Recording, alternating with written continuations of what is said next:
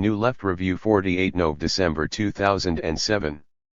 The contemporary period datable at one level from the economic and political shifts in the West at the turn of the 80s, at another from the collapse of the Soviet bloc a decade later continues to see deep structural changes in the world economy and in international affairs. Just what these have been, and what their outcomes are likely to be, remains in dispute. Attempts to read them through the prism of current events are inherently fallible. A more conjunctural tack, conning itself to the political scene since 2000, involves fewer hazards. Even so, simplifications and shortcuts are scarcely to be avoided. Certainly, the notations below do not escape them. Jottings more than theses, they stand to be altered or crossed out. Since the attentats of 2001, the Middle East has occupied the front of the world political stage. Blitz on Afghanistan, sweep through the West Bank, occupation of Iraq, cordon around Iran, re-invasion of Lebanon, intervention in Somalia. The US offensive in the region has dominated the headlines and polarized opinion, domestic and international. A large literature has sprung up around its implications for the path of American power, and of the direction of world history since the end of the Cold War. In the US establishment itself, fears of a debacle in Iraq worse than that in Vietnam are not uncommon. The analogy, however, should be a caution. Humiliating military defeat in Indochina did not lead to a political weakening of the global position of Perry Anderson. Jottings on the conjuncture. Editorial. America. On the contrary, it was accompanied by a tectonic shift in its favor, as China became a de facto ally, while the USSR sank into a terminal decline. Little more than a decade after the US ambassador ED from Saigon, the US president landed as victor in Moscow. In Vietnam today, American companies are as welcome as missions from the Pentagon. Historical analogies can never be more than suggestive, and are often misleading. But such reversals are a reminder of the contrast that can exist between depths and surface in the sea of events. 1. 7 or 8 years make a short period for dropping a plumb line. But if we try one, what look like the major developments? Far the largest, by any measure, must be the emergence of China as the new workshop of the world, not just the rapid expansion of one outsized national economy, but a structural alteration of the world market, with a global impact closer to Victorian England than the more parochial settings of Gilded Age, perhaps even post-war America. 3 consequences of China's high-speed growth have followed. Domestically, it has created, amid dramatically increasing inequality, a substantial middle class attached to the status quo, and a more widespread ideological conviction, extending well beyond the middle class, of the benefits of private enterprise. Internationally, it has locked the PRC into a close embrace with the United States, through a level of economic interdependence surpassing that of Japan. Globally, it has in the past 4 years helped sustain or unleash world growth rates not seen since the 60s. 2. What of Japan, still the second largest capitalist economy? After a decade of depletion and stagnation, it has newly recovered some momentum in significant part, on the back of Chinese demand posting a growth rate well above Europe over most of the last period. Politically, its ruling party has sought to remodel itself as a more coherent neoconservative force. To a more openly right-wing course at home has corresponded an aggressive shift towards a more hawkish foreign policy, in tune with Washington, abroad dispatching troops to Iraq, screwing up pressure on North Korea, preparing to jettison the peace clauses in the 7. Constitution. Currently checked by loss of electoral support, this line has met no consistent alternative from an opposition in large part derived from the same matrix. 3. The major European development, overshadowing all other processes, has been the enlargement of the EU to the east. The successful integration of the Warsaw Pact zone into the Union is now all but complete, an impressive accomplishment of European capital. Privatization of the former communist economies has been driven through by Brussels and a close watch maintained on local governments to keep them aligned with West European norms. Politically, on the other hand, the expansion of the Union has so far not strengthened but weakened it, as American ability to mobilize support for the war in Iraq, from new as well as old members, and subsequent divisions have shown. The EU is now a vast free trade area, dotted with governments representing a somewhat wider spectrum than in the US or Japan, but without much external common will or coherent inner direction. Its three leading continental states have drifted sluggishly in a more neoliberal direction: Schroeder's Agenda 2010 in Germany, Raffarin's reforms and Sarkozy's sequels in France, Prodi's packages in Italy without yet matching New Labour in Britain. 4.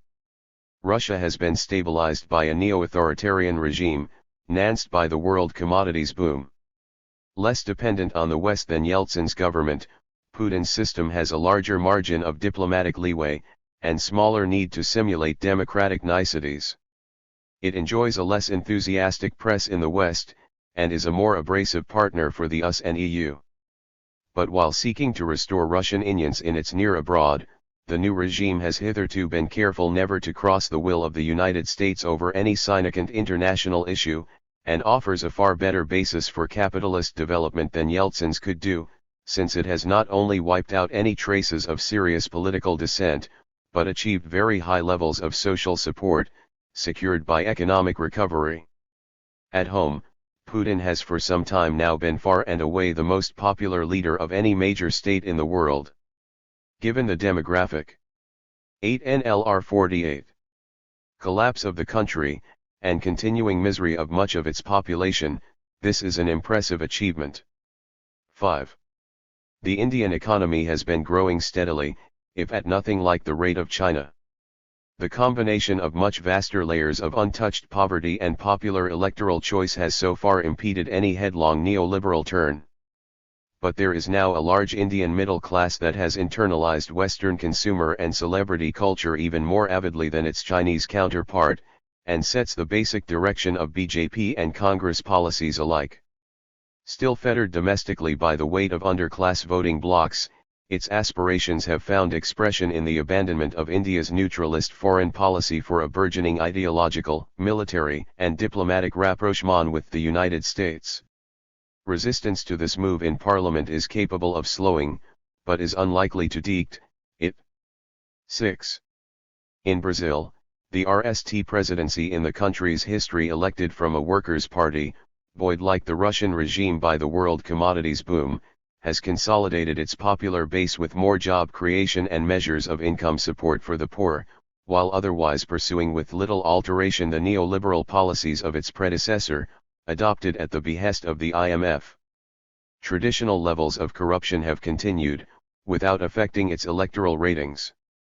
Internationally, the country's most conspicuous foreign policy initiative has been to relay the Franco-American intervention in Haiti, in the hope of being rewarded with a permanent seat in the Security Council, along with Japan, Germany, and India in the event, a tip withheld.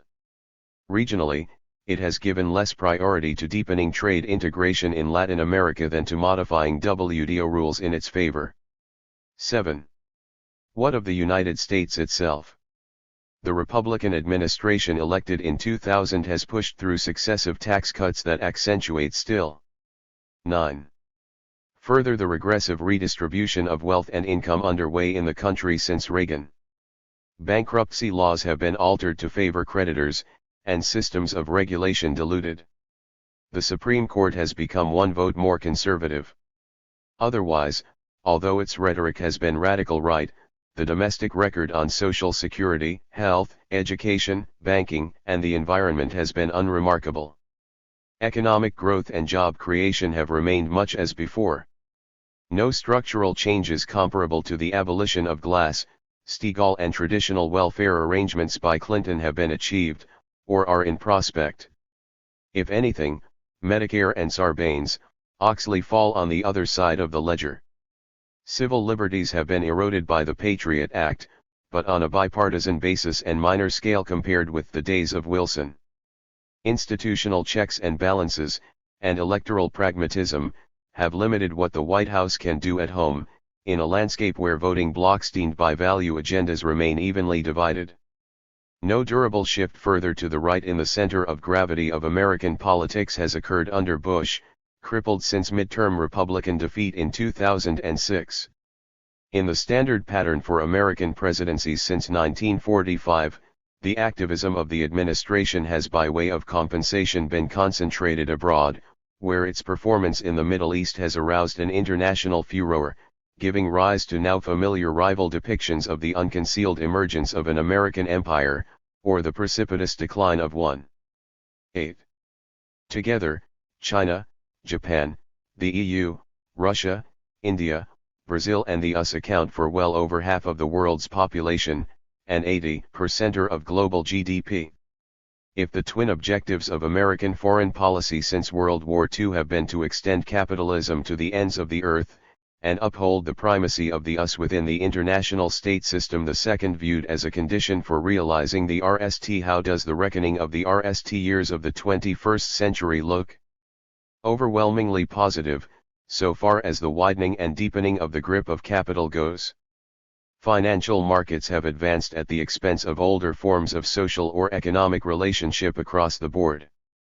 Regardless of the parties in power, communist, liberal democratic, Gaullist, New Labour, United Russia, Congress, Workers, or Republican, the same basic bundle of property rights and policies has rolled forward, at varying speeds and in differing 10 NLR 48 stages, but with no significant counter marches in the opposite direction.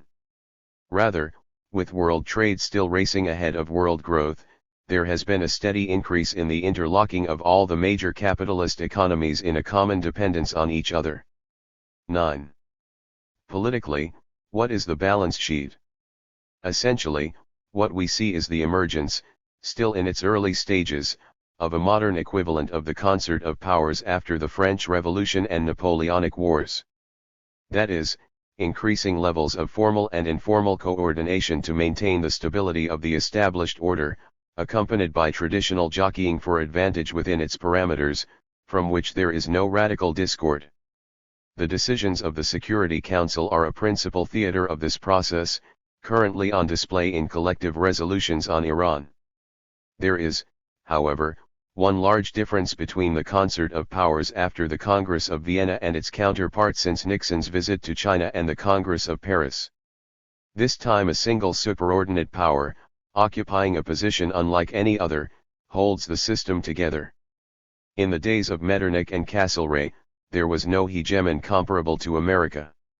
With still the world's largest economy, financial markets, reserve currency, armed forces, global bases, culture industry, and international language, the US combines assets that no other state can begin to match.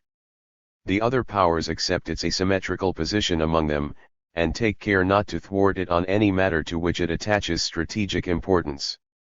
Typically, conics remain con to low-level commercial issues, Airbus, Doha, and the like, where standoffs can occur because so little is at stake, or to intermediate zones where geopolitical ambitions overlap, Caucasus, the Baltic, Turkestan.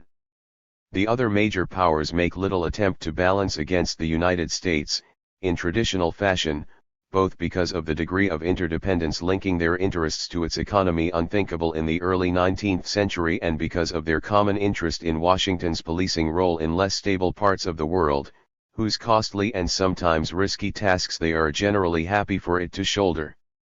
Thus, while the relative weight of America in the global economy is plainly declining, with the rapid rise of alternative capitalist power centers, the political leverage of the United States in a now densely interconnected universe of prot and privilege, all of whose elites regard themselves as fellow members of the international community, remains incommensurable with that of any other state.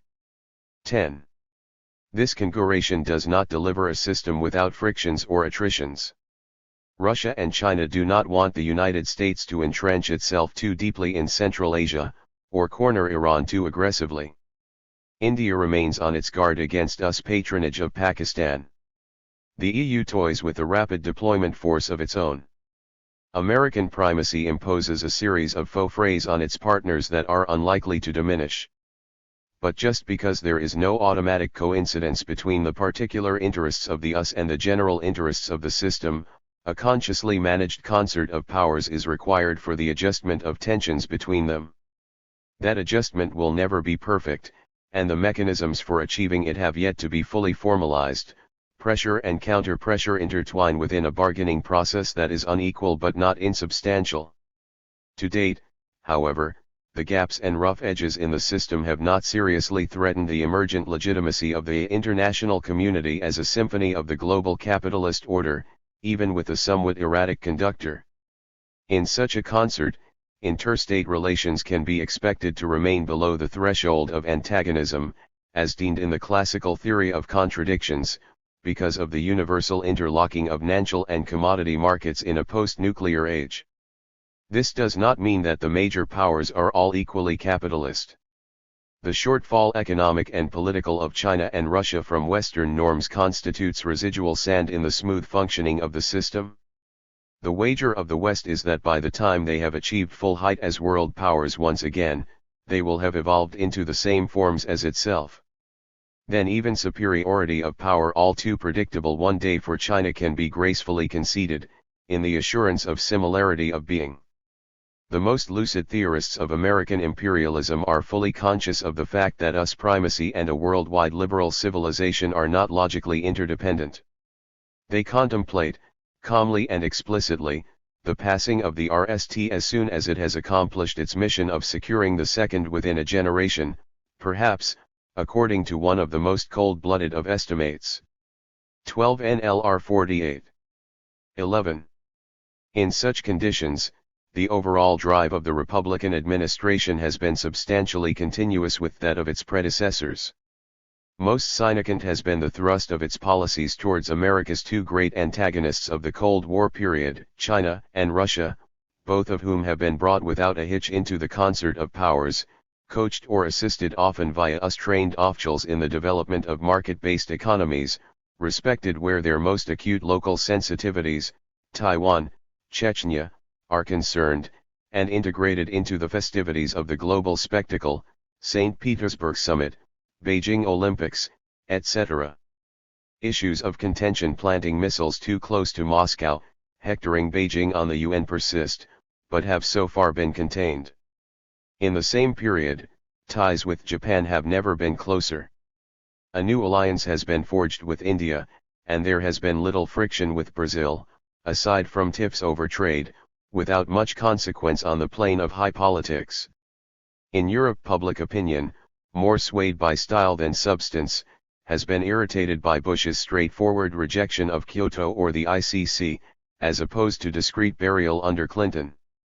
But on matters of substance, the administration has registered major gains, not only propelling EU enlargement behind NATO expansion, but obtaining the admission of Turkey into Europe as a top objective of Brussels to come. In Europe as in Japan, China, India, Russia, and Brazil, American strategy has been, not rhetorically, but structurally continuous since the end of the Cold War. 2. Against this background, the military theater of the Middle East stands out. Here, and here alone, the Republican administration appears to have broken with the traditions of US global practice since the end of the Cold War, if not the Second World War, and enamed key European allies, not just in manner but in harsh substance, the war in Iraq being widely regarded in the EU as not only gratuitous, but extremely dangerous for the West, with consequences that Europeans risk bearing as much or more than Americans. Virtually all commentary in Europe, not to speak of much in the US itself, now regards the war as a thoroughly irrational aberration, the product of either one-eyed special interests, oil companies, or corporations at large, or unhinged ideological. 13. Zealots, a neoconservative cabal, in Washington. But if the Republican administration has matched means and ends more or less rationally everywhere else in the world, the explanation of a mismatch must logically start from the Middle East, not the United States. The essential question to ask is, what are the special characteristics of this zone that have generated anomalous policies towards it? 1. Plainly, the region's huge reserves of petroleum have long made it a major area of strategic concern to the United States. But America was not suffering from any immediate threats to its supply when it invaded Iraq, and has never done so. Client states control the whole oil-rich Arabian Peninsula, and even direct acquisition of the Iraqi elds. Certainly one strand of calculation in the invasion would at best have yielded only a moderate increment in its energy position. 1. By 2002, so far as its role in OPEC went, the BAATH regime was no more, in fact much less, of a thorn in Washington's ash than Iran or Venezuela. Its earlier attempt to seize Kuwait had, however, caused genuine alarm, since it might then have emerged as a larger petroleum producer than Saudi Arabia itself, as well as a more substantial military power. From Clinton's time onwards, American policy with European support was therefore always to destroy Saddam by blockade, bombing, coup, or assassination. Continuing lack of success in this endeavor, inevitably implying consideration of stronger measures, was another factor of the background to the invasion. The general sense in the American establishment, across the board, was that Iraq was unfinished business, its regime an affront that no administration was prepared to accept, and all had tried by varying means to bring down. 2. Thus a land attack did not come out of the blue. It was a ratcheting up of acts of war raining more or less uninterruptedly on Iraq since 1991. In that sense it was not a break as historians would normally understand the term, but an escalation of hostilities that had by standards of international law been continuous for over a decade. It is only by minimizing the levels of violence directed at Iraq and its population in the Bush Sr., Clinton years that the thesis of a sudden departure from previous norms can be sustained. Casualties since the invasion have been higher than they were before 2003, but they are of the same order, hundreds of thousands dead. Impunity in the RST phase, what in classical military terms amounted to an Ermatting strategy, was assured by the removal of any Soviet counterweight in the region. 2. Impunity in the second phase, with the shift of gear to a Niederwerfung strategy, could rely, it was believed, on a revolution in military affairs, or the advent of electronic warfare and precision targeting. Clinton's effortless blitz on Yugoslavia and Rumsfeld's costless descent on Afghanistan encouraged a belief that the RMA could do anything. This attitude was most pronounced among Republican hawks, but not specific to them.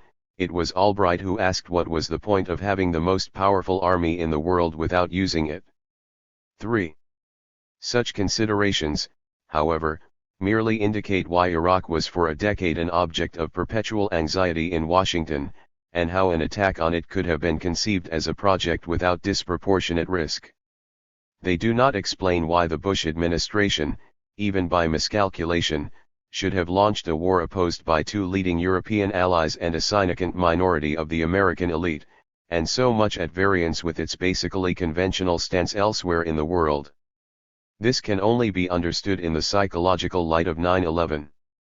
The attack on the Twin Towers and the Pentagon enabled national mobilization behind an offensive in the Middle East, rapidly translated into lightning conquest of Afghanistan, to all but unanimous domestic and international applause. Yet once Kabul had fallen, so the general view goes, there was no sensible reason for a march on Baghdad, given the lack of any connection between Al-Qaeda and the BAATH. So the pretext of WMD had to be trumped up to justify an irrational enterprise. 4. Historically, however, a circumstantial irrationality, typically, some gratuitous yet fatal decision, like Hitler's declaration of war on the US in 1941, is nearly always the product of some larger structural irrationality. So it was with Operation Iraqi Freedom. Putting it simply, the reality was and remains this. The Middle East is the one part of the world where the US political system, as presently constituted, cannot act according to a rational calculus of national interest, because it is inhabited by another, supervening interest. For its entire position in the Arab and by extension Muslim world is compromised by its massive, ostentatious support for Israel. Universally regarded in the region as a predator state that could never have enjoyed 40 years of impunity without vast supplies of American arms and money, and unconditional American protection in the UN, Israel is the target of popular hatred for its expropriation and persecution of the Palestinians. By logical extension, America is detested for the same reason. Al-Qaeda's attack on it was rooted in this context. From the standpoint of American power, rationally considered, a Palestinian state that was somewhat more than a Bantustan would pose no threat whatever, and could have been created at any time in the past half-century by merely holding back the owe of dollars, guns, and vetoes for Israel. The reason why this has never happened is perfectly clear. It lies in the grip of the Israeli lobby, drawing strength from the powerful Jewish community in the US, on the American political and media system. Not only does this lobby distort normal decision-making processes at all levels where the Middle East is concerned. Until recently, and even then, only incipiently, it could not even be mentioned in any mainstream arena of discussion, a taboo that, as with all such repressions, injected a further massive dose of irrationality into the formation of US policy in the region. 3. The lunge into Iraq has to be seen in this unstable context. Leading Republican forces had been pressing for stronger measures against Iraq since the late 90s. But the newly elected Bush administration had also criticized the indiscriminacy of Clinton's interventions abroad, shown scant interest in human rights doctrines, and in its RST months taken few or no significant foreign initiatives. What suddenly transformed it into a highly activist regime were the attacks of September 11. It was these that allowed it to convert what might otherwise have been a difficult enterprise to sell to American voters, a war to topple Saddam Hussein, into one with all but unanimous congressional backing. But 9/11 too did not come out of the blue, any more than the invasion of Iraq that followed it. For rather, with it the structural irrationality of America's role in the Middle East came home to roost. Decades of support for Israeli expansionism never corresponded to any logical interest of American capital in general, but simply to the critical power of the Israeli lobby, latterly topped up by Christian fundamentalism over regional policy in Washington. Historically, the US itself had never had to pay any domestic price for this patronage of Israel. With 9/11, it nally did so not as the only motivation of Al-Qaeda's attack, but as one without which it is difficult to imagine it occurring. Bin Laden's RST public pronouncement, 7 years earlier, gave more attention to the fate of Palestine than any other issue, including the presence of US troops in Saudi Arabia itself. 5. Once the strike had occurred, it unleashed a popular desire for revenge that could only aggravate the originating irrationality itself, passions easily channeled by the administration against Iraq, in the wake of apparent triumph in Afghanistan. 6. The Israeli establishment, and its arm within the US, naturally urged an invasion of Iraq, a long-standing foe that had attempted to bombard it during the Gulf War. This in itself, however, is unlikely to have been more than a contributory factor in the drive to Baghdad, though had Israel opposed the war, we can be fairly sure it would not have happened. No such direct causality was necessary. The point is rather that in the Middle East every normal calibration of means and ends has already been so corrupted by the discrepancy between the ostensible and actual determinants of American foreign policy that an arbitrary adventure of some kind was always on the cards. So long as Washington remains aft to Tel Aviv, there is literally no way that the ordinary rules for a rational exercise of US power apply. In this case, the survival of the Baath regime was for reasons quite independent of Israel a standing affront to the American establishment as a whole, and the high-tech hardware was at hand to remove it. In these conditions, the underlying spirit of the enterprise was, why not? In the post-9/11 atmosphere, the attack became a bipartisan affair, approved in advance by Congress, unlike the Gulf War, when it split down the middle. 7. A further consequence of the Israeli grip on American policy in the Middle East is that it drops a barrier between policymakers in Washington and populations in the area, putting the Arab masses out of the range of the normal projections of American cultural power. None of the countries in the region is a liberal democracy, the easiest type of political system to penetrate and usually the most reliable support for Washington. Nevertheless, few regimes have been more staunchly obedient to the US than the assorted tribal monarchies of the area, or the Egyptian dictatorship. But all these states face the problem of how to square their loyalty to America with the enormities of Israeli conduct, nanced, armed and protected by the US. Characteristically, they try to protect themselves from popular anger by licensing the state-controlled media to pour out a torrent of diatribes against the United States, creating an atmosphere in which it is very difficult for American cultural and ideological agencies to operate freely, or American intelligence to gain an accurate sense of what is going on below the surface in these societies. Hence the shock in Washington when it was discovered that most of the attackers of 9/11 were Saudis. Lacking its normal dosages of soft power in the region, the 18 NLR 48 temptation for the US when confronted with opposition, as it was in Baghdad, is to resort blindly or impulsively to hard power, in the hope of cracking open societies hitherto closed to what the West has to offer. This was another ingredient in the mixture of ambitions that went into the invasion of Iraq. 8. Finally, of course, not just petroleum and Israel, but religion too sets the Middle East and its anking zones apart from the stabilized ecumene of American hegemony elsewhere. Not that Islam, even in its most rigorous forms, has proved incompatible with complete subservience to the US at regime level, as the history of the Saudi kingdom demonstrates. But at a social and cultural level, it has remained the strongest of all barriers to ideological victory of the American way.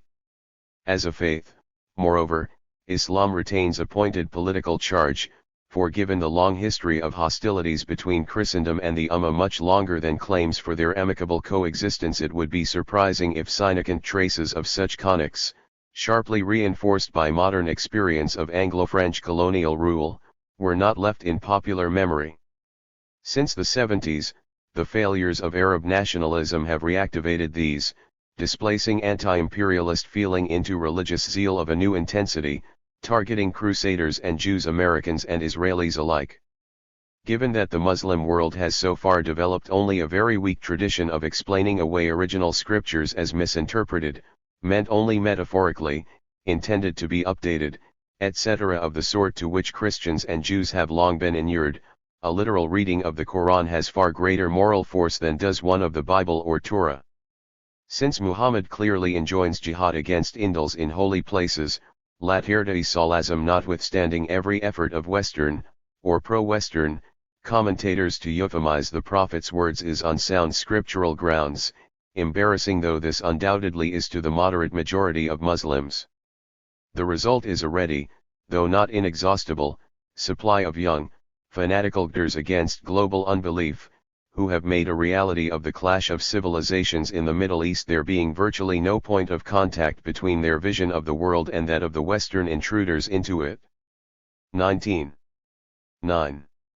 The escalation to an invasion of Iraq was thus launched into a zone opaque to the normal calculus by American planners, with inevitable risks of miscuing. But it did not come as a sudden coup d'etat in Washington. It was the product of a long-standing, and distorted, imperial force held in the Middle East, whose irrationality for us capitalism nally boomeranged against it on September 11, setting off a further twist in the spiral of irrationality, since the causes of 9/11 could not be publicly addressed, still less uprooted, in the American political system. In the event, the Pentagon was not wrong in believing that Baghdad could be seized and the regime toppled in a matter of days, with minimum US casualties. What it did not bargain for, but in this most critics of the war, underestimating the social base of the Baath regime, were equally mistaken, I was among them, was the scale and speed with which an effective Maquis sprang up afterwards. 6. Within little more than 2 months after the fall of Baghdad, a nationalist guerrilla, led by survivors of the Ba'athist officer corps, had combined with religious zealots, inspired by Salazim, to organize a resistance against the invaders that for over 4 years has wreaked havoc on the morale of the occupying armies, and the ranks of their collaborators.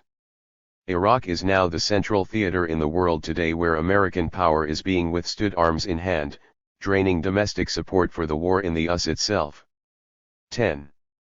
But if Washington is now, in the belief of much of its own establishment, trapped in a quagmire in Iraq, a catastrophic downfall of US positions in the Middle East still looks unlikely. In part, this is because the occupation has divided Sunni and Shia communities more ferociously than ever before, making it more probable that a civil war rather than a patriotic victory will end the foreign expedition, so neutralizing any spread effect of the expulsion of the invader. Moreover, however earthly it ghts, the insurgency offers no social or political alternative to the way the world at large is currently run. Elsewhere, none of the bastions of American power in the region has yet been affected by the conflict. All its client regimes remain as loyal as ever.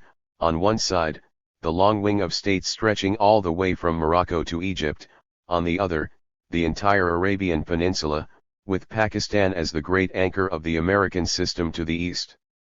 So long as these pillars remain intact, a chaotic and divided Iraq invigilated from the grid of vast military bases in the country now under construction, not to speak of CENTCOM in Qatar and Kuwait, might be left to consume itself, provided oil continued to flow from the wells. 7. Any radical change in Pakistan would, of course, alter the balance of forces across the region, not least in Afghanistan, where the local guerrilla, slower to start than in Iraq, has gained momentum. But the long-standing corporate unity of the Pakistani army, its grip on the country immune to internal rifts or bouts of nominal civilian rule, makes a disagreeable surprise unlikely. 11. Ostensibly, Iran remains a joker in the regional pack. An ally of the United States in the overthrow of the Taliban and the Ba'ath, its clerical regime offered Washington, while America was settling into control of Iraq, a comprehensive settlement of outstanding issues between them. The powerful forces in Tehran that are eager for an understanding with the great Satan millionaire mullahs, Bazari merchants, westernized professionals, blogging students have not abandoned their hopes, and continue to press for the local equivalent of a Nixon visit. But conditions have changed since 2003, if by no means completely. A popular revolt against the materially more sadist classes has elected a less accommodating president, committed to lending somewhat greater substance to the long-standing rhetoric of the regime, at home and abroad. Advance towards the nationalist goal of a nuclear complex, difficult for the various pro-Western milieu openly to disavow, has quickened. Neither development poses any significant threat to the United States. But here the Israeli pressure on American policy in the region has been more intense than over Iraq, Tel Aviv insisting that Iran scrap its nuclear program. For the moment, the US, with full support from its European allies, is retracing the path of the RST phase of its assault on Iraq, Armatung rather than Niederwerfung, hoping to bring Tehran to reason by sanctions. These failed in Iraq, but in Iran can count on the presence of willing respondents, no less anxious than the US to remove the president and tame the supreme leader. 12. The incubus of Israel will remain. In the short term, Washington can hope that the IDF has battered Hezbollah sufficiently to be able to install Turkish or French troops indefinitely in southern Lebanon as border guards for Israel, and Hamas sufficiently to give Abbas a free hand to sign some surrender, for a split mini-state behind prison walls. Here the US could rely on the EU. For Europe, divided at regime level over Iraq, but largely hostile to the invasion at popular level, has always been unit in basic solidarity with Israel, not because of the power of the local Jewish community, as in the United States, but out of guilt at the Judeocide. While readier to deplore the occasional excess in words, the EU has all but invariably followed the lead of the US in deeds, cutting off aid to the Palestinian population to punish it for voting for Hamas, and colluding with the Israeli re-invasion of Lebanon. Together, Europe and America would have no difficulty in securing the imprimatur of the international community for whatever solution Tel Aviv nally resolves upon for dealing with the Palestinians. Among the other powers, China, Russia, Japan, India, Brazil, there is little interest in the Middle East, and no great stake in it, provided oil markets are not roiled. Whether, of course, such an outcome could quiet the anger of the Arab masses in the longer run is another question. 3. Oppositions. If something like this is the bizonal map of contemporary power, what and where are the forces of opposition, if any, to it? Of necessity, such. 22 NLR 48.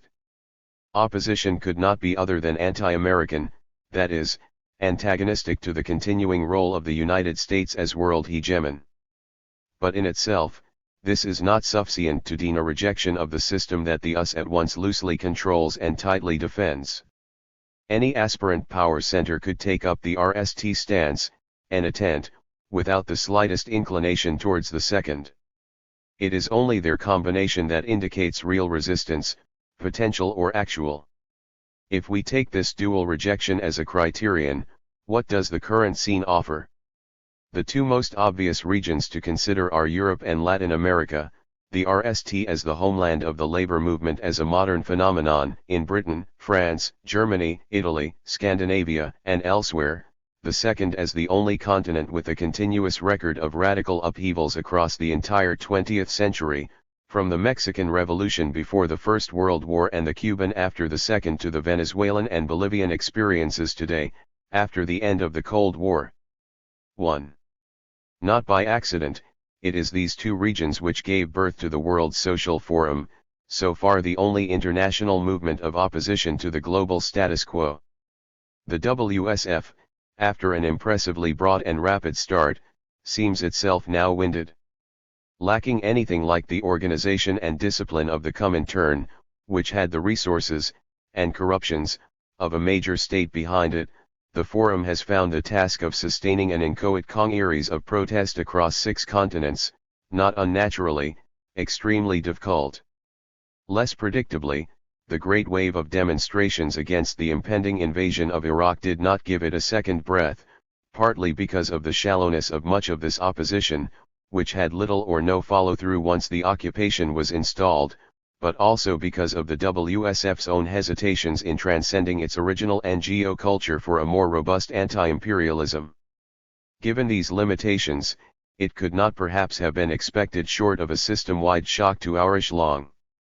But its legacy is unlikely simply to disappear. 2. That this is so can be judged from France, the land of its conception, where 3 major social RUPs shook society within a year, all owing 23. Something to its spirit, the popular campaign that blocked the EU constitution, the youth riots in the banlieue, and the mass mobilization that destroyed the CPE, each a formidable demonstration of collective protest, and the RST directly orchestrated by Adak, the architect of the WSF. No other country in Europe has come near this level of insurgency. Yet it is also the case that no durable movement has crystallized out of these upheavals. The French electorate has put Sarkozy into the presidency, with greater power than any ruler since de Gaulle, and a mandate to reshape France in a more fully neoliberal mold. The other European country with the strongest radical traditions since 1945 offers little consolation. Prodi's coalition, after narrowly defeating Berlusconi, has overseen a further weakening of the Italian left, as Rafondazione's self-described rebuilder of communism votes for skull retrenchment and troops to Afghanistan and the Lebanon, and the latest mutation of what was once the party of Gramsci ditches even the word socialism.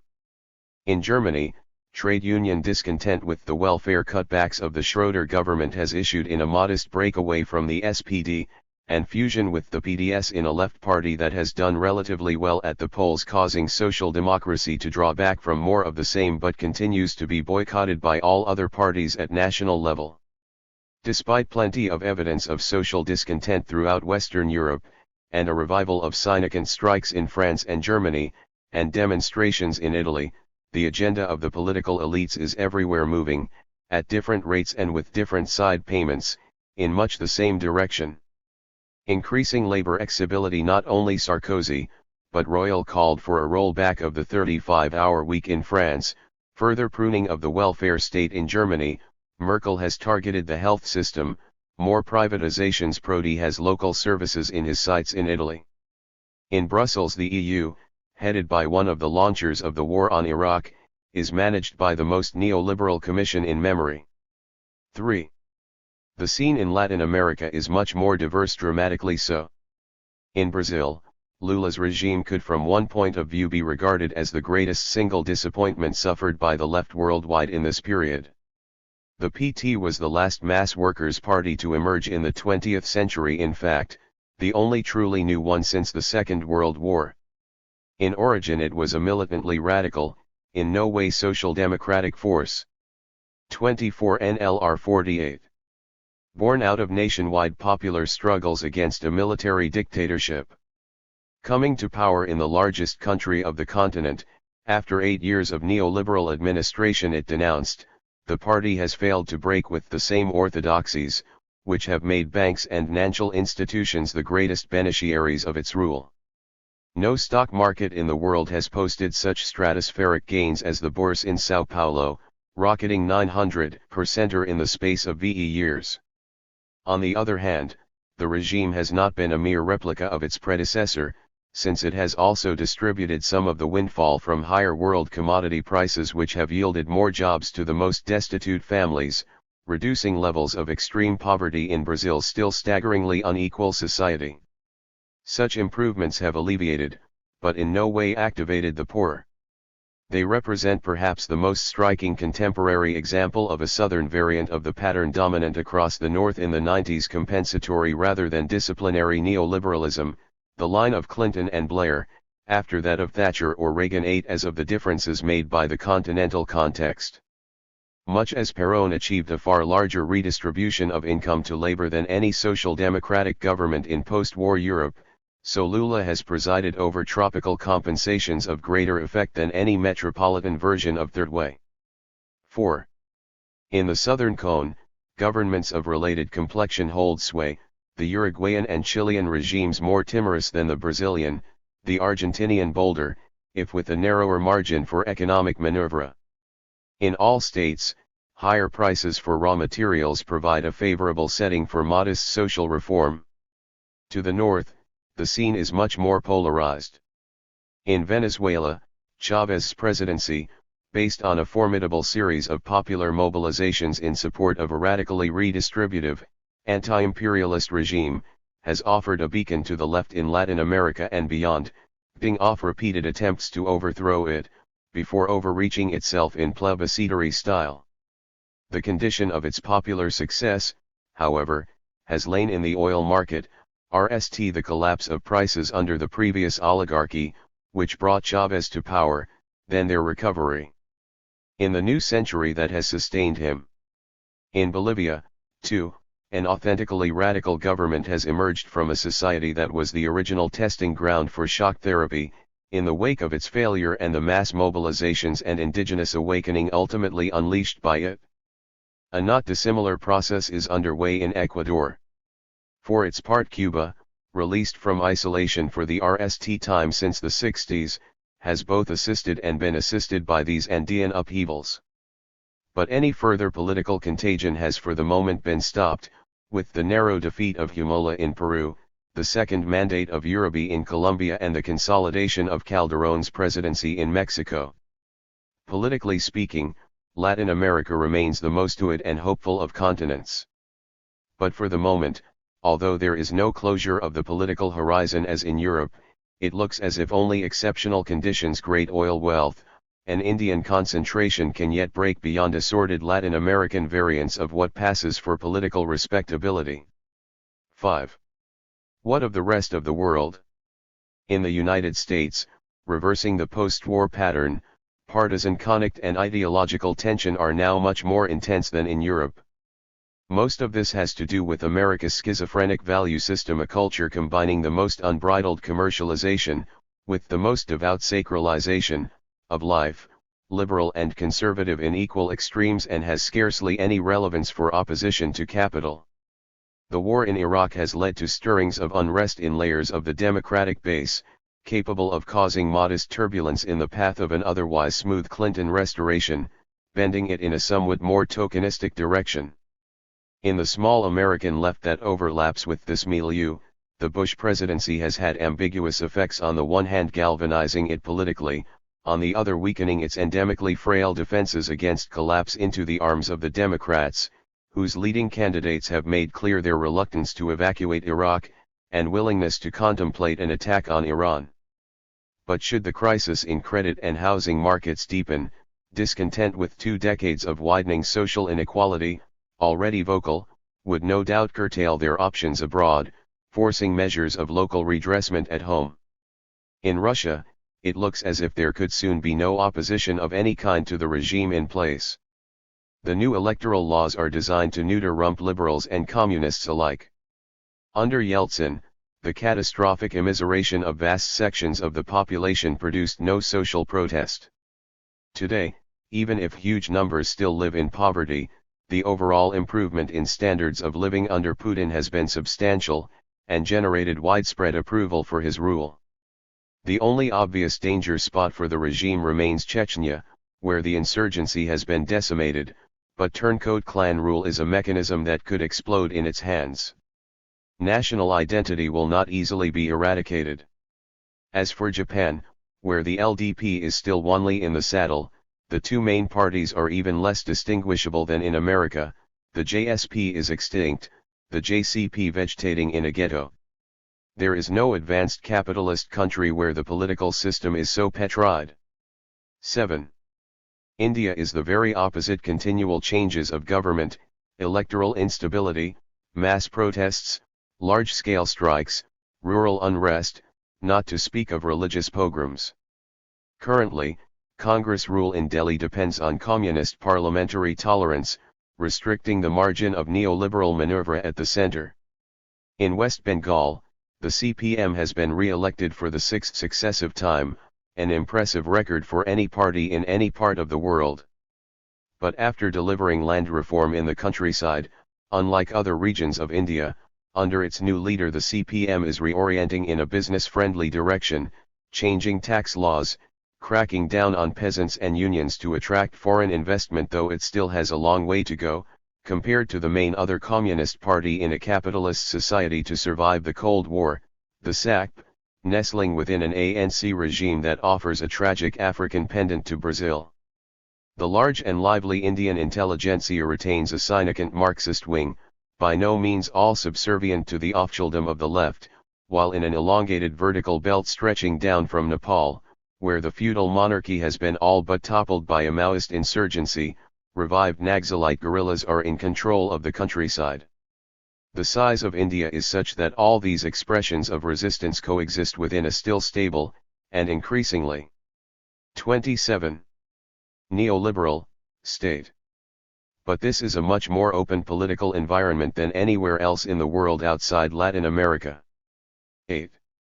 Where any collective action is concerned, China remains a ruthlessly repressive regime, in which village protests against expropriation of lands, gangster officials, environmental degradation are crushed by the thousand every year, increasingly with fatalities.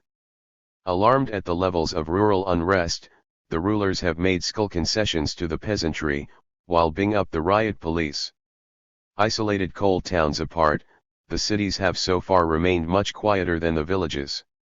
There, when not suppressed outright by officials and managers, labor disputes are typically dictated into the courts. Relying for its support on high-speed growth and appeals to national pride, the government is at once distrusted and widely conceded a passive legitimacy. Much of the intelligentsia, traditionally a factor of power in Chinese society, is disaffected either as liberal critics of the lack of political freedoms, or as social critics of the rush towards a viciously polarized economic system. The emergence of a Chinese New Left, one of the most hopeful developments of the RST years of the century, is now under close watch by the regime. 9. In sum, these years have seen some spectacular demonstrations of popular will: the WSF in 2001, 02, Venezuela in 2002, 03, Bolivia in 2004, France in 2005, and a patchwork of resistances elsewhere, but the overall drift of the period has been a further shift to the right, as a new concert of powers has increasingly solidified, the Arab street continues to be pluralist, and the imperatives of natural markets have more and more come to be taken for granted as conditions of social existence, from Europe to East Asia, Latin America to Southern Africa, Australia to remotest Micronesia. Now typically tricked out with social concerns of one kind or another, even the Republicans have consented to a rise in the minimum wage. Putin has increased pensions, The CCP abolished village corvées. Neoliberal doctrines are nearly everywhere the basic grammar of government. The conviction that there is no alternative to them runs deep in popular consciousness. At the limit, as in France. 28 NLR 48. Office holders who implement them are regularly rejected by voters, only to install new rulers, who with equal regularity continue as before. In this becalmed universe, the cry another world is possible risks sounding increasingly desperate. Setting aside normative abstractions, such as Romer's voucher socialism, or local anesthetics, such as the Tobin tax or Jubilee movement, what strategic alternatives are currently on offer? The most plausible candidates are proposals like Robin Blackburne's global pension or Philippe Schmitter's Eurostipendium, 9 that are designed to twist establishment headaches pensions crises, cap in an unexpectedly radical and far-reaching direction. But such ingenious schemes are few and far between. What others are discernible?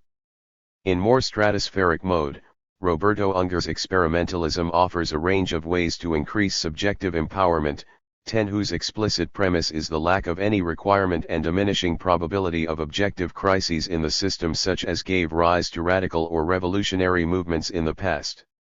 10. It is, however, the validity economic, social, and ecological of this assumption that is likely to be the key on which the lock of the future turns.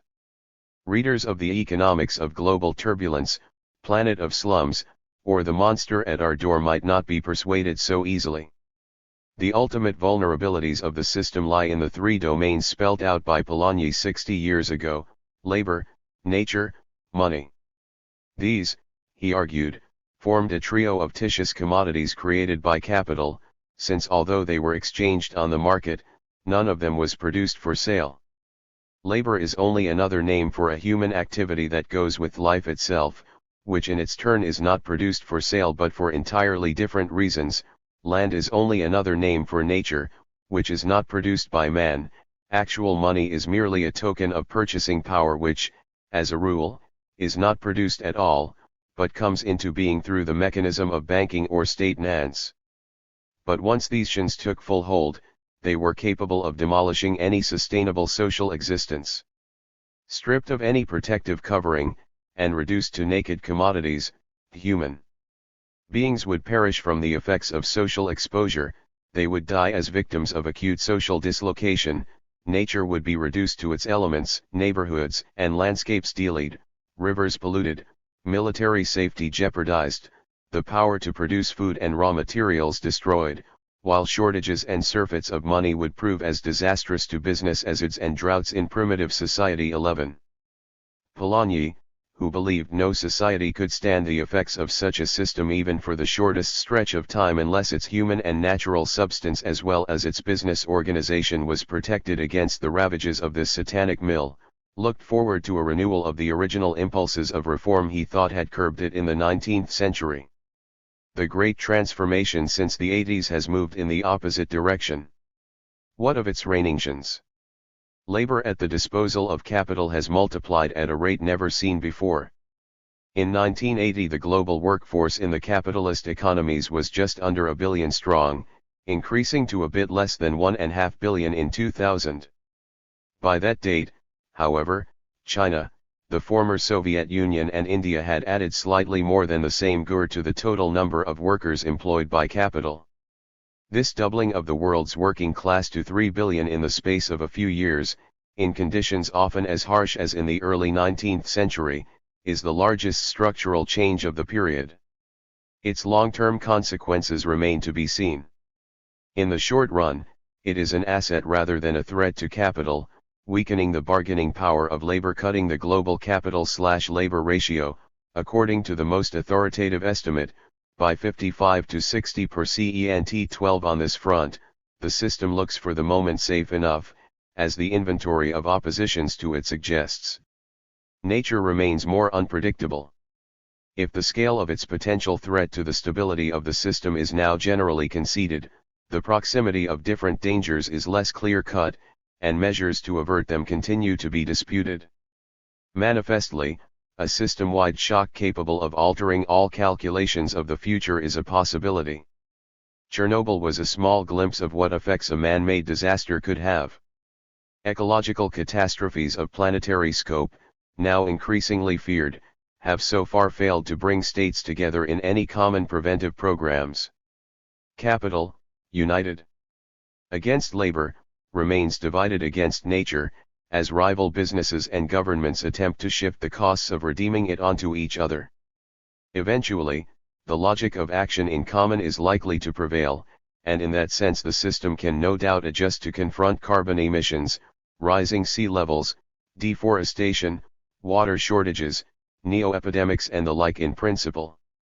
In practice, there is no guarantee it can do so within the necessary time scales. On this front, complacency is less warranted. Looming conflicts over who should foot the bill for cleaning the earth could prove the nearest counterpart to inter-imperialist antagonisms of old, which knocked the system off balance in their time. In all probability, money remains the weakest link, at any rate in a tangible future. Imbalances in the global financial order, as the United States continues to run up heavy trade deficits, China and Japan accumulate vast piles of dollars, Europe suffers from cheap Asian imports and a depreciating American currency, are now a staple of alarmist commentary in the world's business press. Blind expansion of credit has fueled a housing bubble in one leading capitalist economy after another: the US, UK, Spain, Ireland, Australia, while even those still without much of their own, Germany, have become entangled in the labyrinths of securitization. The mechanisms of interstate coordination that have developed since the 70s, headed by the G8, and more recent informal understandings between central banks, remain on guard to prevent a meltdown of capital markets. But by common consent the contemporary speed and scale of financial crises risks overwhelming them. Behind the turmoil of money lie, in any case, huge tectonic shifts in the real economy, of which they are the most volatile expression. There the unresolved question is plain. In world markets beset by overproduction in many key industries prior to the entry of China and India, will the expansion of global demand they represent outweigh the potential for further oversupply they bring, or will the one so far exceed the other as to intensify strains in the system as a whole? Whatever the answer, in the short run the realm of money appears the most likely to trigger such instabilities as are to come. 4. Optimism of the intelligence. Such considerations aside, the rapid survey sketched above is limited to a brief span of time, no more than 7 years, and clings to the surface. 31. Of events. But if a longer-range optic is adopted, can deeper transformations in train be detected, pointing to different political conclusions?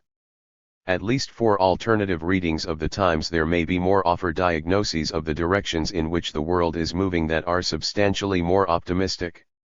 3 of these date back to the early to mid-90s, but have been further developed since 9/11. The best known is, of course, the vision to be found in Hart and Negri's empire, to which the other 3 all refer, at once positively and critically. Tom Nairn's Faces of Nationalism and Forthcoming Global Nations set out a second perspective. Giovanni Arrighi's The Long 20th Century and Adam Smith in Beijing constitute a third. Malcolm Bull's recent essays, culminating in States of Failure, propose a fourth. Any reaction on the current period needs to take seriously what might superficially appear to be counterintuitive readings of it. Tom Nairn's account goes roughly like this. Marxism was always based on a distortion of Marx's own thought, formed in the democratic struggles of the Rhineland in the 1840s. For whereas Marx assumed that socialism was possible in the long run, only when capitalism had completed its work of bringing a world market into being, the impatience of both masses and intellectuals led to the fatal shortcuts taken by Lenin and Mao, substituting state power for democracy and economic growth. The result was a diversion of the river of world history into the marshlands of a modern Middle Ages. But the collapse of Soviet communism in 1989 has now allowed the river to owe again to its natural delta, contemporary globalization. For the core meaning of globalization is the generalization of democracy around the world, fooling at last the dreams of 1848, crushed during Marx's lifetime. Marx, however, himself made one crucial mistake, in thinking class would be the carrier of historical emancipation, in the shape of the proletariat. In fact, as the European pattern of 1848 already showed, and the whole of the 20th century would confirm, it was nations, not classes, that would become the moving forces of history, and the bearers of the democratic revolution for which he fought. But, just as a counterfeit democracy would be constructed by Marxism, so nationality too was in due course confiscated by nationalism. That 32 NLR 48 is, imperialist great powers in the period after the American Civil War and Franco-Prussian War. In the second half of the 20th century, however, the decolonization of the Third World and decommunization of the Second World potentially allow nations without nationalism to come into their own, the only possible frameworks for the generalization and deepening of democracy as the precondition of whatever social forms the open ocean ahead may make possible. 13 After September 11, the revived American great power nationalism and neoliberal economania have temporarily hijacked the progressive momentum of globalization. Yet it will not propel us into any market uniformity. Its deeper logic requires, on the contrary, a diversity of democratic nations to be humanly bearable, as an anthropological necessity on pain of a boundary loss incompatible with any kind of identity. No social or cultural homogeneity awaits us at the supposed end of history. We are still in the middle of the rapids of modernity. 2. Hart and Negri concur that globalization is essentially a process of emancipation, but reach a diametrically opposite verdict on the role of nations within it. Their story starts earlier, in the 16th century, when the liberating spirit of the Renaissance was crushed by a Baroque counter-revolution that erected absolutism as the originating form of modern sovereignty. Inherited essentially unaltered by the nation-states of the industrial epoch, it is the passing of this legacy, with the dissolution of nation-states themselves into a single, uniform empire, that marks the dawn of a new era of freedom and equality. The turning point here was not the overthrow of communism in 1989 barely mentioned, but the decade 1968 to 1978, when anti-imperialist victory in Vietnam and revolts by workers, unemployed, and students in the West forced a reconfiguration of capitalism into its contemporary universal guise. With the advent of universal empire, classes too like nations fade away, as capital generates the increasingly immaterial labor of a single, and no less universal multitude. The days of national liberation, of the working class, of revolutionary vanguards, are over. But just as empire was created by resistance from below, so it will fall to such resistance, as spontaneous networks of opposition to it proliferate across the earth. Out of the spiraling actions of this multitude, demonstrations, migrations, and insurrections driven by a common biopolitical desire for peace and democracy, will o'er a post-liberal, post-socialist world. Without the mystifications of sovereignty or representation, all will for the rest time rule in freedom and equality. It could happen at any moment. Today time is split between a present that is already dead and a future that is already living, and the yawning abyss between them has become enormous. In time, an event will thrust us like an arrow into that living future. 14. 3. Arrighi's narrative starts in the Renaissance too, if with the rise of Genospanking in the 14th century, rather than of Spanish absolutism in the 16th century. Its form is cyclical. Capitalist expansion is always initially material, an investment in the production of goods, and conquest of markets. But when over-competition drives down profits, there is a switch to financial expansion, investment in speculation and intermediation as an escape hatch.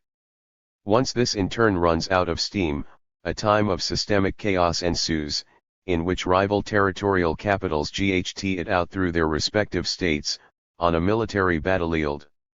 Out of these wars, the state that emerges victorious establishes a system-wide hegemony that enables a new cycle of material expansion to start again.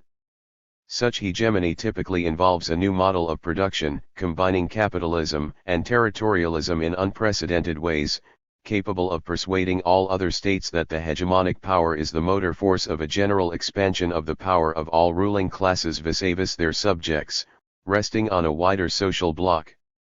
Out of the 30 Years' War came Dutch hegemony, global nance plus trade monopoly; out of the Napoleonic Wars, British hegemony, global nance, free trade dominance, early factory system; out of the 2 World Wars, American hegemony, global nance, free trade and the industrial corporation.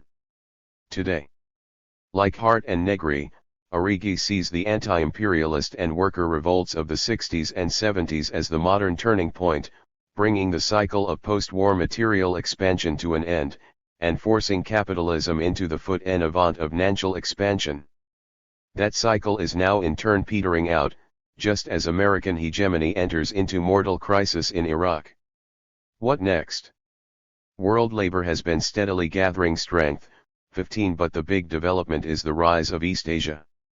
In the early 90s, focusing on Japan, Arrighi thought there were 3 possible futures for humanity: a world empire, anal reassertion of US imperial control over the globe; a world market society, in which an East Asia led by Japan would so counterbalance the US that no single state could exercise hegemony any longer; or a descent into generalized warfare, in a terminal bout of systemic chaos capable of destroying the planet.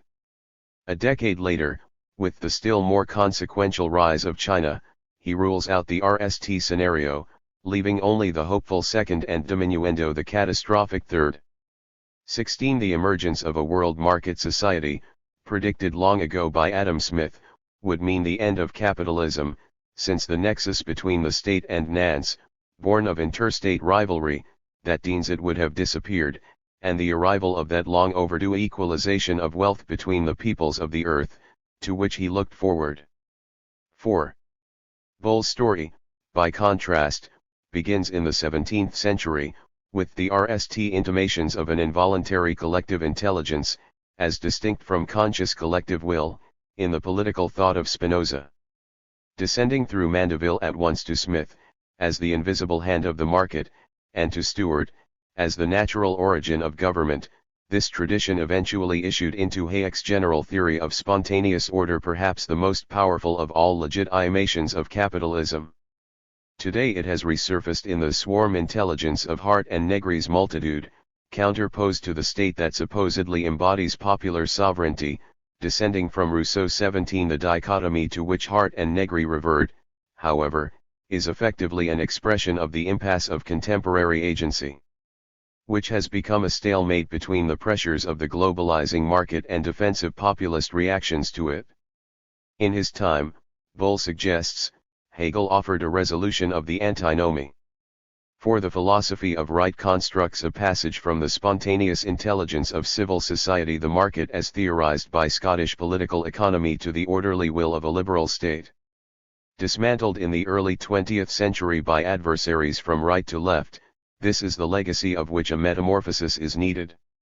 For what has happened in the interim is the disintegration of the global state, whose overlapping incarnations have been the European, Soviet, and American empires, RST decolonization, then decommunization, and now, visibly, the decline of US hegemony. Does this mean, then, the unstoppable release of a global market society, collective intelligence stripped of any collective will? Not necessarily.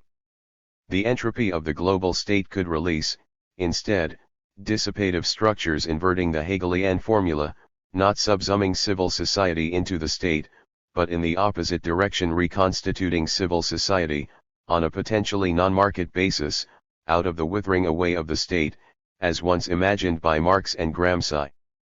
5.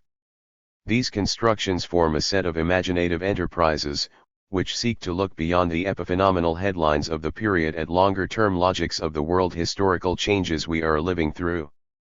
However remote from the patina of current events one or other may appear to be, each can point to empirical features of the period as evidence for its case. Representative democracy has spread round the world since the late 80s, from Eastern Europe to East Asia and South Africa, with no obvious reversal or stopping place in sight. New nation-states have been born, from the Caucasus to the Pacific, and no form of democracy has yet been invented that exceeds them. Popular networks have coalesced without central direction at Seattle or Genoa. American shares of world trade and output have declined.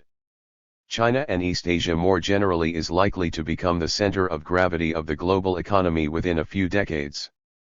Populist reactions have so far indeed been the principal response to the expansion of the globalizing market. 36 NLR 48. 6. Intellectually speaking, all four versions take as their points of departure thinkers prior to the emergence of modern socialism: Spinoza for Negri, Smith for Arrighi, Hegel for Bull, Marx before Marx, the young Rhineland Democrat, prior to the Manifesto, for Nairn. All have an Italian background, but in some measure too, could say with Negri, I have washed my clothes in the Seine. This is plainest in the case of Hart and Negri, much of whose vocabulary the plainer empire, the nomad, biopower comes directly from Deleuze or Foucault. But it holds equally for Arrighi, whose vision of capitalism depends centrally on Braudel. For Nairn, it is Emmanuel Todd who has fathomed most boldly, if somewhat crazily, the anthropological premises of modernity. The last thinker cited by Bull, and descriptively nearest to his resolution, is Sartre. Politically, all four versions agree that globalization is to be welcomed, and has already brought us the RST or last death rattles of American hegemony. 18. 7. The major line of division between the different versions lies along the axis of the state. For Hart and Negri, Arrighi, and Bull, it is the extinction of the state national in the RST case, hegemonic in the second, global in the third that encompasses the eclipse of capital. For Nairn, it is the other way round, only the full emancipation of the nation-state can universalize democracy, and assure the cultural diversity necessary for the invention of new social forms, yet to be imagined, beyond the neoliberal order. The questions that can be put to each of these constructions are clear enough. Nairn, democracy may be extending round the world, but is it not becoming ever thinner as it does so, not accidentally but as a condition of its spread? Fresh nation-states have risen, but nearly all the newcomers are weak or marginal. Boundaries of some kind may be an anthropological a priori, but why should these be national, rather than civilizational, regional, cantonal, or other? Hart and Negri, is the multitude not just a theological gur, as its promised exodus implies, and the event that will install universal democracy in place of empire a miracleism? Arrighi, world empire or world market society could only spell the end of capitalism if Braudel's definition of the latter as no more than the sphere of finance, not trade or production generated by interstate rivalry, made sense. But does it? And is it really the case that world labor insurgency has been rising since the 80s? Bull, an impasse between the globalizing market and populist reactions to it implies that they are of equivalent weight, neither advancing at the expense of the other. Is that what the last 20 years suggest? If the current version of the global state, us hegemony, is dissolving, why should not it issue into Huntington's patchwork of regional market powers, delimited by civilizational spaces, rather than a global civil society, market, or not? But these are benchmark visions for discussion of the future. Arguments put up against them require equivalence. Gabriel Peiterberg.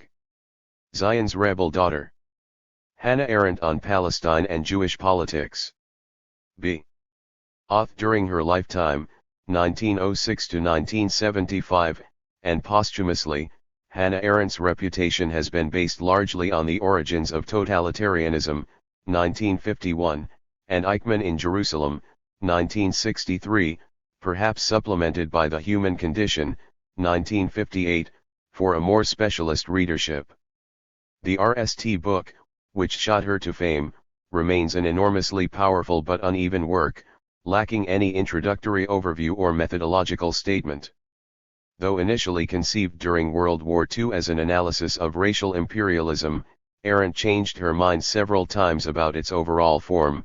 The strikingly original opening sections on antisemitism and imperialism were all but completed 2 years before she decided in 1948, at the height of the Cold War to draft the Longnall section on totalitarianism, equating communism with fascism. The second book, her report on Adolf Eichmann's trial, won her a different sort of notoriety, along with virtual excommunication in Israel, and demonstrated the intellectual courage she showed throughout her life. What has been largely hidden hitherto, however, is her body of work on anti-Semitism, Jewish politics, and the Zionist project, mainly written during the 1930s and 40s, long before Eichmann in Jerusalem appeared. The publication of the Jewish Writings one now allows the reader to reconstruct in detail the historical development of her ideas on Zionism. It is probably the best single block of writing, the most concrete, level-headed, powerful, and prophetic that Arendt produced. Half of the material has never appeared in English before, and about AFTH is previously unpublished anywhere. The variety is impressive. In terms of genre, there are lengthy scholarly essays, short journalistic interventions, major review articles. 40 NLR 48. Conference papers, letters, and interviews. In terms of theme, history of European Jewry, Middle East politics, Judaicide. Texts originally written in German or French appear in excellent English translation. The collection represents a qualitative as well as quantitative advance on the only previous selection of these works, published by one of the editors in 1978 and now long out of print. All in all, it is a major extension of our knowledge of Arendt's work and thought. Königsberg to Paris.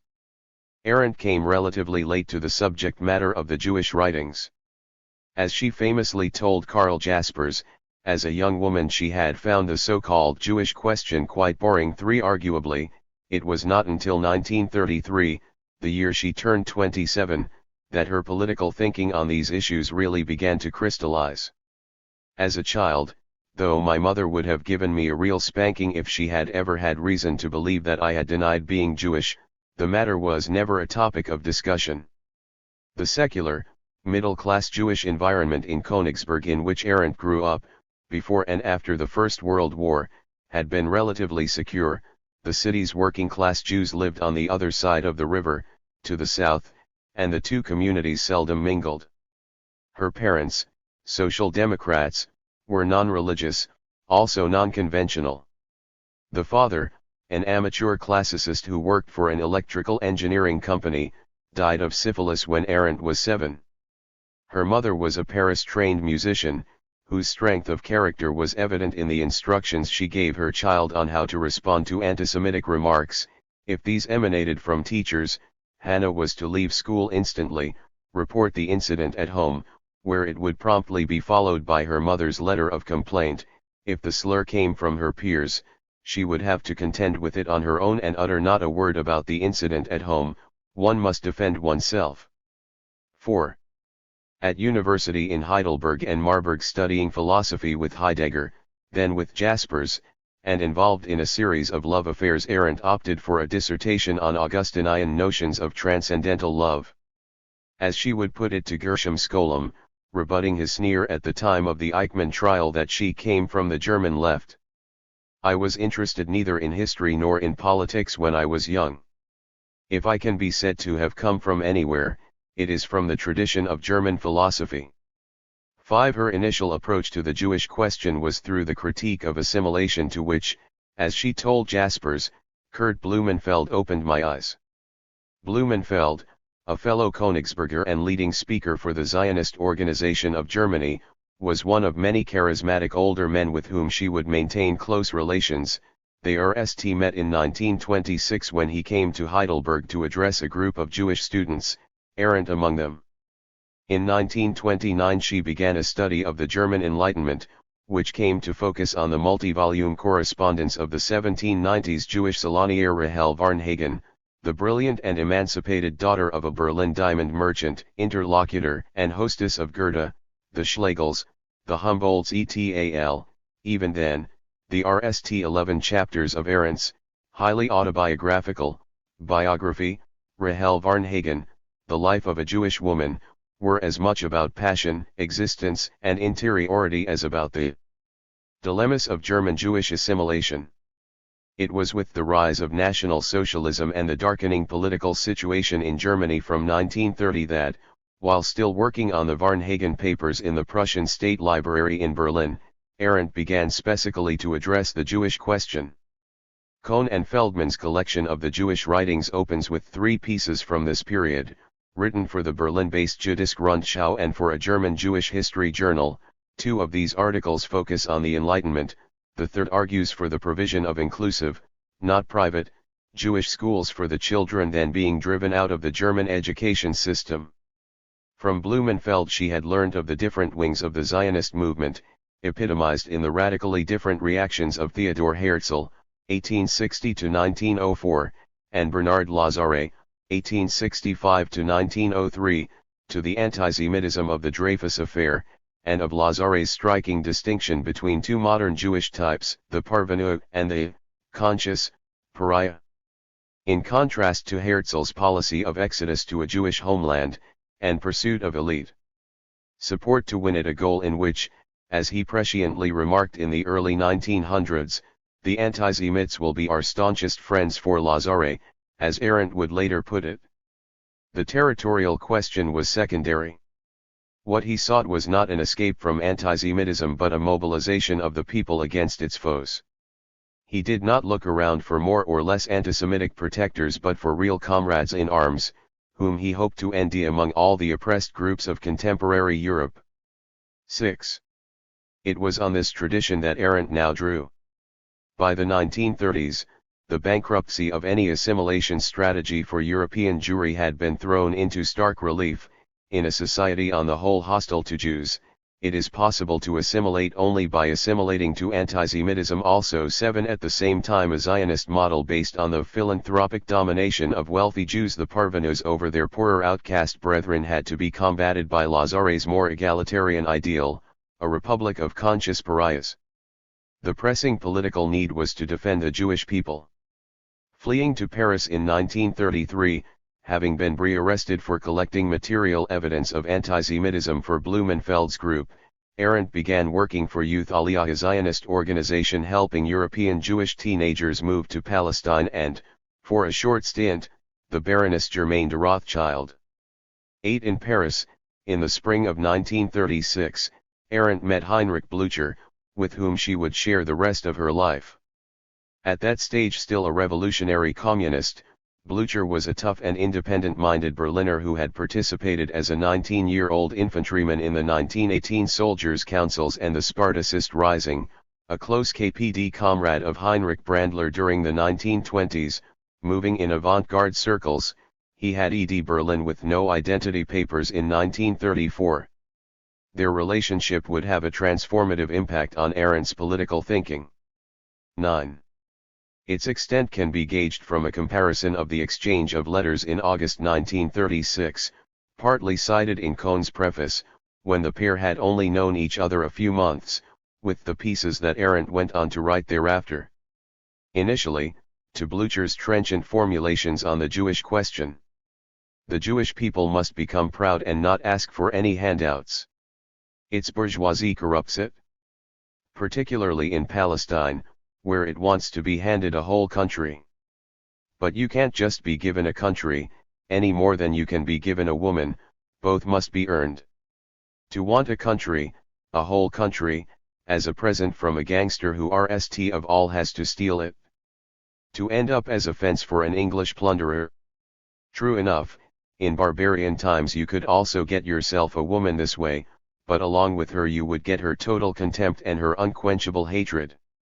Instead, let us join forces with the Arab workers and laborers to liberate the land from the English plunderers and the Jewish bourgeoisie that is in alliance with them. Then you will receive your share, and the revolutionaries of the whole world will guarantee it to you. That is materialistic workers' politics.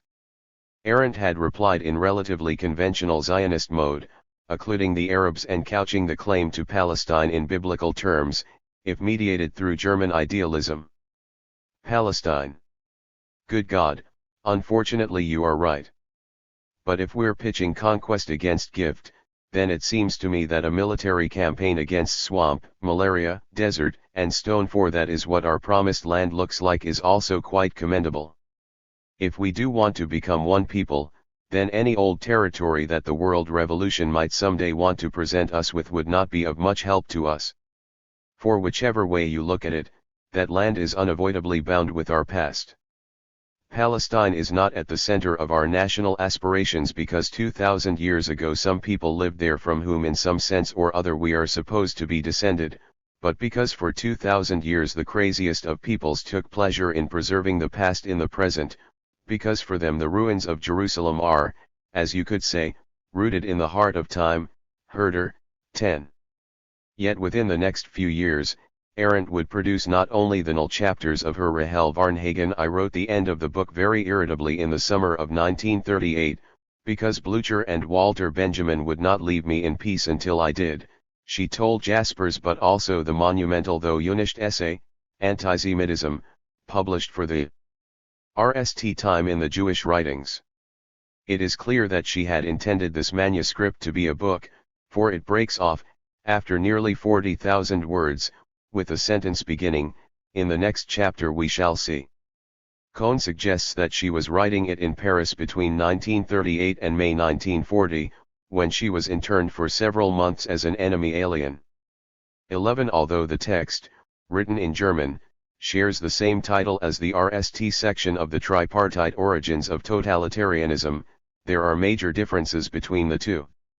The analysis in the later work is far more diffuse, mingling psychological insight and sociological portraiture, most famously, Disraeli, Proust, the Dreyfusards, with an account of the rise of imperialism, focused on the late 19th and early 20th centuries. European Jewry. By contrast, the earlier antisemitism is quite different both in content and in form. The text is a rigorously historical examination of the Jewish question in Europe, RST, and foremost, Germany from the medieval era, through the rise of the early modern absolutist state, to the modern age. Arendt rejects the assumptions on which both the assimilationist and nationalist Zionist explanations are based, arguing that in the end they are not so very different. The Zionist account strips the relationship between Jews and their host nation of its historicity and reduces it to a play of forces, like those of attraction and repulsion, between two natural substances. It sees a 100% difference between the two. Assimilationist historians, on the other hand, opt for an equally uncritical assumption of a 100% correspondence between Jews and their host nation. The Jews were Germans and nothing more. Yet by the late 1930s, these nothing but Germans could only enjoy the civil and legal rights that the German upper house had granted them in 1869 if they could show proof that not one of their grandparents was Jewish. Arendt comments, assimilationists were never able to explain how things could ever have turned out so badly, and for the Zionists there still remains the unresolved fact that things might have gone well. 12. Neither account manages to pull away from antisemitism's knees. Arendt's response was an unyielding historicization of antisemitism, anchoring its forms within concrete social contexts.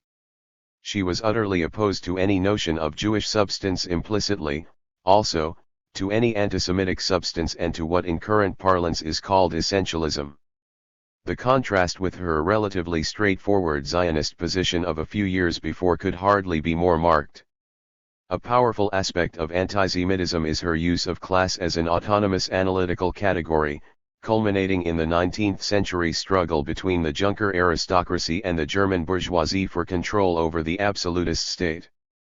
No doubt reacting the impact of her discussions with Blücher, a historical understanding of antisemitism had now become the key to providing not only an intellectual alternative to both assimilation and Zionism, but also, inexorably, a political one. Arendt was indefatigable in the search for a course of political action that aimed not at the disappearance of the Jews from European societies, through ceasing to be Jewish or emigrating, but rather through participating in the betterment of those societies and, perforce, of the lot of Jews within them. Though contemporary persecutions clearly drew on ancient antecedents, Arendt distinguished sharply between the medieval hatred of Jews and the emergence of modern antisemitism. The former was about Jews, and not much more than that, whereas the history of antisemitism conceals many other tendencies, in which Jews do not necessarily play a central role.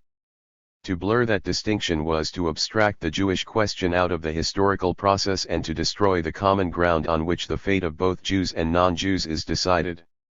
13 Before the mid-17th century, Arendt argued, European Jewry came into contact with other peoples only during catastrophes and expulsions. In the ghetto, economic life was limited to minor craft work and peddling, while a few rich Jews served as financial agents to the princely courts and acted as intermediaries with the outside world. 14 With no protection from law or surety, they could only meet the precipitous risks of lending to others. Spendthrift landowners, indigent craftsmen, farmers whose crops had failed by charging extortionate interest rates, ensuring the hostility of their debtors. As court financiers, the richest Jewish leaders could generally maintain the royal relationships necessary to guarantee the community's protection, although, if a prince ran into debt, the Jews could always be expelled and robbed of their savings as a revenue-raising measure. Opportunities for European Jewry expanded during the 30 Years' War, when cash-strapped states turned to them to develop continent-wide networks of nance. Jew Y could pay and deliver to armies getting far from home what Jew X had promised back in their homeland, and military supplies, cloth, grain, metal trading. Over the next century, the rise of absolutism saw an expanding relationship between Jewish leaders and royal bureaucracies. In German lands, the 17th century court Jew became the 18th century creditor of absolutist states. The Polish court invited Jews to come and serve as tax collectors, thus buttressing the nobility from the resentment of the impoverished peasantry. If Jews still suffered expulsions during the 18th century, these now had a more political character, not to rob them of their wealth, but to shift the people's rage at being sucked dry. Modernizing absolutist states, Arendt argued, deliberately turned to Jews to finance the expanding bureaucracies and standing armies that they required to counter both the old aristocracy and the rising bourgeoisie. They were happy to pit Jewish suppliers against craft guilds to advance mercantile manufacturing. 18th century absolutism benefited not just the wealthiest Jewish financiers, who might now be granted exceptional civic rights and titles on an individual basis, but a broader layer of merchants and traders. By 1803, 20% of Prussian Jews were protected in some way, and over 3,000 Rahel Varnhagen's family among them had been granted dwelling rights in Berlin. They formed what Arendt terms a collective exception to the unprotected and impoverished Jewish masses of West Prussia and Posen. 15. Assimilation and antisemitism. It is at this juncture that Arendt locates the appearance of modern antisemitism, heralded, paradoxically, by the victory of Napoleon, emancipator of the Jews. The bourgeois intelligentsia's discovery of German patriotism, in opposition to Napoleon, bred fears that the Jews might be tempted to support him, while the surrender of the eastern provinces deprived the exceptional Jews of their necessary social backdrop, the non-exceptions. Simultaneously, the rising German bourgeoisie included the Jews in its attack on Junker landowners. The aristocracy is so closely bound to the Jews that it cannot continue without them, in the words of liberal publicist Friedrich Buchholz. While the Junkers' counterattacks against both the growing economic power of the bourgeoisie and the liberalizing moves of the state between 1806 and 1812, permitting land sales, lifting trade regulations, highlighted the role of the protected Jews as beneficiaries of marketization and allies of the state. The Junkers' polemics against the bourgeoisie promoters of industry and speculation as opposed to crafts and agriculture, of crass materialism against God's order, of vain talent versus honorable character rallied an alliance of farmers, guild members, shopkeepers, all backward-looking or necessarily apprehensive strata. 16. In Arendt's view, it was the Junkers' success in portraying themselves, rather than the bourgeoisie, as the embodiment of the budding nation-state, that lay at the root of modern German antisemitism. The Junkers not only otherized the bourgeoisie as everything the aristocracy was not but, crucially, prevailed upon it to internalize that otherization as a truthful description, hence alienating the bourgeois citizen from himself. The null step was that the bourgeoisie, in order to rid itself of that portrayal, in turn projected it upon the Jews. The malicious description of the bourgeoisie is the historical wellspring of almost all antisemitic arguments, Arendt avers. The only thing lacking here is to apply it to the Jews. This proved relatively easy to do and was originally merely intended as the ultimate defamation. The bourgeois man is in truth no different from the Jew. For this, one needed only to declare that earning a living by prot and interest was the same as usury. The bourgeois citizen was nothing but a Jew and a usurer. The only people with the right to an income free of labor are those who already possess wealth. The wild ambition unleashed by freedom of trade produces nothing but social parvenus, and no one rises from greater social depths than the Jew. 17. She sums up. What proved dangerous to the Jews was not the aristocracy's historically determined hatred of the financiers of the modern state, but rather that arguments and characteristics trimmed and tailored for totally different people ended up attached to them. That the Prussian aristocracy succeeded in drilling these categories and value judgments into the head of the German bourgeois citizen until he was ashamed to be one, that is the real and, as it were, ideological misfortune of German Jewry. For in the end the liberals' truly destructive self-hatred gave rise to hatred of the Jews, that being the only means liberals had of distancing themselves from themselves, of shifting slander to others who, though they did not think of themselves as the bourgeoisie, were forced to be its 100%er embodiment. 18. Strategizing beyond Zionism. Though the unpublished antisemitism essay breaks off Unisht, the political impetus behind it would take more concrete form as Arendt, settled with Blücher in New York from May 1941, turned to intervene on Zionist strategies and mandate Palestine. The Jewish Writings collects nearly 20 articles written between 1941 and 1948, many of them substantial unpublished essays, as well as several dozen of the short pieces she wrote for her fortnightly column in the German-language New York Weekly, Aufbau.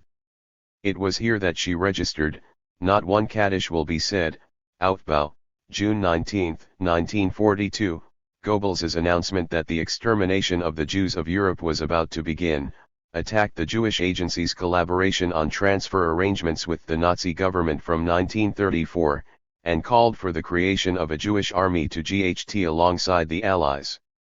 Arendt continued to hold to the view that Zionism's merit was to see through the self-deceptions of assimilation. Jewish identities could not, and should not, just be dissolved into the surrounding citizenries of the various European nation-states. But the policies formulated on the basis of its own opposite premise, the utterly unhistorical theory of an unalterable Jewish essence, had proved disastrous. In antisemitism she had roundly denounced Zionism as a betrayal of the Jewish masses of Eastern Europe and a vassal of British imperialism, expressing the bankruptcy of a petite bourgeoisie pursued by pogroms and reduced to poverty in the East, and of a highly imperiled bourgeoisie in the West. In a 1941 Aufbau piece she savaged Chaim Weizmann's statement that the answer to antisemitism was to build up the Yishuv as dangerous lunacy. As for its founder, a few years later she noted Herzl's satisfaction at the Armenian massacres, "This will be useful for me with the Sultan," and his blind hatred of all revolutionary movements as such, and an equally blind faith in the goodness and stability of the society of his times. 19. What was her alternative?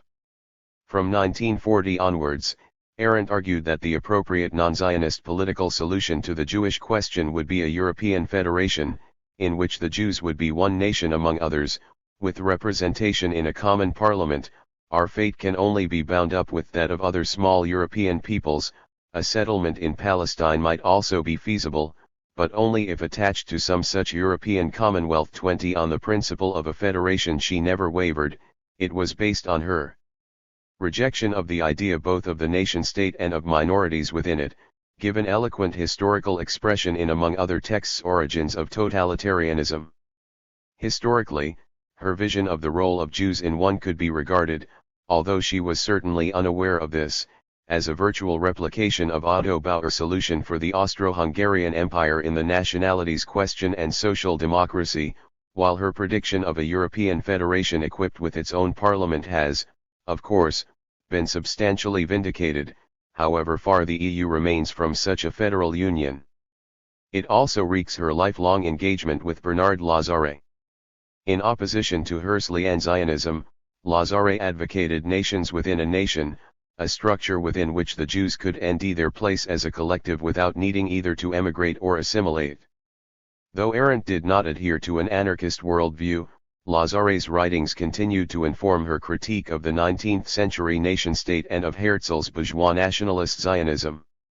While continuing to uphold the ideal of a European federation, during World War II Arendt also looked to existing federations, as she saw them, as models that could illustrate in different ways the kind of solution she had in mind.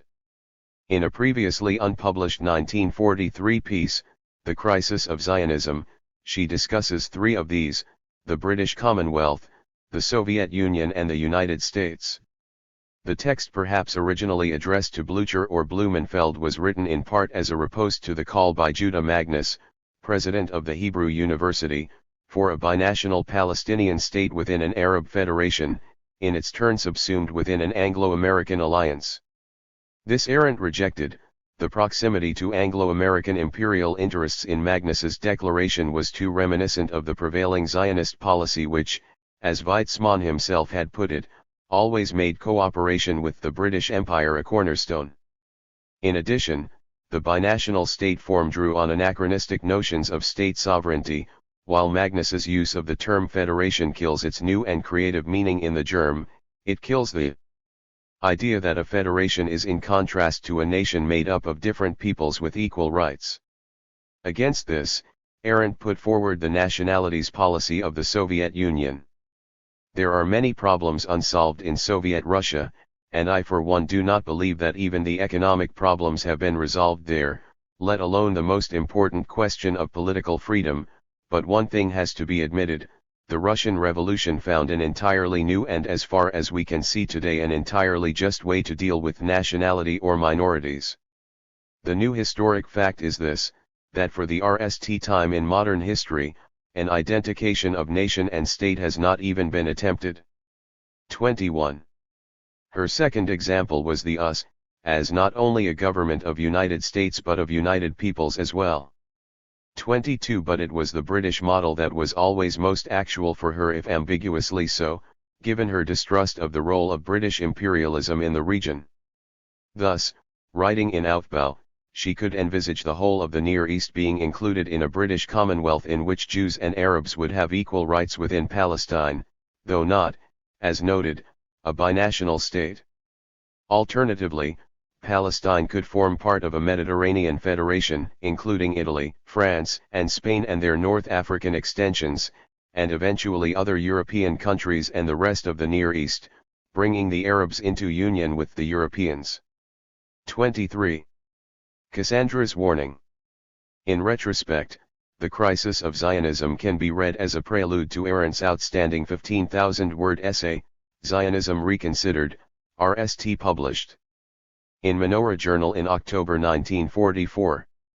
It was prompted by the Congress of the World Zionist Organization's American section in Atlantic City, which demanded a Jewish state that would embrace the whole of Palestine, undivided and undiminished. Arendt grasped the significance of this victory for the hardline revisionist position with striking clarity. This is a turning point in Zionist history, for it means that the revisionist program, so long bitterly repudiated, has proved nally victorious. The Atlantic City Resolution goes even a step further than the Biltmore Program, 1942, in which the Jewish minority had granted minority rights to the Arab majority. This time the Arabs were simply not mentioned in the resolution, which obviously leaves them the choice between voluntary emigration or second-class citizenship. 24. In her view, the outcome at Atlantic City reeked the tremendously increased importance of American Jewry and American Zionism within the USO.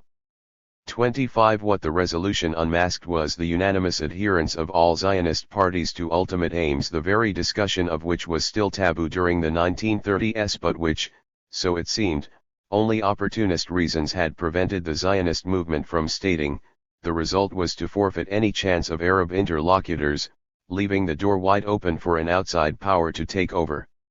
In effect, the Zionists have now indeed done their best to create that insoluble tragic conflict which can only be ended through cutting the Gordian knot, though it would be very naive to believe that such a cutting would invariably be in the Jewish advantage, or result in a lasting solution.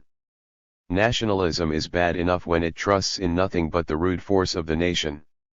A nationalism that necessarily and admittedly depends upon the force of a foreign power is certainly worse. The Zionists, if they continue to ignore the Mediterranean peoples and watch out only for the big faraway powers, will appear only as their tools, the agents of foreign and hostile interests. Jews who know their own history should be aware that such a state of affairs will inevitably lead to a new wave of Jew hatred.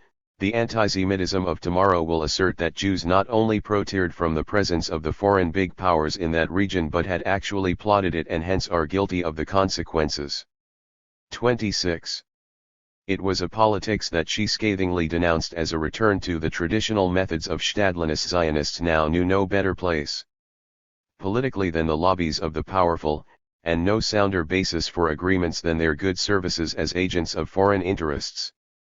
Their hope was that if Palestine Jewry could be charged with a share in the caretaking of American interests in that part of the world, the famous dictum of Justice Brandeis would come true: you would have to be a Zionist in order to be a perfect American patriot. 27. In another major paper at the time of the 1948 war, Arendt denounced the massacre of Deir Yassin and the killings in Jaffa and Haifa as deliberate measures of terror by the revisionist wing of Zionism to drive the Arab populations out of Palestine. The building of a separate Jewish economy by the mainstream labor wing of Zionism, which had been its pride, she saw as the curse that made possible the expulsion of the Arabs, almost 50% of the country's population, without loss to the Jews. 28. In the Middle East, surrounded by a vastly larger Arab population, the result could only be a continual inner insecurity. A home that my neighbor does not recognize and respect is not a home. The newly created state of Israel would be a land quite other than the dream of world Jewry, Zionist and non-Zionist, an armed and introverted society, in which political thought would center around military strategy, degenerating into one of those small warrior tribes about whose possibilities and importance history has amply informed us since the days of Sparta, leaving the Arabs homeless exiles, and the Arab problem as the only real moral and political issue of Israeli politics. 29. Anal section of Arendt's Jewish writings comprises VE texts focused around the Eichmann in Jerusalem controversy, among them her famous reply to Gershom Scholem. More unexpected is a hitherto unpublished reply to written interview questions, apparently commissioned for Look magazine in 1963, on the reaction to her book, It Might Have Been Written Today, in the context of the pro-Israeli hordes ganging up on anyone whose views stray from the Zionist Decalogue. I was not surprised by the sensitivity of some Jews, and since I am a Jew myself, I think I had every reason not to be alarmed by it. However, the violence and, especially, the unanimity of public opinion among organized Jews, there are very few exceptions, has surprised me indeed. I conclude that I hurt not merely sensitivity but vested interests, and this I did not know before. 30. Structurings. All in all, this NE collection provides not just an extension but a redefinition of Arendt's political thought. It will remain for many years to come a key source of reference, not only for scholars of Arendt's work but for anyone interested in European Jewry, Zionist history and politics, the show and much else. It is published by Schocken, the house at which Arendt was editorial director from 1946 to 1948, and where several of her books appeared. The texts are usefully anked by Jerome Cohn's preface, which identifies the different phases in Arendt's writings on these matters, Ron Feldman's introduction, a slightly reworked version of the essay that introduced the Jew as pariah 30 years ago, affirming Arendt's proud self-identification as a conscious pariah, and a sensitive afterword by Edna Brock, Arendt's niece. A helpful publication history details, as appropriate, the date, original publication venue or non-published status, original language titles, and previous collection, e.g., in Feldman's 1978 edition for all the texts. This is an essential service, not just because, due to the attention she has received, so many of Arendt's texts have appeared in more than one publication, but because perhaps for the same reason so many have never seen the light of day at all. The only serious omission, a regrettable one, is the long 1942 essay From the Dreyfus Affair to France Today, from which the Jewish writings, replicating Feldman's decision in The Jew as Pariah, reproduces only the null section, Herzl and Lazare. It would be well worth extending the present collection to include the entire text in any subsequent reprinting. In organizing the material, the editors were faced with some difficult decisions for which there was probably no ideal solution. Yet simply grouping the texts by decades, 1930s, 1940s, etc., within which chronology is sometimes scrambled by a somewhat arbitrary choice of theme, renders it more difficult than it should be to reconstruct the development of Arendt's ideas on Zionism, which is the real core of the book. It is left to the reader to perform the laborious business of checking texts and dates back and forth. As a result, the cumulative impact of Arendt's explosive writings on Jewish politics is weakened by interspersing them with essays on other questions from the same period. Arguably, it would have made better sense of Arendt's thinking and experience to have divided the texts into different groupings. First, the 3 short pieces written in Germany before the Nazi seizure of power. Second, the 6 pieces written in France after her escape, culminating in the long, unpublished manuscript on antisemitism. Third, following her arrival in America, all the political texts to do with Zionism and Israel, from 1940 to 1952, in correct chronological order, that is, from the Minority Question and the Aufbau pieces, down to Peace or Armistice in the Near East, and Magnus, The Conscience of the Jewish People, 1952. After that, a 4th section might comprise the other American essays or documents, from the full text of the Dreyfus Affair to France Today, 1942, the Cremius Decree, 1943, and the powerful existential evocation of We Refugees, 1943, through to Creating a Cultural Atmosphere, 1947, again, in restored chronological order. And Nally, texts on the show, from the review of Polyakov in 1952 to the demolition of Robinson in 1966. On Jewishness. As to the collection's title, it is no more than historicist decorum to hypothesize that Arendt herself might have felt ill at ease with the Jewish writings. Not that she was reluctant to proclaim herself a Jewess, nor that modernity's Jewish question played a minor role in her life and work, but she might have been genuinely baffled by the presentation of her pronouncements on these political, historical, and cultural matters under the catch-all of an adjective that she once deemed as being, if anything, racial. In some respects, the title of Feldman's forerunner to this volume, The Jew as Pariah, Jewish Identity and Politics in the Modern Age, is more congruous with Arendt's work and life, as well as evoking her summation of Varnhagen's Vita and her indebtedness to Lazare. Not that The Jew as Pariah would perfectly describe the contents of this book, most of which consists of tough-minded political analysis of contemporary history, rather than reactions on the social or ontological position, actual or ideal, of the Jews throughout time. Given that the editors, as their Peterberg, Arendt 55. own essays demonstrate, are amply cognizant of Arendt's thinking on these issues, the title may rather reek the contemporary prevalence of identity politics, especially in the US, within which the organized part of American Jewry constitutes a particularly visible and vociferous group. Arendt would have presumably said that the reality this evinces is tantamount to antisemitism's triumph. In fact, one of the most striking features of the collection is that it brings home how little Arendt was interested in problems of Jewishness, conceived in a stricter or more conventional sense. There is virtually nothing on Jewish religion, apart from a rather lame review of Skolam's book on Sabbatai Zevi, perhaps prompted by a sense of duty to Benjamin's greatest friend. Creating a Cultural Atmosphere, 1947, makes clear that she did not have a very high opinion of Jewish traditions, treating them as basically theology plus folklore, with a few, unspecified, dissident voices.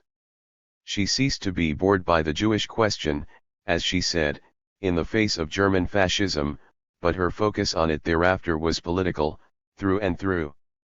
The subjects of Arendt's writings in this volume are not so much the Jewish as the historical basis of antisemitism in Europe, the illusions of bourgeois assimilation, the follies and crimes of Zionism, from the 1890s to the 1960s.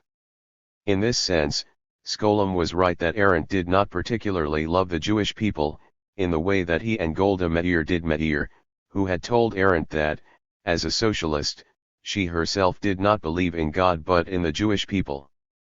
Another way of expressing this would be to say that Arendt lacked not only the conventional cultural patriotism that Skolem evokes, but any predilection for identity. In that sense, the Jewish question never ceased to bore her. She was too steeped in German high culture for it to mean very much.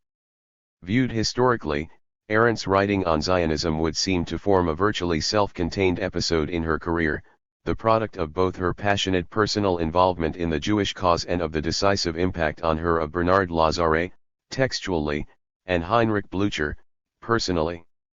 What brought it to an abrupt end were two developments after the Second World War: the creation of a militarized and sectarian Zionist state in Israel, which leveled to the ground her hopes for a just solution in the region, and the petrification of the Stalinist state in Russia, which led Blücher to abandon his Marxist convictions and drift with her into a 56 NLR 48 liberal version of Cold War attitudes. 31 After 1950, Arendt had political opinions, some of them erratic and misguided, others brave and even radical, but no truly coherent politics. Her report on the Eichmann trial might be viewed as in some sense an unconscious way of expressing her disappointment at the creation of Israel in the form it took, but since it is not concerned with the fate of the Arabs, it cannot really be regarded as much connected with her earlier writing on Zionism. Predictably, perhaps, her increasing circulation within the Atlantic cultural, political establishment, though it was never uncritical, and could be satirical, 32 made her see successive wars through American eyes. The Anglo-French-Israeli attack on Egypt in 1956 was, to be sure, an ill-advised venture, though if it was done at all, it should have been done well. I hold it for an understandable stupidity, but not to have the courage at least to carry it through technically and militarily made it a catastrophe. 33 Nasser was a neo-fascist, and when Israel launched the Six-Day War in 1967, Arendt was so thrilled by its prowess that a friend described her as behaving like a war bride. 34 The Israelis did a wonderful job, I like Dayan a lot, and Nasser should be hung instantly, she told Jaspers. 35 In such reactions, there was perhaps something like a displaced memory of her campaign for a Jewish army in the 1940s. It should be said, however, that she never repudiated a line of what she wrote about Zionism, as her American contemporaries no doubt remembered. Clement Greenberg, after all, had rejected Zionism reconsidered for commentary as smacking of anti-Semitism. Her later moments of enthusiasm for the IDF were mostly outbursts of private emotion. For Arendt, unanimous opinion always remained a dangerous thing. To the end, she retained what one most values her for, that quality of intellectual independence which she so eloquently defended in her reply to Skolem. What confuses you is that my arguments and my approach are different from what you are used to. In other words, the trouble is that I am independent. By this I mean, on the one hand, that I do not belong to any organization and always speak only for myself, and on the other hand, that I have great confidence in Lessing's Selbstdenken, for which, I think, no ideology, no public opinion and no convictions can ever be a substitute. 36. Amid the intellectual murkiness of the European scene, a few bright amps are burning, as witness the work of Eric Hazen. Founder-director of Editions La Fabrique, since 1998 he has published a steady stream of radical and imaginative works, notably translations of dissident Israeli and Palestinian writings. Over the last 6 years he has produced 4 books of his own, among them L'Invention de Paris, 2002, Chronique de la Guerre Civile, 2004, and Changement de Propriétaire, La Guerre Civile Continue, 2007, extracts from which are reproduced below. Hazen was born in Paris in 1936, and trained as a medical student. A young communist militant, he broke with the party in 1956 not over Hungary, but Algeria, a PCF that disavowed its Arab comrades, and expelled militants arrested for supporting the N, was no longer the party of the resistance. Hazen joined a trickle of doctors in counter to the mass exodus of French professionals from Algeria in 1962, working as village medic. In 1970 he helped form the Franco-Palestinian Medical Association and served as a volunteer doctor in a refugee camp outside Beirut. The shift to publishing came in 1983, when he took over his father's art house, Editions Hazen.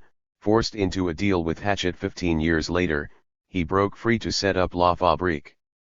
A rare in France to speak out in trenchant terms, a duty as a Jew against the overwhelming official consensus on the Middle East. Hazen has eloquently analyzed the ways in which traditional French antisemitism, inadmissible after the collaboration with Nazism, has been delegated to the descendants of the colonized, while traditional French racism has found new expression in attacking the latter for a media-innated Judeophobia. In his work, the metaphor of a world civil war, its front lines everywhere, also takes concrete form in the state coercion of the banlieue, the slums, the imperial war zones. His writings assemble collages, fragments of time, scenes from the street in an attempt to recompose the totality which the operations of the liberal democratic media work to disperse. Hazen has described his program as putting Rancière's notion of the equality of anyone with anyone into practice. The views of a singular internationalist, informed by a broad historical culture. Eric Hazen. Under new management. Sarkozy's first 100 days. Sunday, May 6. The election results are in. 1. It will soon be night. I cross the Place de la République on my bike. The grands boulevards are deserted. There is no one to be seen in Rue d'Enghien, where Sarkozy's campaign headquarters are located. The street is closed off by metal barriers and a thin line of police. But in front of Le Mori 7, a café in the Faubourg Saint-Denis at the corner of Passage Brady, the local Kurds are discussing the Turkish football championships on the pavement. The line of riot police vans on Boulevard de Bonne Nouvelle stretches as far as Rue de Haute-Tivoli. The only notable human presence on Boulevard Haussmann is that of two homeless people sleeping in front of the Chapelle Expiatoire, but when I reach St. Augustin there is suddenly a crowd. Sarkozy's supporters are emerging from the Salle Gaveau and making their way to Place de la Concorde, hundreds of school students, and college kids in blue t-shirts, with balloons, Ags, blue and green banners. Car horns are honking, people on the pavements applauding. The special issue of L'Express, headline, Le President, is already in every hand. Did they print an alternative cover, or were they so sure of the result? The youth of the rich quarters, out to celebrate the triumph of the party of order and authority, are ooding into Boulevard Malesherbes. Place de la Concorde, technicians are busy installing the lighting and sound for the big concert. On the other side of the Seine, a thin police line is guarding the Palais Bourbon, and blocking the entrance to Boulevard Saint-Germain in a desultory fashion. Outside Socialist Party headquarters in Rue de Solferino, boys and girls from the Mouvement de Jeunes Socialists are trying to put on a brave face as white, clean and well brought up as their counterparts on the other side. In a few weeks, all these healthy young people will be watching the same tennis championships at Roland Garros. Not even a cat in the Latin Quarter, not even police vans, a sign of the decline that has struck this district, where so many seditious movements had their origin. At the junction of Boulevard Henry IV, completely deserted, police are blocking cars from access to the Place de la Bastille. There, perched on the plinth of the column, some girls have lit reworks that cast a pleasant red glow over the square, along with clouds of smoke. The crowd is a mix of all kinds of costumes, skin colors, hairstyles, stickers, and Ags. Their anger is joyful and infectious. A blonde tourist is deciphering the inscription on the column, and stumbles over "Qui combat tyrant." Someone translates it for her, "Who fought, fought." A procession forms, aiming to head in the direction of Belleville, but all roads out of the square are blocked by helmeted CRS with shields, truncheons and tear gas guns. At the entrance to Boulevard Richard Lenoir the RST street signs are torn up, the RST cobblestones thrown, then the RST tear gas grenades. The confrontation is getting serious, and I make my exit through a side street, Rue Jean Beausire, as nothing would be more stupid than to be hemmed in with my bike when the CRS charge to clear the square. This evening one can still see the division of Paris between East and West that has marked all battles in the city since the days of June 1848. May 7th. There was something odd about Sarkozy's slogan, "Together, everything becomes possible." Why the euphonious becomes, and not simply everything is possible. No doubt a turncoat from the left, someone like Jacques Attali or Max Gallo, had pointed out to the faithful that the formula had already been taken. It was the title of an article by Marceau Pivert published in Le Populaire on May 27, 1936, the last words of which were, "Everything is possible, and at full speed." We are at a moment that will certainly not return so quickly on the clock of history. So, as everything is possible, straight ahead, comrades. To quote George or Bloom is one thing, but to take over the words of the revolutionary left would be something else again. 2. In the collection of illustrious men that Sarkozy cites on all his appearances, there are scarcely any from the right nor women either, in fact, except Joan of Arc. Careful to him the glorious sons of each region, Lamartine and Saint Bernard de Clairvaux in Burgundy, Mirabeau in Provence. In Metz Sarkozy found himself evoking Bars, who campaigned in Lorraine under the slogan "Against the Foreigners." A brief mention, this, as his friends in the crypt might well not have appreciated hearing him praise the leader of the anti-Dreyfusards. 3. But no mention at all of Guizot, Thiers, MacMahon, Tardieu, or Laval, and the reason is clear. The very word right only reappeared quite recently in the vocabulary of these politicians. After the liberation, the leaders of the right were either in prison, in a few cases shot, or had ED abroad. I well remember how under the Fourth Republic there was only one party and leader that explicitly acknowledged being on the right. After the return of de Gaulle, his followers defended themselves against this very charge, in the face of all evidence, and there was even a sad little group of left Gaullists. It was only in the late 1970s, with the generation of Edouard Balladur and Raymond Barre, that the word right could be uttered again without a blush, and right-wing values publicly evoked. The high electoral turnout is being presented as a victory for representative democracy. According to François Fillon, who it is generally assumed will be the new Prime Minister, it is the gate through which we can escape from the crisis of condensed that has cramped our country for such a long time. For François Bayrou, Minister of the Interior, this impressive mobilization proves the vigor of our democracy and the republican values that we share. Le Monde, May 8.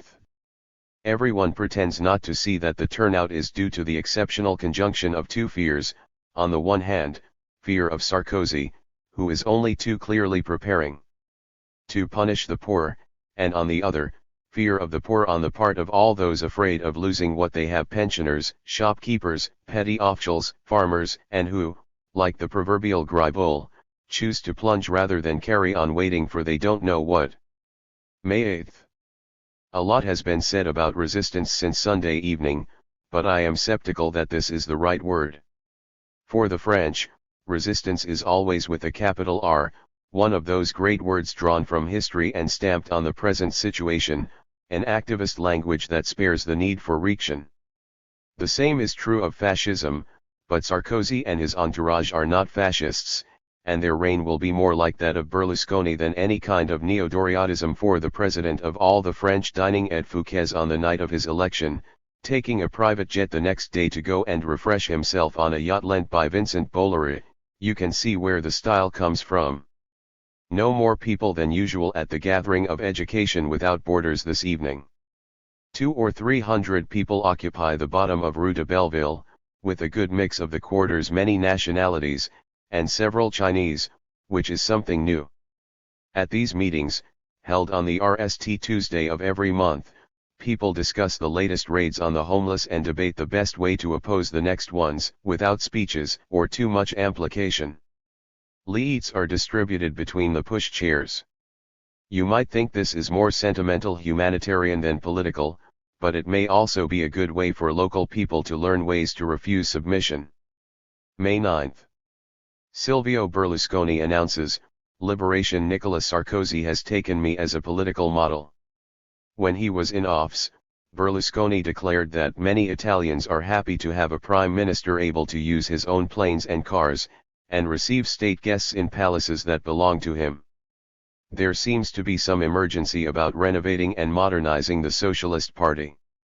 Everyone knows what's involved in renovating a ruined barn or updating a packet of washing powder, but doing this for a party is rather less clear. In an editorial in Liberation, May 8, Laurent Geoffrin shows the lengths to which such nonsense can go: change everything. The program is seductive but unclear. Should we move right or left? That's too simple an alternative. What we need is a deep rethink of all values and programs.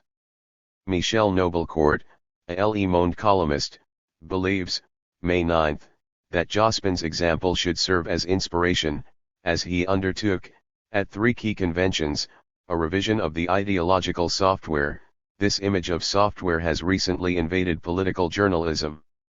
For Henry Weber, European deputy and national secretary of the Socialist Party, writing in the same paper, the party has to improve and systematize its use of the Internet for communications, its internal training, and its political and ideological action.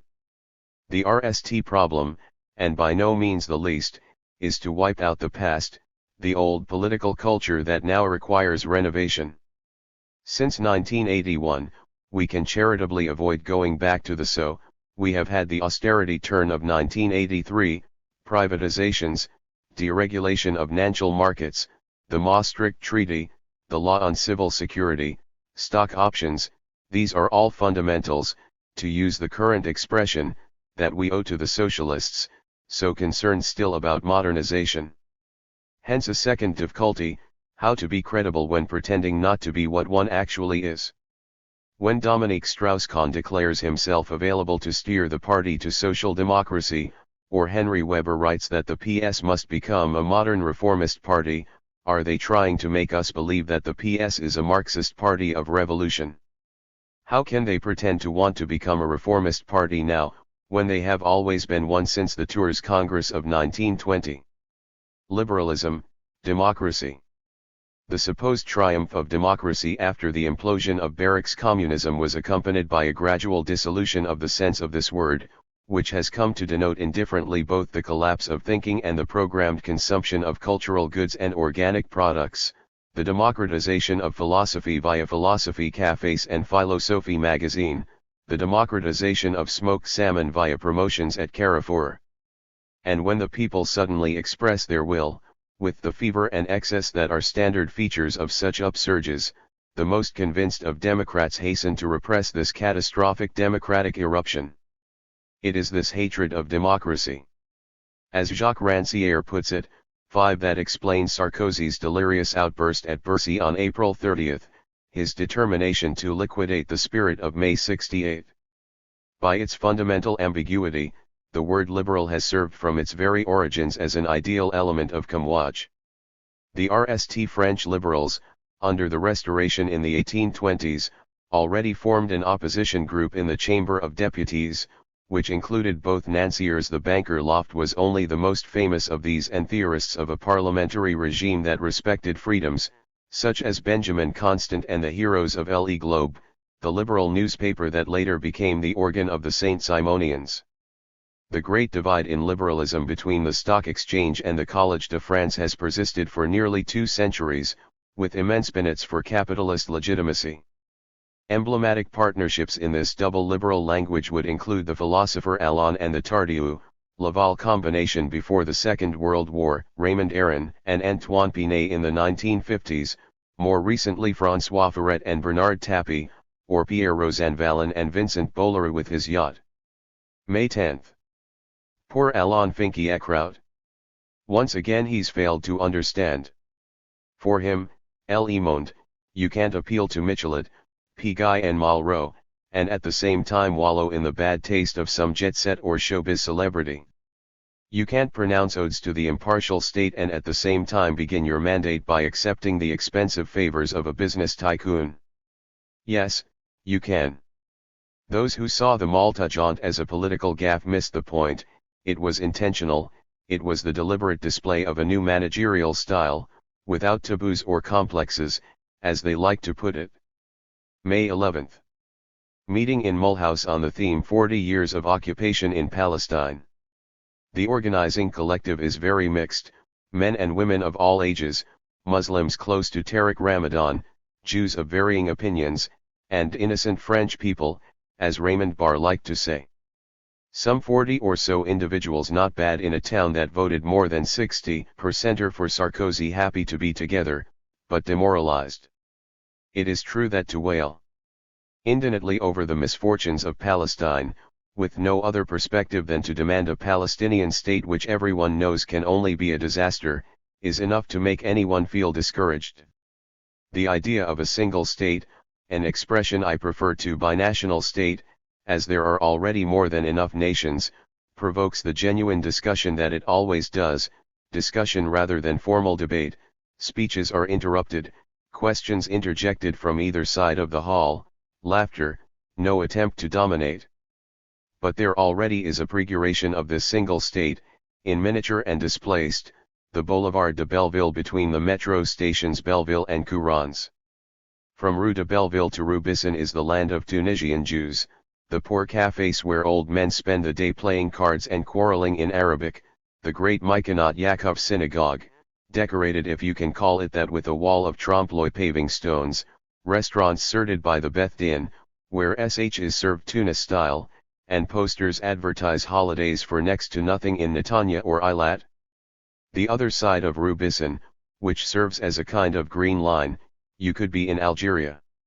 Arab signs on the shops replace Hebrew, no women are to be seen in the cafés, elderly workers discuss endlessly while warming themselves in the sun, the newspaper kiosk by the Courons metro is kept by a veiled woman, and on the pavement you come across offers of used irons and packets of outdated electric batteries. But if Rue Bisson marks a boundary, this is not a sealed border. The two populations mingle constantly, not in the cafés, which remain ethnically separate for the most part, but in the shops, on the pavements, in the big market held on the Boulevard's Central Island on Tuesdays and Fridays. Some people claim that the quarter gets tense when events happen over there, in Israel, Palestine. I have never seen anything of the kind, not even during Israel's invasion of Lebanon in the summer of 2006. This is the single state, its inhabitants living alongside each other, not melding but certainly conscious of each other, not necessarily fond of each other but with a sense of shared humanity. Its capital is the great crossroads of Metro Belleville, an international capital, with Chinese, Africans, French and many others, between La Violeuse, a café which has kept the same name since the day when Valles read on the Versailles from the RSTO windows, and Le President, the largest Chinese restaurant in Paris. May 13th. Today is the anniversary of the start of the 1958 coup d'état that brought Charles de Gaulle back to power. No one mentions this story today. It's an original sin whose effects still echo, the myth of the man of Providence who will break with the old and start anew. Forgotten, the plot hatched by the general's entourage in spring 1958, Jacques Foccart, Olivier Guichard, Jacques Soutelly, Michel Debré, to put pressure on poor René Coty, President of the Republic, and force him to send for de Gaulle.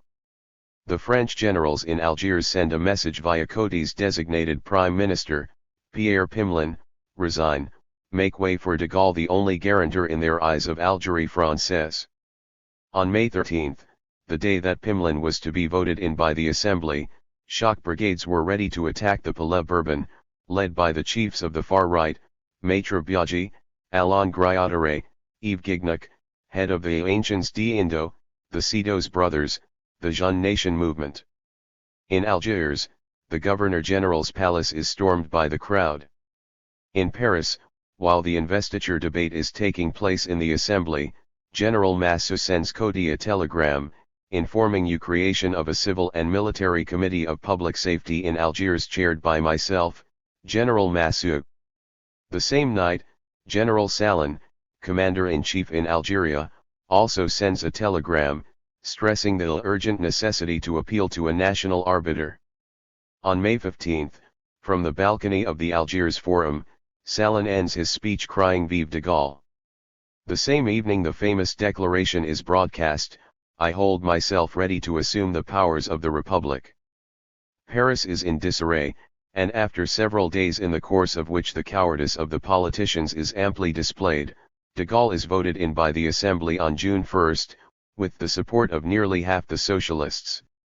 This shady affair, which should have ended with its authors in prison and the rebel generals being shot, has been whitewashed from history. It casts more than a shadow on the personality of de Gaulle, of whom it is impermissible to say anything but good. No doubt a certain comfort can be found in the connivance between politicians and journalists of all sides. This occultation of the coup d'état, moreover, ties in with the cloud of forgetfulness that strangely shrouds the 1960s from the state broadcasting network ORTF, whose abject submission has been completely forgotten, to the destruction of working-class Paris decreed by Georges Pompidou. The leaders of the main trade union confederations are received by Sarkozy, in the interests of a social dialogue. La Riposte, a communist organization, circulates a text on the internet. To quote Bernard Thibault, General Secretary of the CGT, naturally the trade unions are interlocutors who require dialogue and negotiation. I expect Nicolas Sarkozy to make clear the ways in which he intends at least to conduct a discussion, and at best to negotiate over a certain number of subjects. What kind of false naivete is it for the CGT to claim, and it's the same, if not worse, with the other confederations, that he will have to judge the government's actions one at a time? Don't we already know what Sarkozy intends? Instead of giving advice to the enemy on the way in which he should attack us, the responsibility of a trade union leadership worthy of this name is to make all workers clearly understand what is awaiting them, to mobilize them, to prepare their defense by putting the whole trade union movement on a war footing. Those who've not already understood this should end another occupation than that of top union official. May 17. Despite Ségolène Royal's approach to the center, and Nicolas Sarkozy's opening to the left, the RST secretary of the PS continues to maintain the cleavage between right and left. Le Figaro, May 16. There has often been talk of cleavage during this campaign, both to deplore that it still exists, to regret that it is not more marked, and to rejoice that it is nally at an end. Opinions vary as to the origin of the word. Some see it as deriving from the Greek kleinein, to lean, others from the Flemish glaiven, a technical term of Antwerp diamond cutters in the 17th century.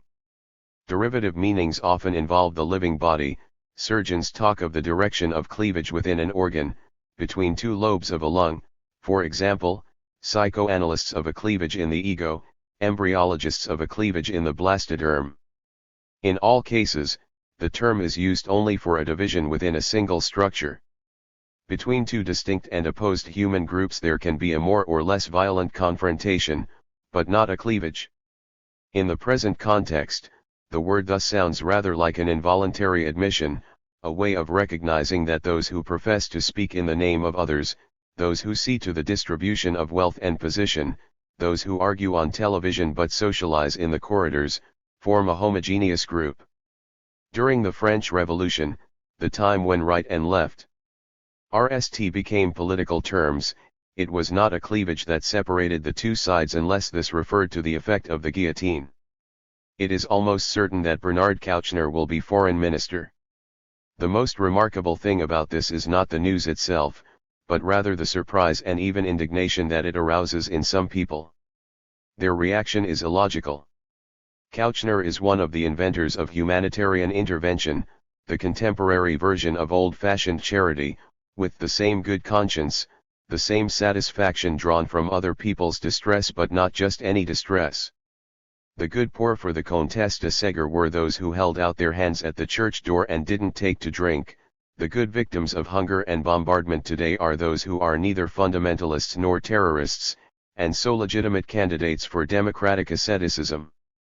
Kouchner's co-inventor of the duty of humanitarian intervention in the early 1990s was the late lamented Jean-François Revel, author of, among other works, The Anti-American Obsession. Thanks to them, human rights have more often than not been defended by surgical airstrikes and cluster bombs. Kouchner was listed by Time magazine in 2004 as one of the 100 most influential people in the world, for having supported US intervention in Iraq in the name of human rights. In 2002, at the request of Total, he agreed to write a report to decide whether the company was guilty or not of having forced villagers to work for nothing on a gas pipeline in Myanmar, with the support of the country's army. Though Kouchner acquitted the company of this charge, Total agreed to pay €10,000 each to several hundred people subjected to forced labor, as the price of avoiding international opprobrium. It is high time that Kouchner, now 67, should land a job with international prestige. His connection with Sarkozy was made via the good offices of Bernard Tapie, ex-minister and ex-convict. It is quite natural that Kouchner should join the very core of the French media, political oligarchy, where he will undoubtedly bring a dose of the picturesque. If he's not loyal to his friends, how will he be loyal to his ideas, asked the present head of Médecins du Monde. It seems a pointless question. May 22. The feeling of déjà vu that I've felt since the election results is suddenly explained, the installation in power. I consult the issues of L'Express and Le Monde from May, June 1974. Only 12% of the electorate abstained from voting, and Giscard set the tone in his RST victory declaration: "You will not be disappointed, change is what I shall bring about, with you." Today marks the start of a new era in French politics, an era of rejuvenation and change. And the next day's L'Express had the headline, Giscard, 100 days to change everything. The said change was to make itself apparent in the presidential style. Giscard wanted to make the handover ceremony less stilted. He arrived at the Élysée on foot, and the head of state received the insignia of the Grand Cross of the Légion d'Honneur in a business suit rather than formal wear. The guests were dressed similarly.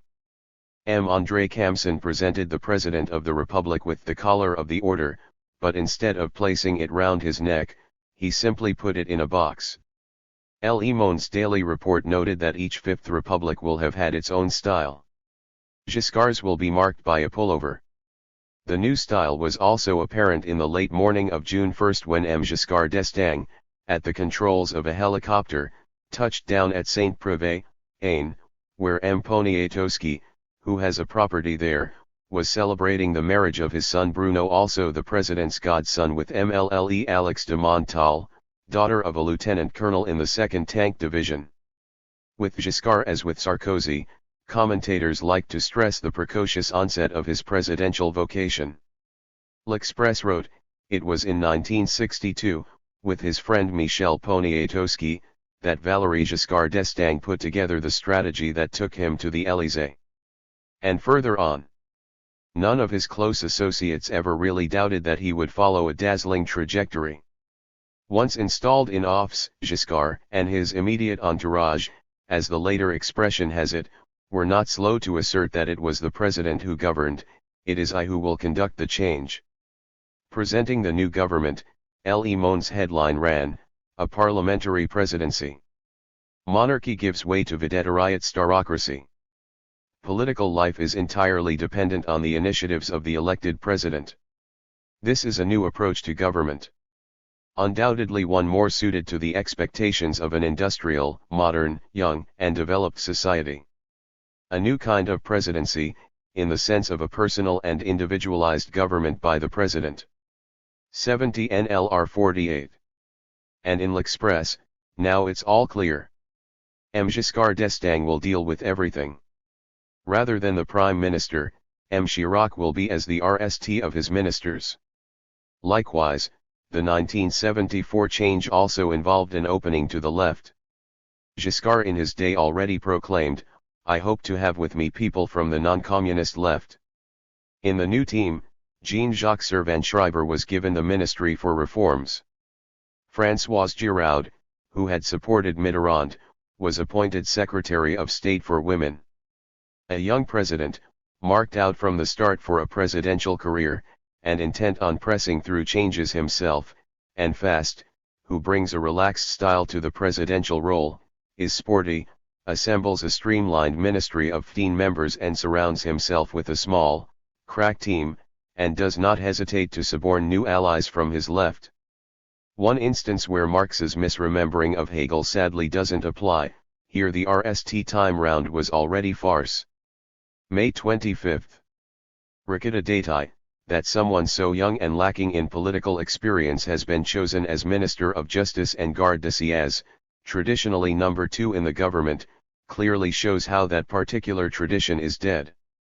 The idea was that the Minister of Justice and the Minister of the Interior acted as two sides of the scale. On the one side, a moral authority guaranteeing the celebrated state of law, on the other, a weapon against crime.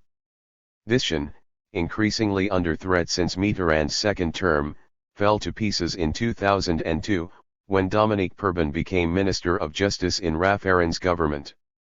The law pushed through by Perben and Sarkozy effectively ended the separation of powers by transforming the public prosecutors' magistrates into police helpers, made every previous agreement to commit an offense an act of organized crime, broadened the notion of organized gang to include collective assistance to undocumented foreigners, and so on. Dati is a protégé of Albin Calendan, Minister of Justice from 1986 to 1988 in the Chirac government. In his view, the stronger the National Front grows, the less dangerous it will be, since its leaders seek a place in government, they have to remain Republicans. Le Figaro, April 20, 1998.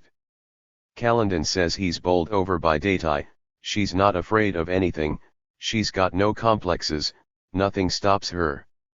The only comparison you can make is with the new President of the Republic, Le Monde, May 23.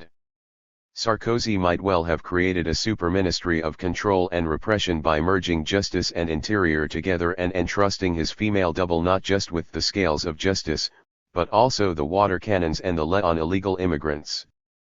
Perhaps the opportunity will arise one day.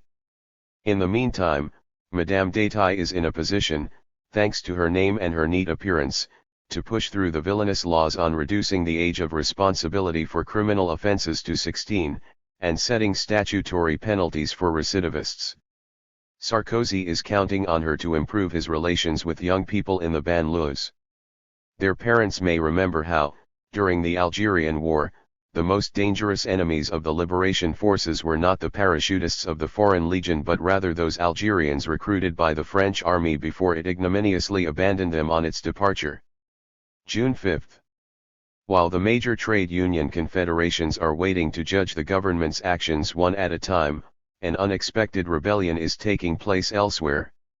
Two magistrates' associations have criticized the laws announced by Ricetta Dati, which are going to stuff still fuller prisons already at bursting point. The planned legislation is harsher than Sarkozy had announced during his campaign. He spoke at the time against multiple reoffenders, but now the minimum penalties are to be applied from the RST case of recidivism. One of the unions representing Air France pilots, Alter, has officially asked its managing director to revise company policy regarding expulsions. There have been a number of incidents on Air France planes connected with the expulsion of foreign nationals from French territory. The brutal methods employed by the police to force these particular passengers to travel against their will are incompatible with good order and healthy conditions on board. June 6. In an interview published in today's Figaro, Sarkozy says I want 11 times, but his vigorous proposals are interspersed with a strange number. 72 NLR 48. Of denials, I will not let anyone distort my project, I did not want to play a trick, I am not closed, I shall not abandon gender parity, I never used the word pause, I have not changed my mind about Turkey. The whole character is shown here, arrogance and doubt, brutality and anxiety. Yesterday, in the law court at Metz, a woman who had just been told by the judge responsible for children that her separation from her 3-year-old son would be extended for a further year took a butcher's knife out of her bag and plunged it into the magistrate's stomach. According to this morning's papers and radio, she was socially inadequate, homeless, and with a drug problem, afflicted with a mental and social inability to look after her children, liberation. The other media all use the same phrases. What do they know? Have they even spoken to her? Or are they just repeating the police report and the statements of the prosecuting lawyers? In 1933, when Violet Nozières, aged 18, was tried for the murder of her incestuous father, the Surrealist group published a homage to this N.E. parricide. With a cover by Man Ray, this contained 8 poems: André Breton, René Char, Paul Eluard, Maurice Henry, E.L.T. Messens, César Moro, Benjamin Parrot, and Guy Rosy, and 8 illustrations: Salvador Dali, Yves Tanguy, Max Ernst, Victor Bronner, René Magritte, Marcel Jean, Hans Arp, and Alberto Giacometti. The parrot poem ended. And all those who piss with their pen in the newspapers, the black sniffers out of corpses, the professional murderers with their white truncheons, all the fathers dressed in red to condemn or in black to pretend they defend, all set themselves on her, the RST owering chestnut tree, the RST signal of the spring that will sweep away their muddy winter. What group, what poets, what people of any kind will take on the defense of Favia, accused of attempted murder with premeditation on the person of a magistrate in the exercise of his functions, a crime punishable with life imprisonment? Hazen, France 73. June 9.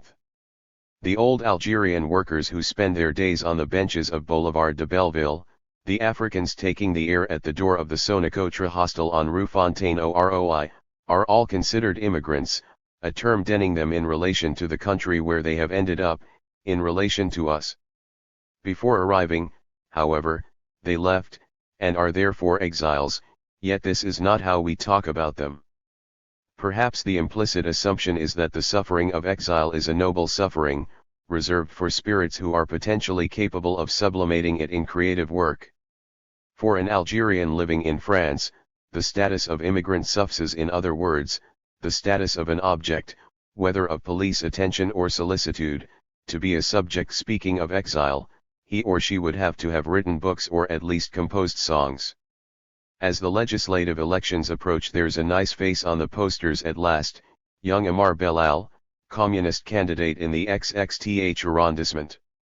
You might almost vote just to please him.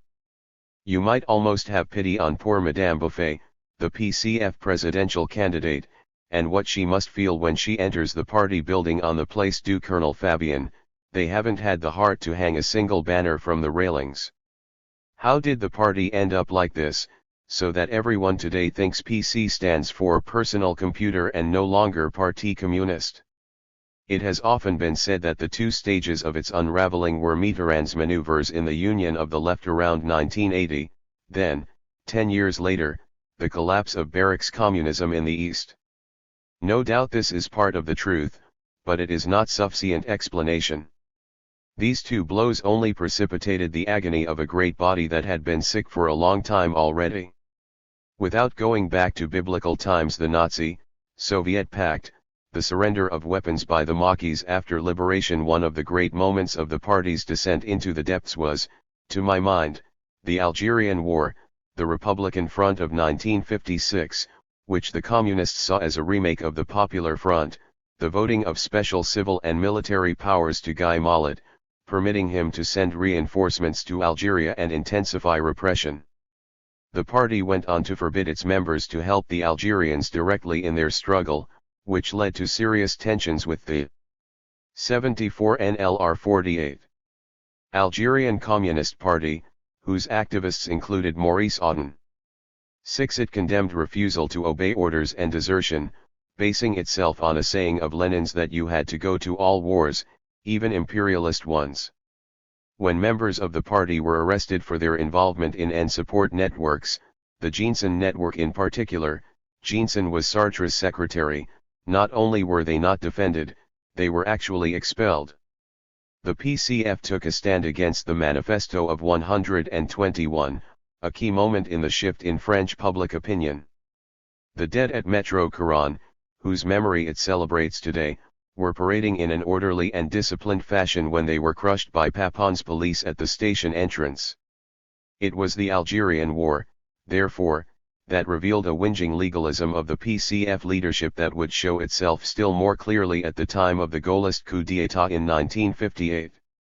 On the night of May 13, 1958, the PCF Political Bureau launched an appeal to the people. A fascist coup has taken place in Algiers. In Paris itself, seditious gangs have tried to link up with the plot hatched in Algiers against the Republic. The Political Bureau calls on working people to demonstrate without delay the mass rejection that is needed to nip these seditious tendencies in the bud. It calls on them to gather immediately in every workplace, and express in the most varied forms their will to defend the Republic. Fascism will not pass. The mass rejection was demonstrated, but the party again paraded quietly. The elections that followed, constitutional referendum in October 1958, legislative elections in November, were its RST disaster. Its vote fell from 20 to 14%. 10 years later, on the edge of the abyss, the party took a great step forward. In May 1968 it sought every means to stay a movement that it had neither launched nor foreseen, and could not manage to control. Booed in the student assemblies, the communists did their utmost to take things in hand in the striking factories, and keep the rebellious working-class youth from linking up with the students.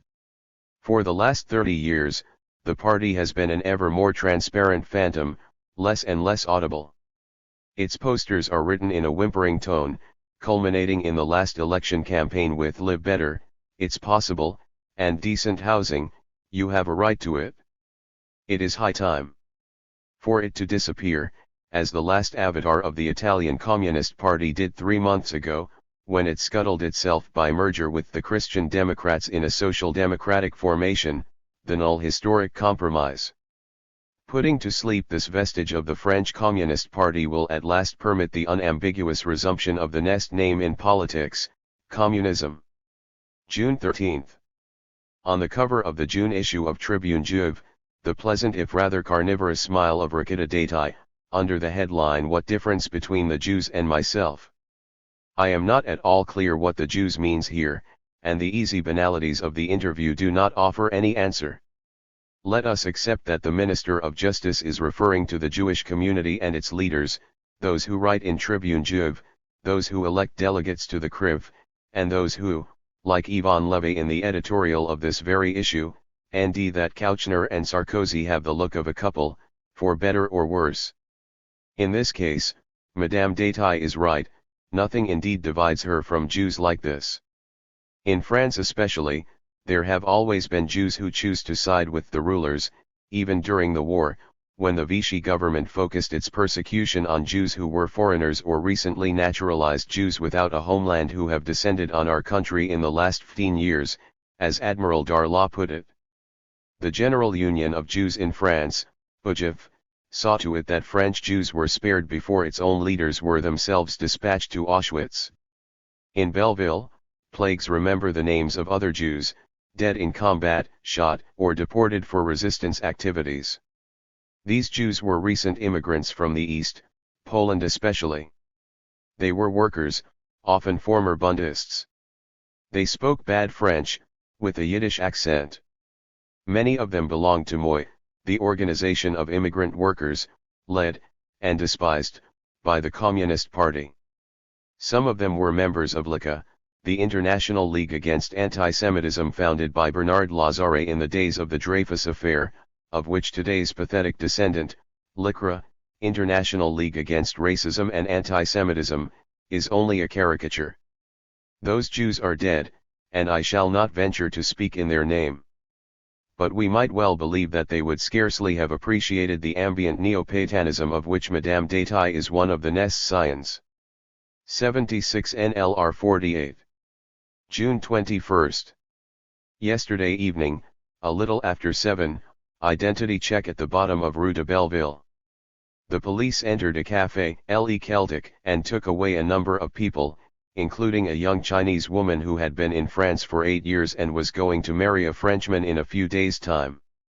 They did the same at the grocer's just down from my bar, says the owner of Le Celtic. A crowd gathered in the street, the police were forced to call up reinforcements and throw tear gas grenades to clear them. How to explain the fact that these raids are now being made on the Chinese population of Belleville, who previously had been largely spared? It's because the police have targets to meet, in precise numbers, 25,000 removals in 2007. And ending Chinese illegals in Belleville is like shing in an aquarium. At the end of 1943, after the Italians capitulated, the German army took over the former Italian zone of occupied France, more or less, the left bank of the Rhone. There were a number of Jews there, my family and I among them, who had taken refuge after the Germans had invaded the bulk of the Free Zone a year before. We were there because the Italian army took no action against Jews in France. But now under German occupation, in 1943–44, the work of the Gestapo and the French police in the towns of the Côte d'Azur was simplicity itself. They needed only descend on any hotel and were sure to end Jewish families to round up. A different aquarium, and different sh, but the same principle of surrender. June 30th. Joseph Roth relates in the Radetzky March the decay and fall of the Austro-Hungarian Empire over 3 generations. The Sarkozy March will certainly last less long, but one can already detect a rather different rhythm from the music of Johann Strauss that gave its name to Roth's book. It's a rhythm of 2 steps forward, by the underlings, followed by 1 step back, correction by the president. Humanitarian military corridors will be established in Darfur, 2 Transall planes will be sent to Chad, a social VAT will be established, but no, that's for later, and only if it doesn't affect purchasing power. The most prestigious universities will be sold to the private sector, but no, they'll all be sold. The latest news, Xavier Darcos, Minister of National Education, announces the shedding of 10,000 jobs for the autumn of 2008. We can bet that. Hazen, France 77. The step back will only be delayed until the president NDS the best way to disavow his minister. July 1st.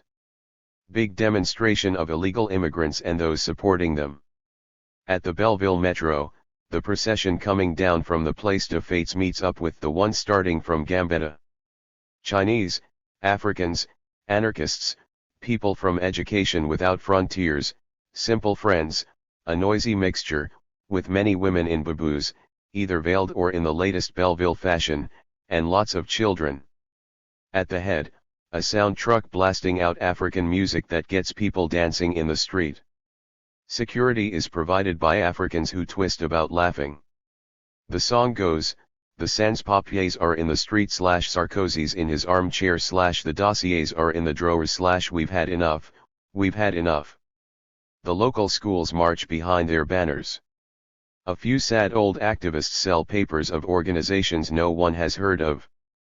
A couple of tricolor sashes, one the socialist deputy for the XXTH arrondissement, and the other a parliamentarian I don't know, in shirt sleeves odd effect, the sash against the striped shirt.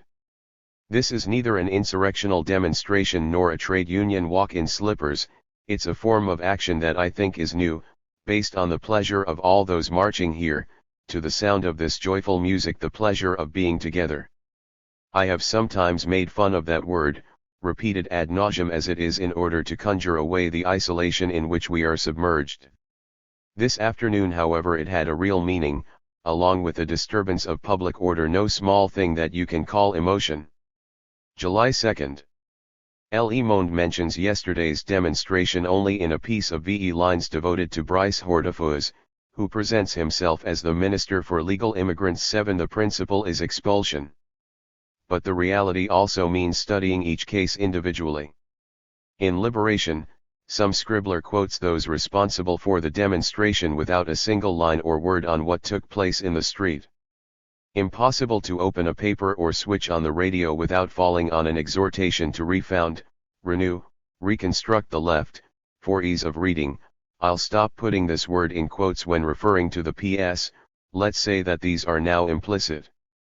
All these articles and proposals have certain common features, each dispenses its lessons without explaining where these are coming from, except for a we designed to suggest that the speaker is not really involved, him or herself. The proposals remain vague, and limited to the typical maneuvers of a party apparatus. But what strikes a correct note is the expression of impending emergency, even a kind of disarray. Social democracy is in fact dead, that great agent of consensus, the main rampart against civil war, dead across the whole world, or nearly so. In Germany, the country where it was born, it was dismantled by the Schroeder system.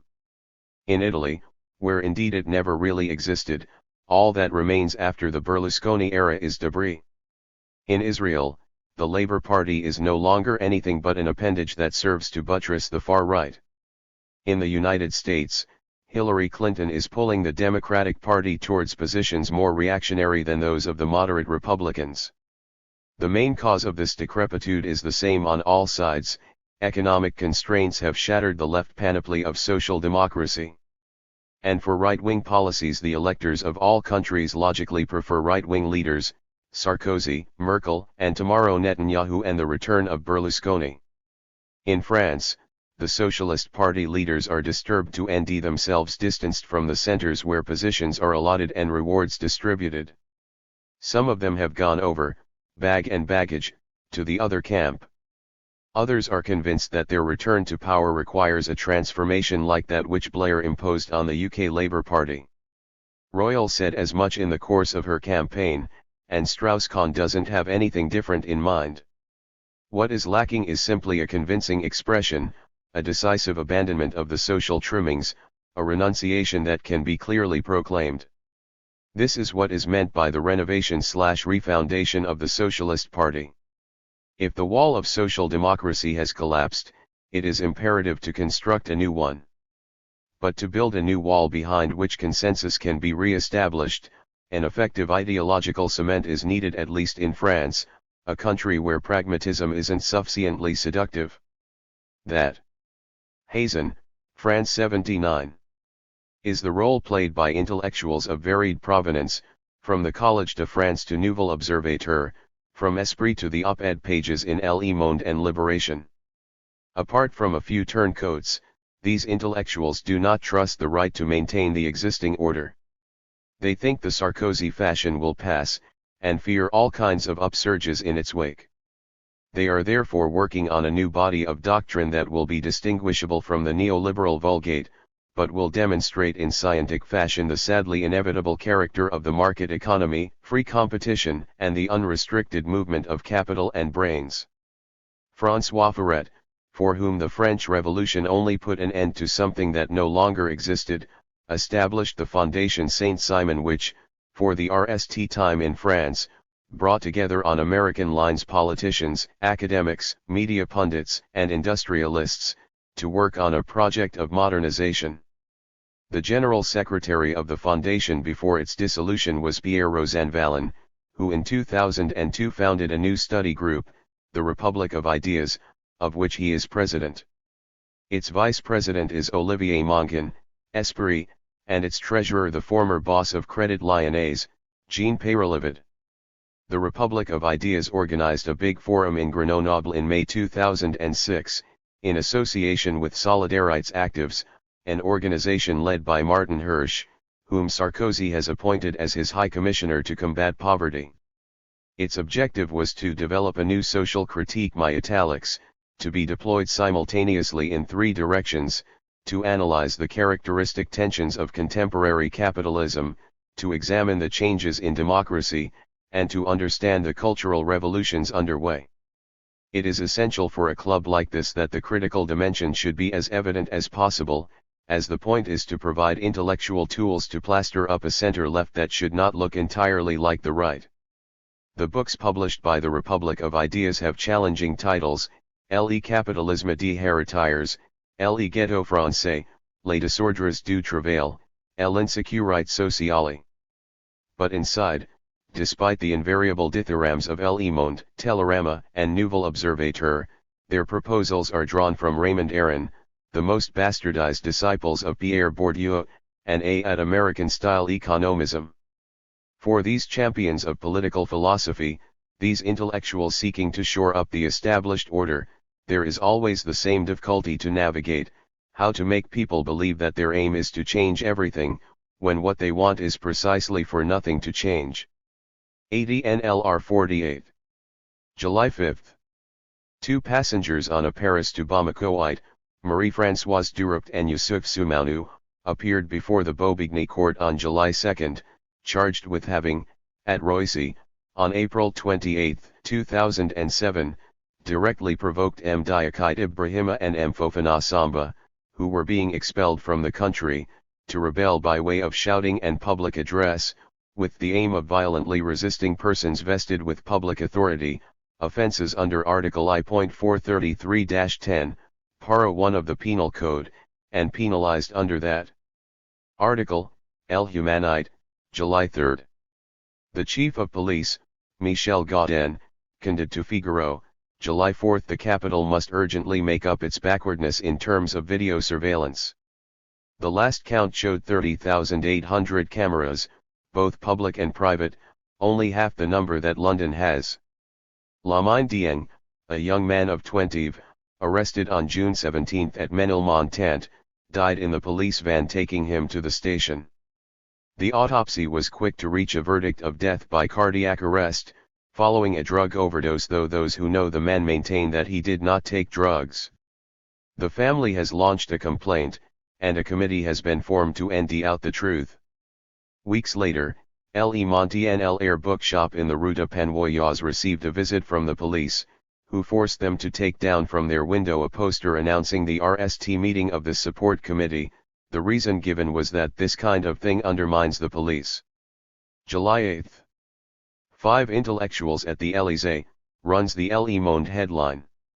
Sarkozy has invited for dinner Hélène Carrère d'Encausse of the Académie Française, André Glucksmann, Max Gallo, also of the Académie Française, Claude Lanzmann, and Eric Marty, though you might have thought he was too ashamed after the Taguif debate to walk out alone on the street. No doubt he came in Lanzmann's baggage.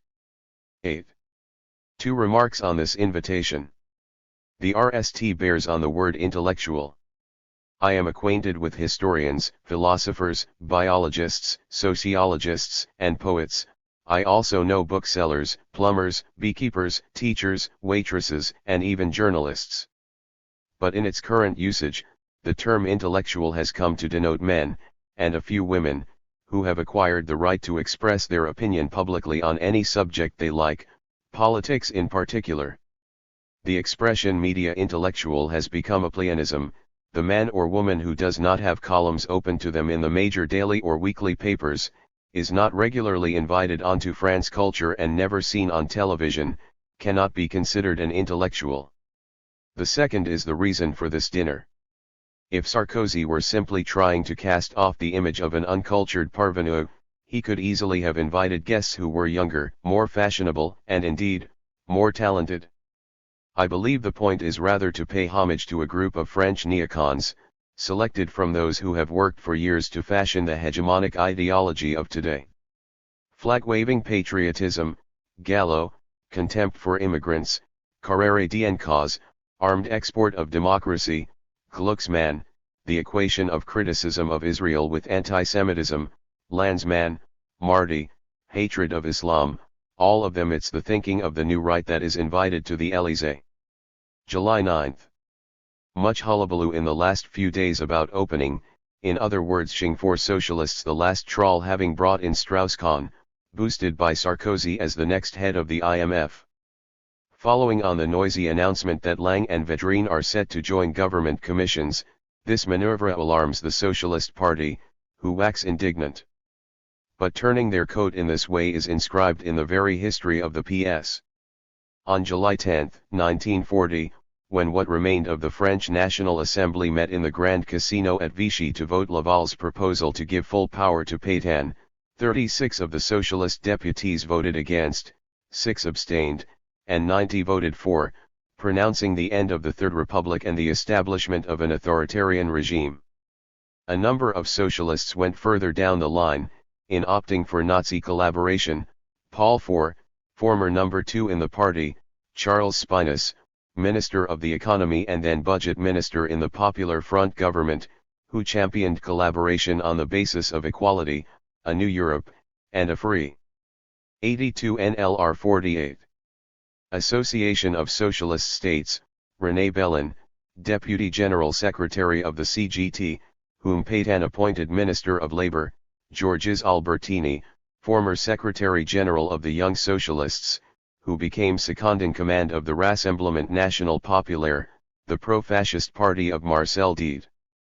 Nearer our own time, when de Gaulle took power in 1958, I remember taking part in a huge United Left demonstration, on May 28, from Place de la République to Place de la Nation, socialists at the head, to show the people's determined opposition to the coup d'état.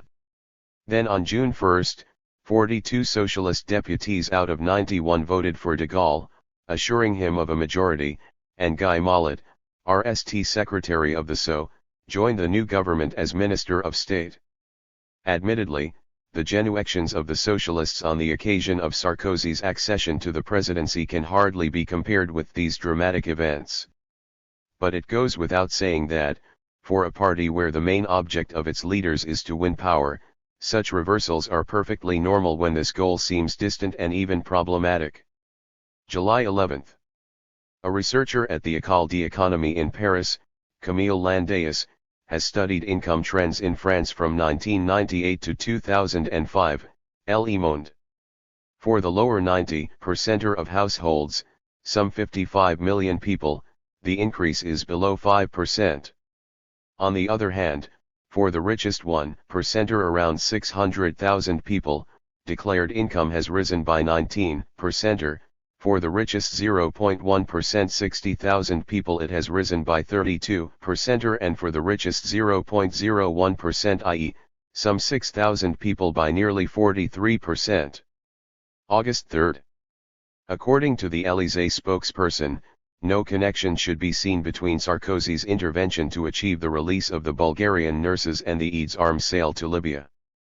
Public credulity, however, has its limits, and the Socialist Party along with the majority of newspapers are demanding that the government give evidence of transparency in this business. The appearance of transparency in the political and media vocabulary goes back to the mid-1980s, with Gorbachev's glasnost. Its proliferation. Hazen, France 83.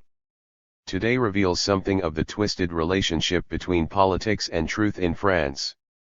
Through a transparent medium, such as a clean window, what you see may actually be a mock-up, a masquerade.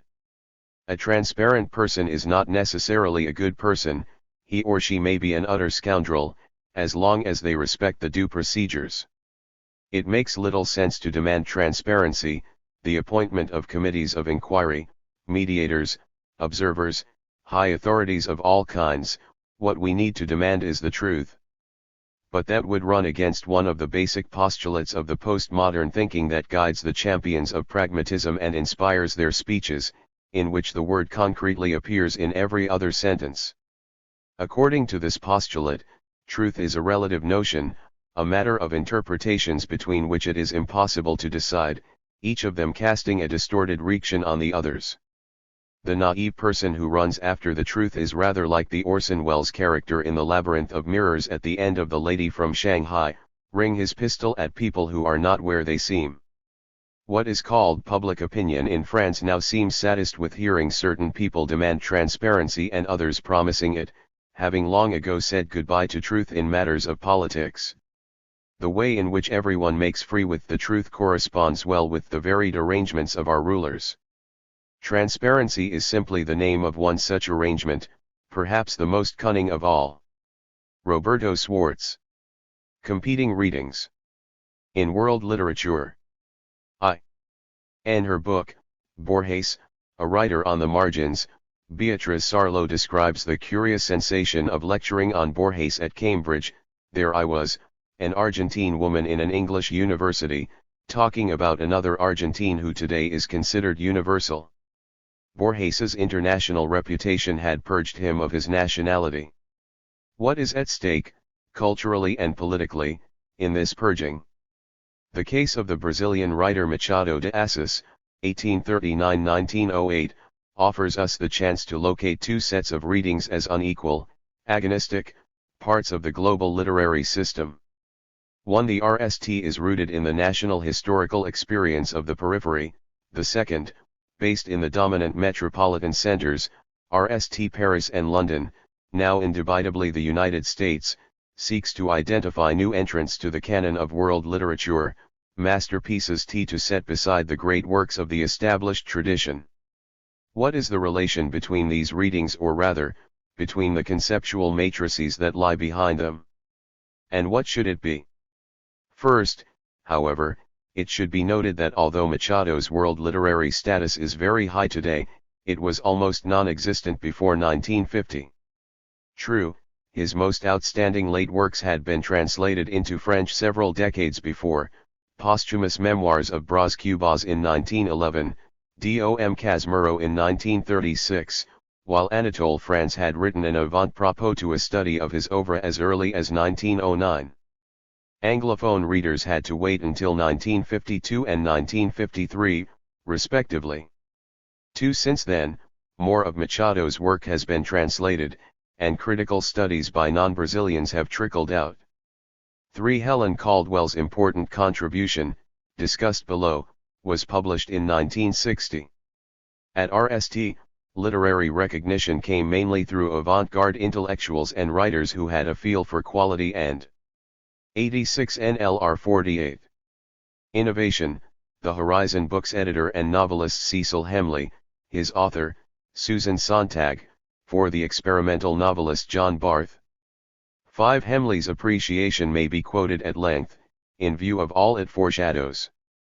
I have to confess my debt to the great Brazilian author Machado de Assis, whose works I have admired since I came into contact with them 8 years ago. I was always a great fan of Lawrence Sterne, and as a young man wrote prose that was greatly influenced by him. It is plain that Sterne was also one of the writers who opened Machado's eyes, so that Machado and I were close even before we met. That said, the meaning of the Brazilian writer for me was not so much in those obvious technical elements such as the short chapters and the sudden interruptions into the narrative by the author that he borrowed from Sterne. What I found particularly stimulating was his radical break with the realist tradition. Machado showed me a way to make the classical novel contemporary. 6. More recently, American scholarly studies on Machado have adopted a range of theoretical approaches, from new criticism to deconstruction, from Bakhtinian ideas of carnival to cultural studies, as well as the postmodern taste for metaction and hybridized styles and conventions.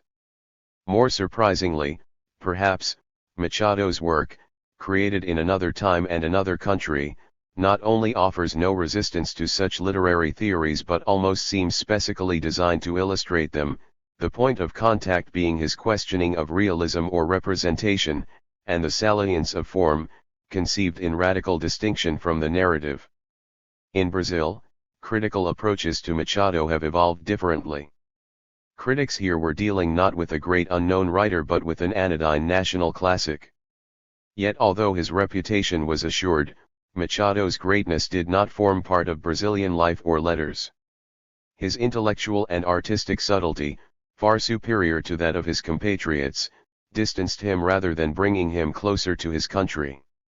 His rend taste, his discreet irony, with no hint of provincialism, his literary skill, all this was admired, but set his work apart from the instabilities and tensions of a young nation, marked by its recent colonial past.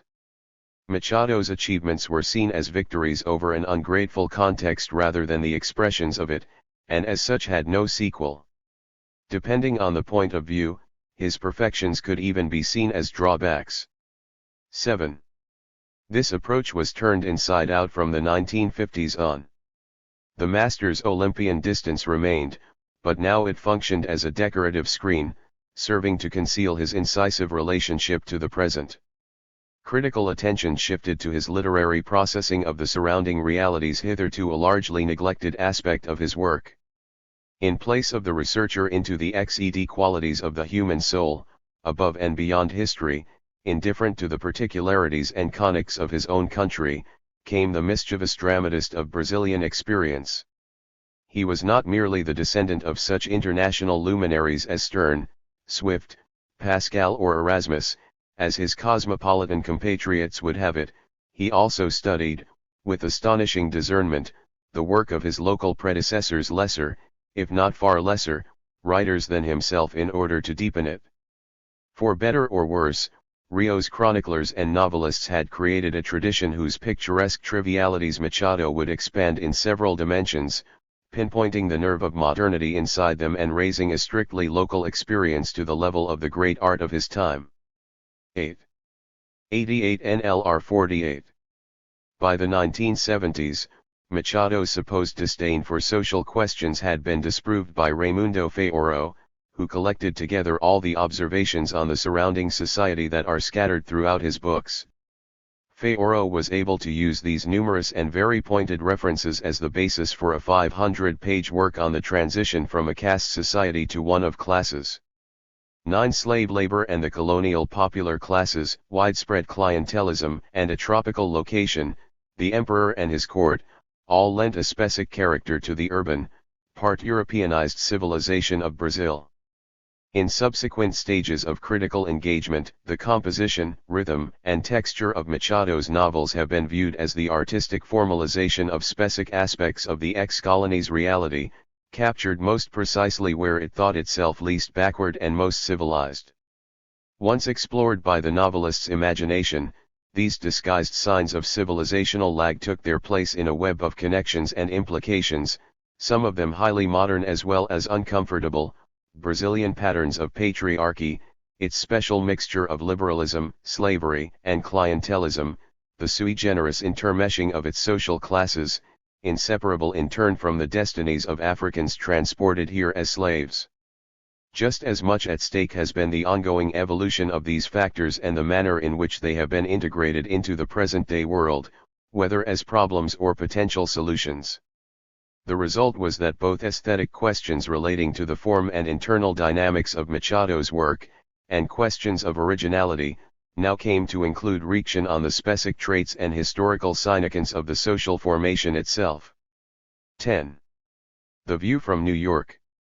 Author is neither a Machado specialist nor a Brazilianist, but a critic of comparative literature. He has written on Beckett, Conrad, Stendhal, Calvino, Barthes, Garcia Marquez, among many others, who regularly engages with contemporary works. The combination of venue and critic suggests that Machado has entered the canon of living literature, and indeed, a century on, his novels now feature on comparative literature courses in the US. At one point in the essay, Wood raises some subtle and important questions. Machado's texts may have many links with the life surrounding them, but is it this that explains the writer's mastery and modernity? Put differently, does one have to be interested in Brazilian reality to be able to appreciate the quality of Machado's fiction? Or again, Wood asks if a specific class relationship, however fascinating for the historian, might not be too monotonous a topic to account for a whole masterpiece. Finally, he suggests, we still need to explain why Machado's novels are more than historical documents. There is no easy answer to any of these questions, which do not deny the connections between literature and context but which situate the value of the work at another level. What is more, Machado's international reputation did indeed develop without any reference to his national historical context. In short, Wood's questions can be said to sum up the current state of the debate, in which we can distinguish a national reading of Machado and an international one, or several non-national ones. The divergences stem from the fault lines of the current intellectual scene, though to avoid oversimplification, we should recall that several contributions to the national historical model have been written by foreigners, and that a good portion of Brazilian criticism takes its lead from metropolitan centers. But if the color of critics' passports or their place of residence is unimportant, the conceptual matrices that underlie these different views have real geographical and political dimensions. They may be seen as contending forces within the world literary system. 12. Transformations and civil rights. There is a historical dialectic here between the young country and its colonial inheritance of segregation and constraint, which plays out in explicit dissonance or perhaps, secret harmony with the times. For these critics, the starting point is the riddle of how a work of the highest stature, comparable to the greatest works of countries at the center, could emerge in such a disorderly milieu, so rife with anachronism and lacking in means. The event suggests, by analogy, that the transition from irrelevance to relevance, from peripheral to central status, can actually take place. A work that succeeds in these terms can therefore be examined under the sign of the battle against underdevelopment. Critical reaction on it can seek connections between artistic invention, dominant international influences and the social and cultural patterns of backwardness. The synergies between them may be proof of real possibilities, and analysis of the unique conjunctions that produce them may offer new degrees of national self-awareness, freedoms unthinkable within the current climate of determinism. Combined with a collective desire and with practical political and economic aspirations, such readings can take the form of oblique recommendations to the country. In that sense, they work in the opposite manner to theories of art at the center, where directly referential or national aspects of a literary work are seen as relics or errors. That said, the integrity of any great work of art is always an enigma, and it is the role of criticism to elucidate it. But in a country of the periphery, such elaborations take on national relevance, they form part of a sui generis critical discourse, a tacit broad-based project whose explicit meaning remains open. In these conditions, the clichés of literary history can undergo a shift in connotation. The dialectic between power structures, localized cultural accumulation and foreign borrowings, artistic vanguards, and the incorporation of neglected social realities, the inspired creation of links and solutions where only cultural discontinuity and the breakdown of class relations seem to exist, all this forms an unexpected pattern that might help the country transform itself, or offer possibilities for a cultural refoundation, or, if all else fails, at least provide the possibility of reacting on the experience. Whatever its end results, the debate around these historic discrepancies and artistic solutions captures important aspects of R. Swartz, Competing Readings 91. Social integration into the combined and uneven development of the present global order. Integrations. In the second model, based in the countries at the center of the world literary system, a vanguard of readers, the polyglot, expert intermediaries to which Pascal Casanova refers, strives to identify distant and disparate masterworks that they can incorporate into the repertoire of international classics. 13.1 Aim expressed in the cosmopolitan spirit with which Sontag concluded her preface to posthumous memoirs is that a book by a Latin American author might make its readers less provincial. Another goal arises from the labor of recognition and appropriation undertaken by the leading countries currently, by the American university system. The reigning literary theories in the world's major universities seek to extend their field of operations as though they were businesses. The intellectual interest of these concepts endures, but it is now inseparable from the establishment of theoretical franchises. From this point of view, a work from a distant land such as that of Machado, seemingly so ready to lend itself to deconstructionist or postmodernist studies of the narrator's rhetorical devices, is apt to be consecrated as both universal and modern. But the seal of approval thus granted is obviously a summary judgment, separating the work from the energies supplied by its historical context. This is not to deny the good scholarship being done within each of these critical approaches, which could only be dealt with case by case, but rather to stress the automatic and conformist effects produced by the asymmetries of international power. The literary theories in vogue in US postgraduate programs are extremely heterogeneous, originating from as far afield as the Soviet Union, Paris, and New Delhi, but the local melting pot of the academic marketplace, an instance of the American way of life, and an undeniable historical novelty, works to distance these theories from their originating impulses. In the process, they are lent an involuntary commonality, through which they come to exercise their hegemonic functions. The incongruities of this neouniversalism are perhaps more obvious to critics on the periphery, at least as long as they do not adopt such approaches themselves. The present-day consecration of Machado, then, rests on competing interpretations. For the RST, his art succeeds in capturing and deprovincializing a largely suppressed historical experience, previously absent from the map of the human spirit. Literary experimentation succeeds in ending solutions to the deadlocks of an ex-colony in the process of becoming a nation. The difficulties overcome are not merely artistic, and it is this that gives the work its tension. For the second, the uniqueness and innovative strength of Machado's work owes little to any extra literary life, still less to a remote and atypical national history. It is not necessary to know anything of Brazil in order to recognize Machado's superior quality or discern his affinity with other authors in world literature, or with current literary theories. The idea is one of endogenous aesthetic judgment, measuring masterworks against one another. Machado is a Sterne who is not Sterne, a French moralist who is not a French moralist, a version of Shakespeare, an ingenious late 19th century modernizer of the classical novel prior to realism, a test case for theories of point of view, albeit very different from his contemporary Henry James. In short, a writer within the Western tradition, not that of his own country. Such a gore is not impossible, although the excision would be painful, but it is up to criticism to decide. Nevertheless, it is worth noting that there is a certain similarity here to the accepted literary classic mentioned earlier, whose fading cosmopolitan superiority was called into question by critics with a national historical orientation. The opposition between these two models seems to invite one to take sides in a scholarly dispute. But it is also indicative of a wider dynamic in the contemporary world, a battle between rival processes that go beyond methodological arguments.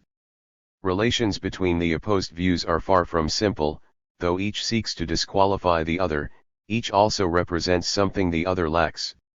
For instance, it is hard to imagine an admirer of the Brazilian Machado objecting to his new international reputation, however much it goes against the grain of his argument. Indeed, what Machado specialist would not be delighted by the recognition that their extraordinary compatriot has nally won? The question itself admittedly contains a note of unsatisfied amour-propre, but there is little more natural than pride in seeing national representatives wreaked in the newly minted theories which, for good or ill, are the medium of international critical conversation today.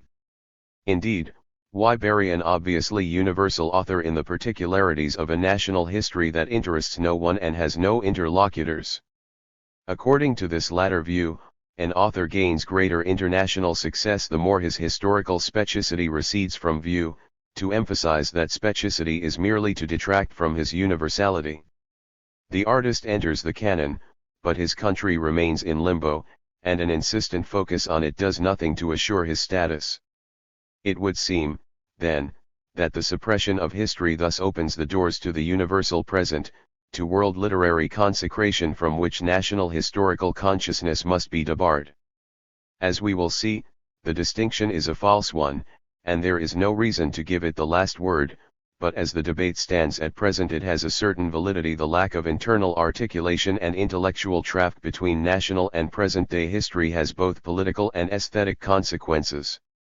As to the masterworks produced in ex-colonies, the thesis that national circumstances have no critical value is perhaps unaware that its effect is to reproduce cultural political marginalization at a global level. Or that the aesthetic integrity and relevance it purports to celebrate cannot take concrete form without the accompanying unconscious work of construction taking place on many fronts, collective or cumulative, artistic and non-artistic. At any rate, the neo-universality of hegemonic literary theories can also be seen as a blessing by their adversaries. In criticizing it, they can step outside their national enclosures and at least put a foot in the present, or its simulacrum. The Moor in Rio. For the international acclamation of an author also alters the scene in national criticism, even if this is not immediately recognized. Helen Caldwell begins her book The Brazilian Othello of Machado de Assis, the RST work about the author from the United States, with a ringing affirmation: Machado is like a superlative diamond, a Brazilian coin which the world should envy. Later in the book she describes Dom Casmurro as perhaps the best novel in the Americas, high praise if we recall that she was writing at a time when Hawthorne and Melville were being upwardly reassessed, and amid a simultaneous surge of critical admiration for Henry James. But recognition is immediately followed by a claim to exclusive competence, when Caldwell goes on to suggest, albeit humorously, excusing my megalomania, that perhaps only we English speakers can fully appreciate the great Brazilian writer, who constantly used Shakespeare as his model. 14 Nevertheless, Caldwell's intimate knowledge of Shakespeare allowed her to overturn the reading of Dom Casmurro then current in Brazil, rooted in the male presuppositions of its patriarchal society. Steeped in the classics of Greek and Latin tragedy, rather than the idealized self-image of our well-to-do families, Caldwell was well placed to identify some of Machado's second motives. A Shakespeare scholar could not fail to notice the mental confusion and despotism of Bento Santiago aka Dom Casmurro, the novel's likable and melancholic husband-narrator. The dreadfully mistaken lesson that he, Casmurro, draws from Othello's calamity is one of many sure signs that we should be wary of his assumptions as to his wife's infidelity. In the crucial chapter, Bento, racked by jealousy, goes to the theater to amuse himself. By coincidence, they are showing the Moor's tragedy. Instead of teaching him that jealousy is a bad counselor, the play reinforces his fury and gives him the justification of an illustrious predecessor. If Othello could strangle the innocent Desdemona over a handkerchief, what should the narrator not have done to his adored Capitu, who was without doubt guilty? 15. This mental short-circuit agag, almost leaves us in no doubt as to Machado's mischievous intent. He carefully picks out the lapses and obscurantist absurdities which, if they are not overlooked, serve to destroy our belief in his suspicious narrator, turning him into a truly fictional character who takes his place on stage alongside the others, and is as open to question as they are. In an almost Brechtian move, Machado provides clues that allow the reader to free himself from a narrative tutelage reinforced by a web of habits and standard preconceptions. If the reader responds to the artistic cue, he can read independently, against the grain, bringing all his critical spirit to bear, as bets a modern individual. The naive and unjustifiable trust we tend to place in narrators until told otherwise is roundly discredited.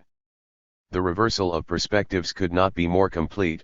The problem lies not in female infidelity, as the protagonist narrator Dom Casmurro would have it, but in the patriarchal privileges that command the narration and the language, which is neither trustworthy nor neutral.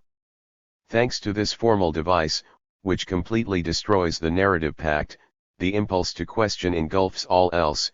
From the supposedly normal dominance of husbands over wives, the focus of Caldwell's argument, to the faith we place in an eloquent narrator, from the patriotic virtues of novelistic charm to the respectability of Brazil's educated elites.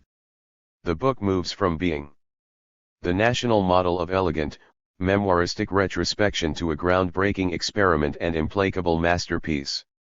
Caldwell's critical discovery greatly increases the novel's intellectual voltage. As we have noted, it owed much to a familiarity with the classics, or rather, to an aberration arising from a vagrant misreading of one of them, outside of any considerations of context.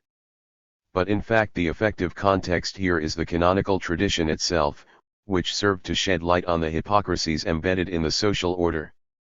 Proximity to the latter could even create confusion, as it did among Brazilian critics between the novel's publication in 1899 and the appearance of Caldwell's study in 1960.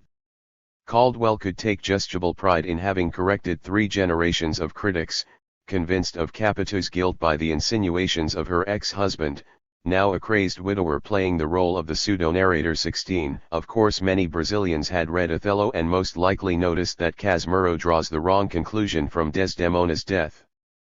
But tied as they were to the narrator's ideological universe, they did not accord the slip enough significance to make them question the imbalance of power built into the narrative. Prone to respect the patriarchal point of view and the truthfulness of memoirists, and unprepared to doubt the good faith of a narrator from decent society, master of a prose without equal in Brazilian literature, owner of stocks and shares, slaves, and rental properties, they could not bring themselves to suspect such a highly recommended personage. They remained unaware of the dizzying strategies inscribed in Machado's literary practice, which allows us to see, beneath the features of a poetic chronicler and citizen above suspicion, a husband discreetly bent on destroying and defaming his wife, and a patriarchal lord enjoying all his uncivil privileges. Compared to his model, Casmurro is an original variation, whether because he recombines Othello and Iago into a single person, or because he mixes the condition of character and narrator, rendering an important distinction ambiguous. In the chess game of literary situations, Machado's invention is diabolical. Endowed with the credibility that realist convention bestows on the narrative function, Bento Santiago is nonetheless very much an interested party in the drama. The guarantor of expository balance himself has no balance. The honest and regretful memoirist is a headstrong husband who tries to persuade himself and the reader that he was right to throw his Capitus/Desdemona out of his house and pack her off to another continent. Here we see, illuminated by a beam of generality as supranational as the institutions of marriage or narration, the damage caused by jealousy, by male prerogatives and by the unquestioned authority of those in command of the word. These are universal discoveries, which Caldwell made in the seemingly atemporal and homogeneous space of Western masterpieces, through abstract comparison of characters and situations, and other universalist analyses. Parallels with Shakespeare, the Bible and with mythology, speculation on the meaning of the names of Machado's characters, studies of the functional consistency of clusters of images à la Freud or Shakespearean new criticism, revelation of our Othello's duplicity as narrator. None of this required consideration of Brazil's specific configuration, deemed irrelevant to the purposes of interpretation. Divergences. But Bentinho is not Othello, Capitu is not Desdemona, José Dias and Padua are not Iago or Brabantio, and 19th century Rio de Janeiro is not Renaissance Europe. The 19th century and its system of societies, differing from one another and across time, come in through the back door, making plain the blindness of universalist approaches to the historicity of the world, sensational critical discoveries notwithstanding. The differences between Machado, Shakespeare, and other classic authors matter, since they have a structural historical function that suggests correlative and separate worlds, which it would be aesthetically regressive to confuse. The ubiquitous presence of local color cannot be merely ornamental, for this would mean a lowering of artistic level. The male narrator's illuminating loss of authority only reaches its full effect when the horrors of jealousy or relatively international passion are combined with the specific features of Brazilian patriarchy of the time, linked to slavery and clientelism, as well as the self-satisfaction of the oligarchy, haunted by the shadow of European progress. What are the comparative advantages of these competing readings? What can they offer each other? The universalist interpretation takes for granted the greatness that national readings seek to establish. Does this imply a superiority? An inferiority? In this case, greatness has two connecting meanings. Similarities to and differences from Othello, Romeo and Juliet, Hamlet, Macbeth and so on, serve to determine the work's artistic stature by simple reference to illustrious examples, which continue to form a Swartz, Competing Readings 97. Canonic establishment. There is therefore an element of co-option, or of reconfirmation of foreign, waxwork, models, to the process through which Dom Casmurro is admitted into the sphere of universal works. A series of cultured references, half-anted and half-hidden but chosen with meticulous care by Machado, allow a novel not previously considered canonical to take its place on the bookshelf alongside its peers. On the other hand, though the book's elevation from humble provinciality is an undeniable gain, its newfound universality does not satisfy the other reading, even if it can contribute much to it. For this other reading, the path to artistic quality has to pass through deeper critical investigation of a precarious and for the most part inglorious socio-aesthetic experience, previously kept to the margins, which must be given greater internal consistency, and whose relevance needs to be argued for and, if need be, constructed. There is no denying the role that classical tradition plays in Machado's work. But what critics seek to identify here is the very ununiversal shift in direction that the specific problems of the author's country imprint on his work. The ideas of establishing a claim, of creating a counter-establishment or reconsidering the previous establishment in a new light, are absent from the universalist reading. Even in this instance of opponents helping one another, it is clear that the Brazilian Othello caused a memorable upheaval in our milieu, without being so strong on its own ground, in seeking resemblances and differences between Machado's characters and those of Shakespeare and others postulated as oding in a common realm of universal works, where everything can be compared to everything else. Caldwell loses herself in the non-specific, not to say arbitrary. In fact, the best feature of her contribution, her grasp of the pseudo-author's bad faith, bears fruit not in a comparative context, but in a national one. Blocked from perceiving Machado's literary artists, national readings had been making fools of themselves, but once they had seen it, they were better able to appreciate its radical edge and explain its reach, whether artistic, sociologically critical or political. In short, the lasting result of Caldwell's book was not so much the discovery of a masterpiece as the way it made a conservative reading of a national classic impossible, a reading until then assured by a tenacious alliance of aesthetic conventionalism and sexual and class preconceptions. The social solidity of this alliance lent an unexpected contestatory character to the new critical arguments, unimaginable to universalist literary theories. Inverting Caldwell's 98 NLR 48. Remarked that only Anglophones and Shakespearean experts were in a position to appreciate Machado. We might say that it was only in the national context, saturated with historic injustices, that the universalist discovery acquired the density and emancipatory impulse that are indispensable to any strong idea of criticism. Rome and Cachoeira. Why should we suppose, even tacitly, that Brazilian experience is of only local interest, whereas French, English, Italian, Spanish, North American, Greek or Latin experiences, or all of them taken together, are of universal significance?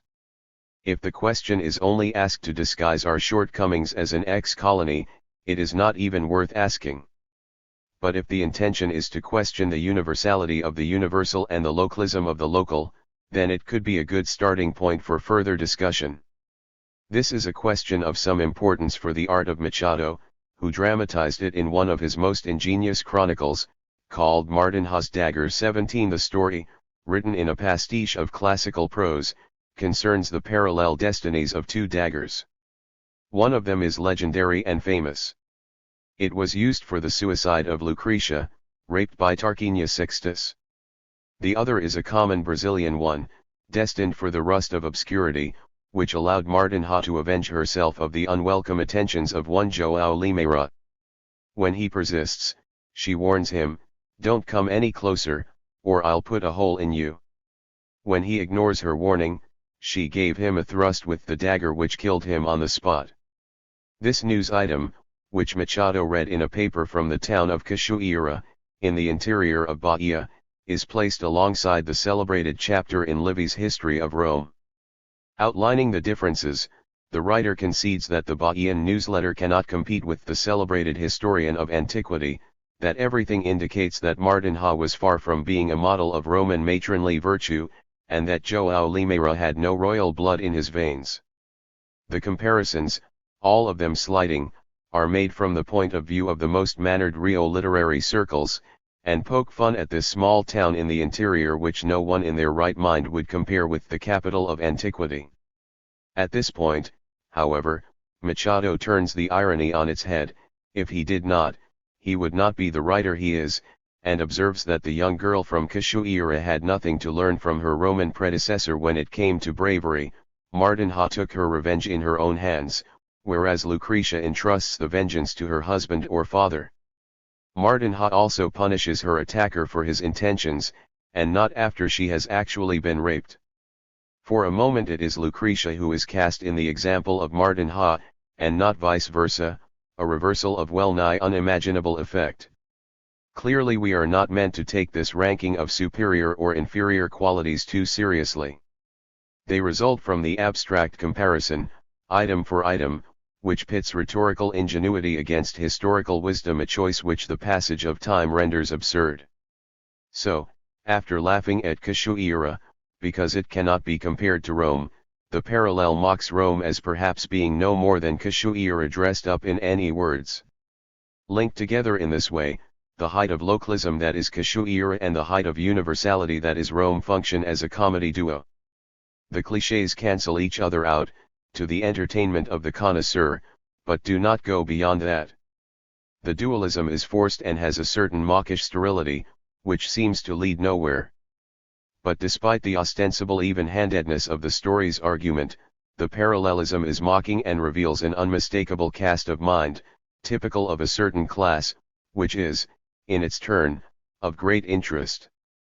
The chronicler deplores the obscure fate of his poor, provincial compatriots, but this comparison in fact serves to underline the distance that separates him from them and from the barbarous hinterland. It also serves to mark him out as part of the international group of turn-of-the-century cosmopolites who are not taken in by Rome and all the classical discourse, even though they are familiar with it. On the one hand, the chronicler is seeking to differentiate himself from the barbarism of the common people, on the other, to integrate himself into the global elite, always employing a language for the few. The reader is addressed in the exaggerated second-person plural form, with difficult subjunctives and conditionals that give off an almost caricatural sense of superiority. Perhaps you might have been expecting her to kill herself. You would have been expecting the impossible, and demonstrating you had not understood me. For all the grammatical pyrotechnics, these are mediocre aspirations, full of class self-congratulation, which yet become appointed. Artistic effect as symptoms of a set of predicaments and dead ends peculiar to modern history. Ambiguous parallels. Preceded in Portuguese by the definite article a, which works like a possessive pronoun here. Our Cachoeira becomes a familiar locality, just round the corner, even for those who have never been there. Something similar occurs with Martin Ha, who may be uneducated, of doubtful reputation and guilty of murder, but the affectionate diminutive of whose name Little Martha brings her closer to the reader, including her in the tradition of Brazilian cordiality, or national sentiment, gainsaying antisocial segregations inherited from colonial times. In other words, some of the grammatical cyniers work against the lofty diction of the text, whose presumption of exemplary style and civilization they undermine, and class partitions they refuse. We might say that as a form the classical parallels work to separate the two spaces they compare. They place the writer in a cultured European elite far from the crude circumstances of popular life in the interior of Brazil, close to the position of a colonial man of letters condemned to live in these wastelands, with only the company of nymphs and shepherds of Western convention to console him. At the same time, such inconspicuous lapses into a more familiar idiom are not less significant, implying as they do another political alignment, in which such separations are not so uncontroversial. Thus, for all his rhetorical armor, every now and then the writer seems to acknowledge that the people and places of the former colony are his. In return, implicitly, those people and places to some extent could count on him. Here we have the position of the intellectual after independence, at once impregnated and paralysed by European traditions. As an illustration of this, we need look no further than the author's dubious praise for Martin Ha's courage, which has its spiteful side. His words of sympathy have no way of reaching the girl, as the parallel with Lucretia deprives her of her own context, and makes her invisible, even while it appears to be giving her visibility and universality.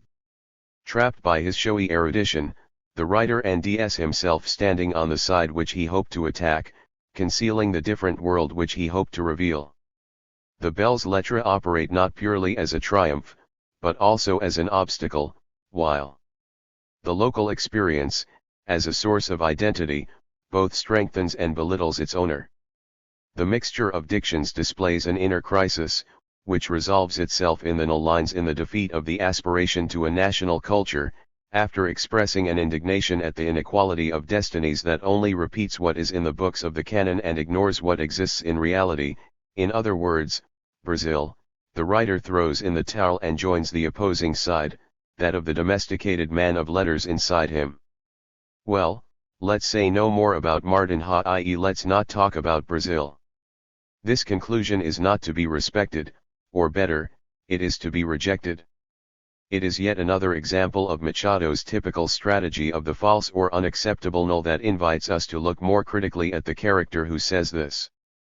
As soon as we do so, the consummate man of letters who cannot break away from stilted literary conventions becomes suspect, yielding to his repressed alter ego, someone capable of recognizing the poetry that exists in Martin Ha and in Cachoeira, an unaffected poetry, devoid of classical formulae and debris, tragic attitudes and rhetorical gestures, but with native and popular value, including affronts to grammar and worth all of Lucretia's elegant phrases. Hence, the writer wavers between two opposing but very representative attitudes, which struggle against each other within him. In the RST, the local anecdote, rather primitive and colonial in color, is subjected to the light of the so-called universal models. In the second, the same anecdote or subject matter is judged in its own terms, free from those literary conventions that separate and hide us from ourselves, even as they identify us as civilized. What are we to make of this prose, based on the native and popular, stripped of all classical accoutrements? How can it, even so, be worthy of a place in the memory of mankind? We should remember that the ideal of an aesthetic self-sufficiency, linked to romantic nationalism as well as to a mythical notion of independence, included that of a cancellation of the hierarchies between nations. In its own way, rejecting all external paradigms, past or present, it converged with the modern aspiration to a complete destruction of conventions. But is a general equalization of nations a real possibility? Even if only in the domain of the imagination, such a cultural revolution would require the recasting of class affinities and antagonisms, at home and abroad, into a different historical block. Before any such prospect, the chronicler retreats to the traditional guarantees of his RST position. 102 NLR 48. In short, the parallel with Lucretia starts as a joke, made by a well-off and accomplished man of letters, who, deep down, is a conformist. Thereafter, by inverting the relationship between the Roman and the Brazilian characters, the prank takes a less conventional turn, but one still framed by the self-satisfaction of the cultivated classes. It is only in a third step that Martinha's dagger and the inglorious oblivion awaiting it become truly remarkable. As the familiarity of the language used to describe her indicates, Martinha is not merely a representative of barbarous customs, which civilized people of all quarters, including the chronicler, observe from a remote height with a certain curiosity. She is also part of the Brazilian people, and so part and parcel of the writer's own inner predicament. The man of letters, enjoying a high position in his emerging nation, senses that the destiny of his poor, neglected compatriots is less exotic and more representative than he had at RST thought. For good or ill, the lack of recognition in which they live also concerns him. Indeed, could it be that the chronicler's literary failings also belong to the backward conditions that diminish them? And might there not be within himself something of the historical marginalization, not to mention the barbarity and exoticism, of Martinha herself? On the other hand, does not the classic simplicity of Martinha's gesture reveal unexplored sources of energy in the nation, at least as far as literary possibilities were concerned? As these reciprocal determinations or imbrications at a distance imply, we leave behind the rhetorical realm of clear-cut, Manichean dichotomies, of a vaguely colonial stamp, of the civilization versus barbarism kind. In its place, we end national and international inequities, and their corresponding social dialectic, with its unexpected interrelations and unstable meanings. Under the ostensible form is hidden the latent one. The bravery or wildness of the girl gives rise to comic and anachronistic comparisons, but it also expresses the aesthetic political ambiguity of the person writing, lending the prose a note of disquiet and historical guilt. Within the writer there coexist and struggle, or alternate, the supercilious cosmopolitan and the writer affected by the plight of Brazil, with all the attendant ambivalences.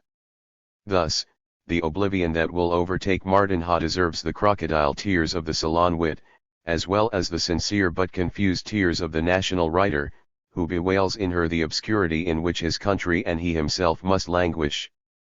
In order to understand the class basis of this imaginative tussle, we need only place ourselves in the position of the semi-anonymous, quasi-admired heroine at the opposite end of it, or better, to imagine the alternating whims to which the Brazilian popular classes are subjected by their social superiors, either praised to the skies or simply disregarded. But our presentation has somewhat forced the issue, political historical terms such as homeland, nation, Brazil, and so on, as well as discussions of the national question, do not appear in the story as such. In explaining the injustices of fame, the chronicler instead places the accent strictly on material existence. Martinha is headed for oblivion because she is a tangible creature, like everyone else, and not because she is part of the Brazilian people.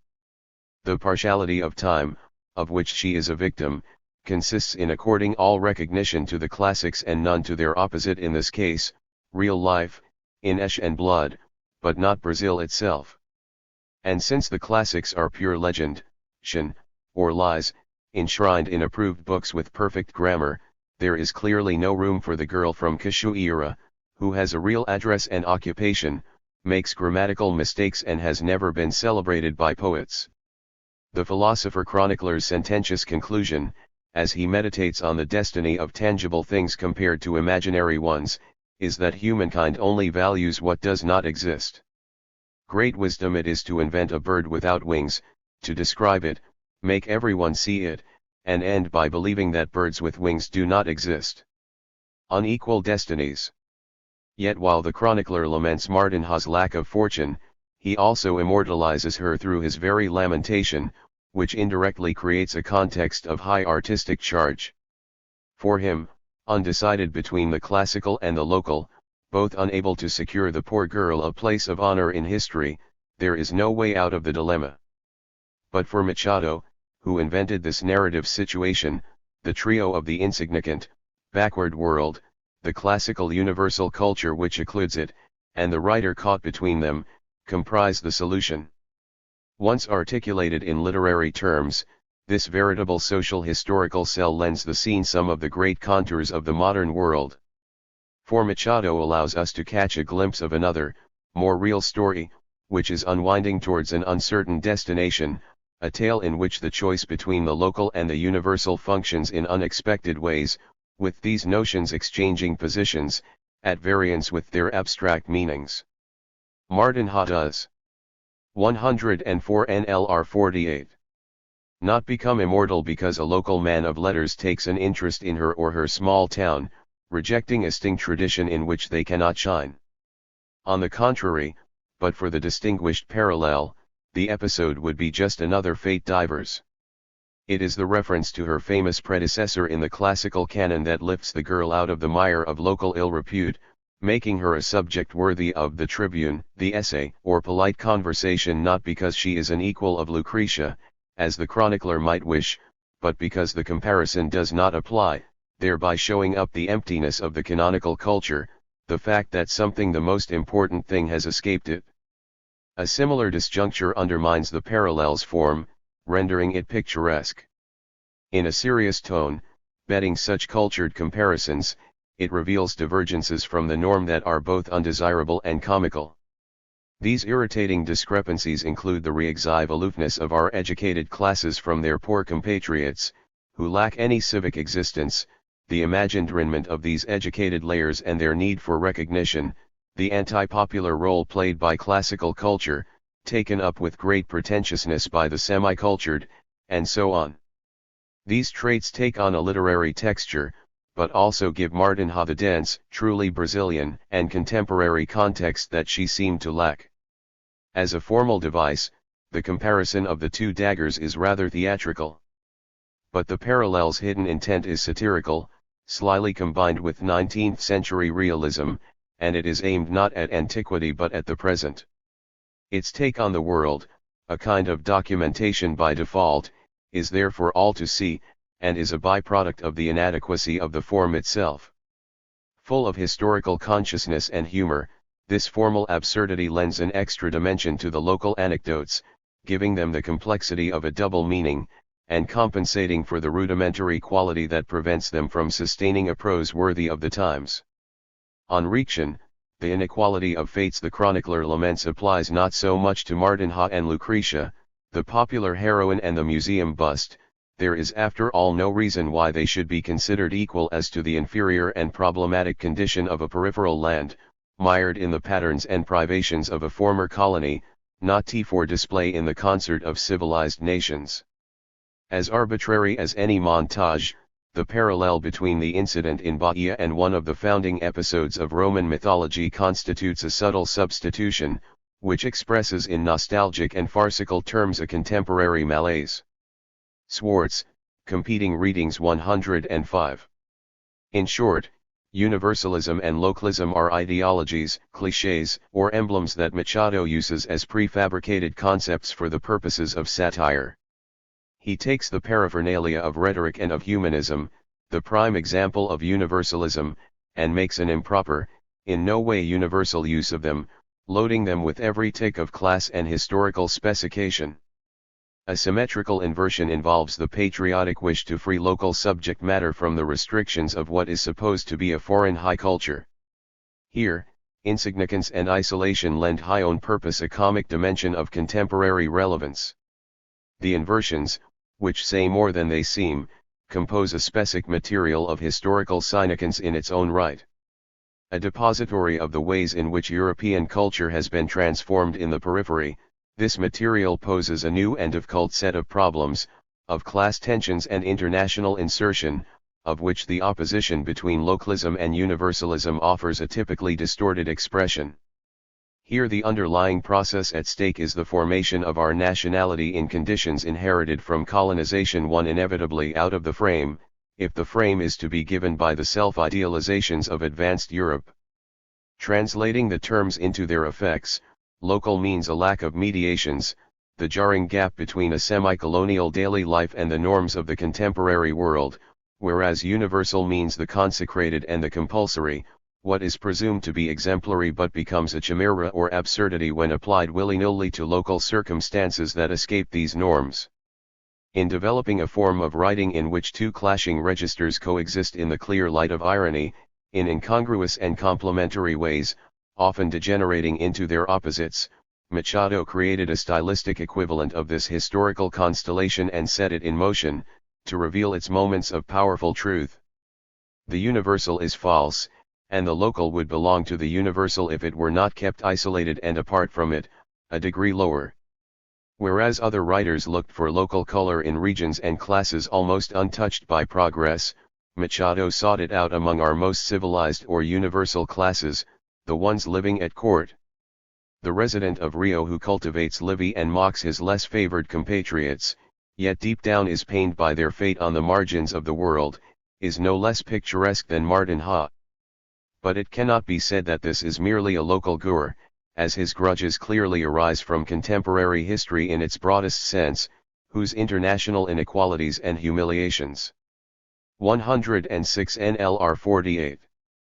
Do not concern only Brazil, but in differing ways extend to the whole world. 18. By his decisive formal inventions, among which stand out his de-universalization of the cosmopolitan narrator, seen in the light of class privilege, Machado set his local material free. Under the rhetorical, logical, and aesthetic maneuvers of the writer, and giving them life, there is the struggle between classes and nations, unequal levels of cultural accumulation, artistic and critical battlefields. The remote referent which, if we are right, validates or disqualifies the artistic composition is the unbalanced and contested order of the world, of which Brazil is a part. The last word does not belong to the nation, nor to the hegemonic international culture, but to the troubled present which traverses and contradicts them. This is, among other things, a factory of repressions, which recognizes only what is consecrated by the establishment, or what looks like it, and discards as forgotten ex-colonies that do not tee the pattern.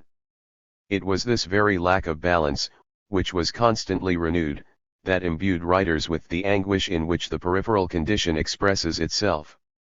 Does the spirit have value only in so far as it relates, with whatever dislocation, to European models? Or does it lie by its truth to those particular ways often indecent and embarrassing, and let us say unacceptable, but new and proper to the country in formation? Machado de Assis, who was averse to any kind of one-sidedness, not only refused to take sides in this issue, but chose to accentuate the contrasts between them, making of them and their interplay rules of a prose that would oscillate between Rome and the back of beyond. More composite and troubled than is usually acknowledged, his prose turned a jumble of incompatible elements into a norm. He married abundant and original research into Brazilian social relations to frequent, and partly anachronistic, use of a Greco-Roman humanist enlightened scientic, in other words universalist baggage. Of course the various combinations of the local and the universal, the contingent and the classical, the national and the foreign, the unknown and the consecrated, the former colony and metropoles, were not the same, though they often partially overlapped, one being expressed in terms of the other, creating a set of substitutions whose reach went far beyond them. The dissonant note, with no solution in sight, had both comic possibilities and a power of national representation. It functions, too, as a caricature of the present world, in which local experiences put the authorized culture to shame, and vice versa, in a process of mutual belittling of great scope, that is a true modern universal. Rattling the bars. Palad Borajerdi. Reviews. The shock waves released by the fall of the Soviet Union have not left utopia untouched. Although the disappearance of the Second World might have been expected to undermine the quest for imagined alternatives, it seems that just the opposite has been true. The decade and a half that has transpired since the triumph of capitalism has witnessed an unexpected utopian revival, the term resurfacing across a range of approaches and disciplines. Russell Jacoby's Picture Imperfect, 2005, a sequel to The End of Utopia, 1999, aims to revive an iconoclastic utopianism that would draw on a Judaic strain in Western Marxism, Bloch, Benjamin, and Adorno as the basis for a new oppositional politics. David Harvey's Spaces of Hope, 2000, proposes a dialectical utopianism that will connect the sentiments of the manifesto with those expressed in the Declaration of Human Rights. One could add the idiosyncratic call of Roberto Mangabira Unger for a motivated, sustained, and cumulative tinkering with the arrangements of society, most recently in Democracy Realized, and the Real Utopia series, edited by Eric Olin Wright, bringing together redistributive schemes in the spirit of the Tobin tax and John Romer's voucher socialism. Thus far, however, the new utopian production has lacked a concomitant theoretical codification of the genre as such. Or so it was until the entry into this eld of Frederick Jameson, with one of his most substantial and exciting works since postmodernism, or, The Cultural Logic of Late Capitalism. The foolment of a lifelong interest in science, fiction and utopian studies, which it will help to dean for years to come. Archaeologies of the Future is also a direct political intervention into current debates on what Jameson calls the post-globalization left.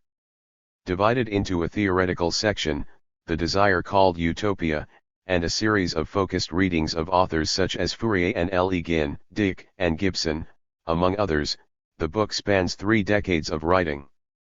Readers of Jameson unfamiliar with the journal Science Fiction Studies, where many of the essays collected in the book's second half previously appeared, may be surprised to learn that his voice has been a noted one in American SF criticism since the early 1970s. Few, however, will end a book-length treatment of the concept of utopia unexpected. From the discussion of the principle of hope in Marxism and form to the dissection of the anxiety of utopia in postmodernism, from the striking 1982 essay Progress versus Utopia, reprinted in this volume, through the reading of Platonov in The Seeds of Time, to the concluding demand for the displacement of modernity's thematics by the desire called utopia in a singular modernity, the subject has been one of Jameson's essential concerns, making him remarkably well suited to address the present neo-utopian wave.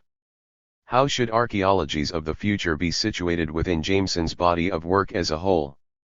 One might divide this into 4 distinct political periods, each marked by a major synthetic work. Marxism and Form, published in 1971, was composed amid the growing cultural political rebellion of the late 1960s. Its excavation of Bloch and Marcuse's utopianism registered the rediscovery of various forgotten left traditions. Following this, the class insurgency and anti-colonial warfare of the 1970s found expression in the condensed tone of the political unconscious, 1981, which took history as a single great collective story. The collective struggle to wrest a realm of freedom from a realm of necessity. Postmodernism, 1991, but again in composition during the previous decade, Cooley set out to map the global restructuration of capitalism in the 1980s, at the height of the neoliberal backlash, but also the moment of the emergence of new social movements in the West.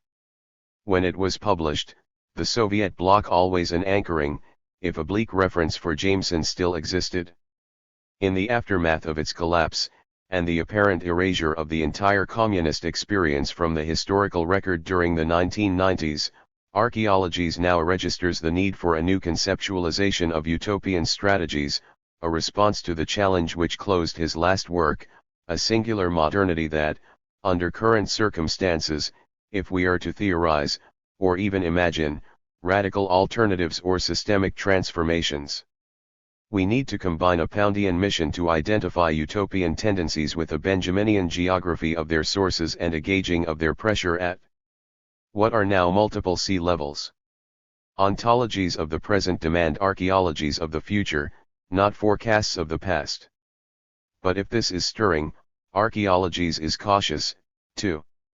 Jameson's ambivalence, and the exploratory method by which the book proceeds as though carefully testing each step in an unknown landscape and its expression in its opening sentence, utopia has always been a political issue, an unusual destiny for a literary form, yet just as the literary value of the form is subject to permanent doubt, so also its political status is structurally ambiguous, attacked during the Cold War by the counter-revolutionary right, and post-structuralist left, as a synonym for totalitarianism, and dismissed by classical Marxism for lacking a concept of agency and program.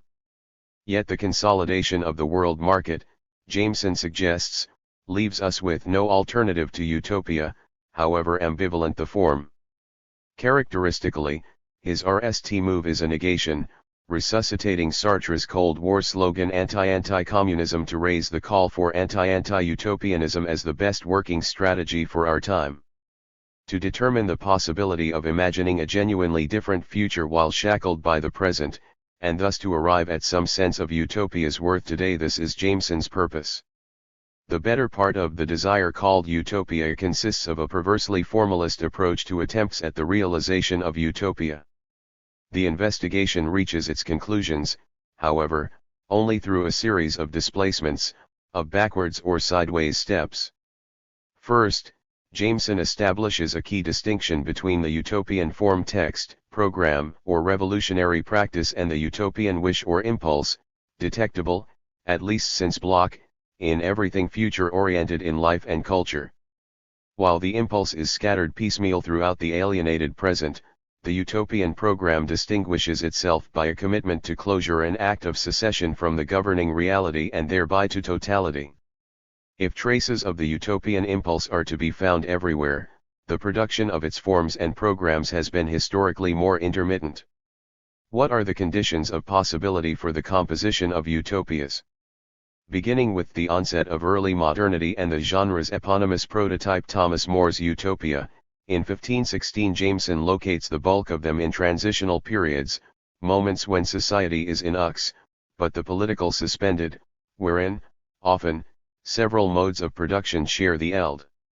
Here utopian space can emerge as an imaginary enclave, a temporary backwater of stasis within modernity's unstoppable onward rush of differentiation, offering a workshop where utopians, endearingly described as a group of maniacs and oddballs, can tinker with their projects for another world. For More, this was the court, the space through which he could still dream the abolition of money, which had not yet transcended enclave status in his lifetime. For Campanella, the monastery; for Bacon, science; for Rousseau, the constitution drafting potentiality of an administrative power again, not yet universal, that might be used to shape social life; for Montesquieu or Diderot, the space of the exotic, Persia, Tahiti; for Fourier, the psychosexual; for Morris, the workshop; and so, Nally, to the new enclave of cyberspace and the romance of Nance. Capital carried to a high in cyberpunk. In the rewarding reading of More's Utopia that follows, Jameson demonstrates the depth of his capacity to ground the form in its historical context. But analysis of the wish-fulfillment process by which, in Book 2, the realm of King Utopus appears to transcend the evils of gold, hierarchy, and pride so amply illustrated in the savage satire of Tudor England in Book 1, throws up a further set of problems about the structures of wish-fulfillment itself. How, RST, is one to reconcile the searing anger at oppression and injustice which supports the negative critique of a given utopia with the playful, amateurdealing responsible for its visionary character? As a solution, Jameson proposes a novel utopian version of Coleridge's distinction between imagination and fancy, the opposition between some fundamental will to shape and construct a new world and the secondary, whimsical elaboration which LLS in the contours of the imaginary structure. It is our readerly irritation at the over-embellishments of the latter, the use of gold exclusively for chamber pots in Utopia, for example, that alerts us to the presence of the author's own, ideologically determined opinions. Utopias, then, are inevitably conditioned by the intrusion of the existing economic, racial, national, and sexual conditions of the author's present. This may turn out to be a crippling limitation on utopian literature and thought, even though the ideologized content of fancy also contains within it that bit of excess, the utopian impulse which makes it worthy of inclusion in the utopian text. But relations between imagination and fancy are also themselves historically determined. The advent of industrial capitalism dramatically simplifies the task of imagination, since a single mode of production has now supplanted all others, leaving utopia with the relatively straightforward program of abolishing it. As soon as socialism, or, for that matter, capitalism becomes imagination's established presupposition, however, the center of gravity swings back to fancy, which sets itself to elaborate schemes for the system's amelioration.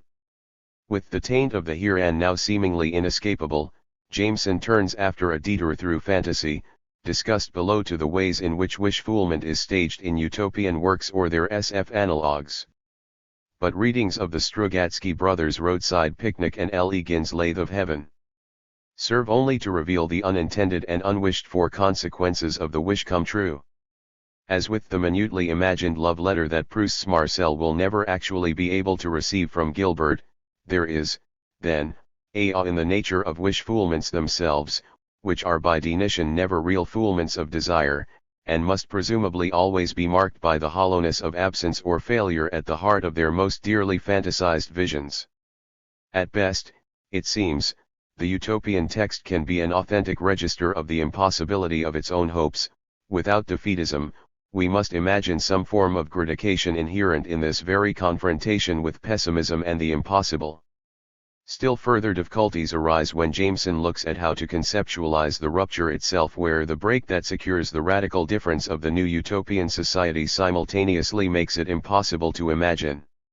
His investigation via Asimov, L. E. Gin, Wells, Brunner, Stapleton, Lem of the paradox of transition to utopia is carried out in two distinct registers, temporality and the body, both caught in apparently irresolvable contradictions. In the former, the necessary rejection of a diachronic, billiard ball theory of change for a more complex, systemic synchronicity threatens to leave us stuck in a changeless universe, a horror Jameson depicts with a characteristic Irish, some eternal system reigns around us like a noon beyond time, only faintly perfumed with the odor of heated plants and informed by the echo of cicadas and the distant and incomprehensible memory of death. In the latter, the effort to imagine a wholly new body to correspond to the novel colors, senses, and experiences of the next world confronts the seemingly insurmountable empiricist challenge: nothing in the mind that was not RST in the senses. Are we to conclude, with Stanislaw Lem, whose unknowability thesis is the subject of the most exciting of these middle chapters, that any attempt truly to understand or interact with an alien world or species must result in failure, if not catastrophe?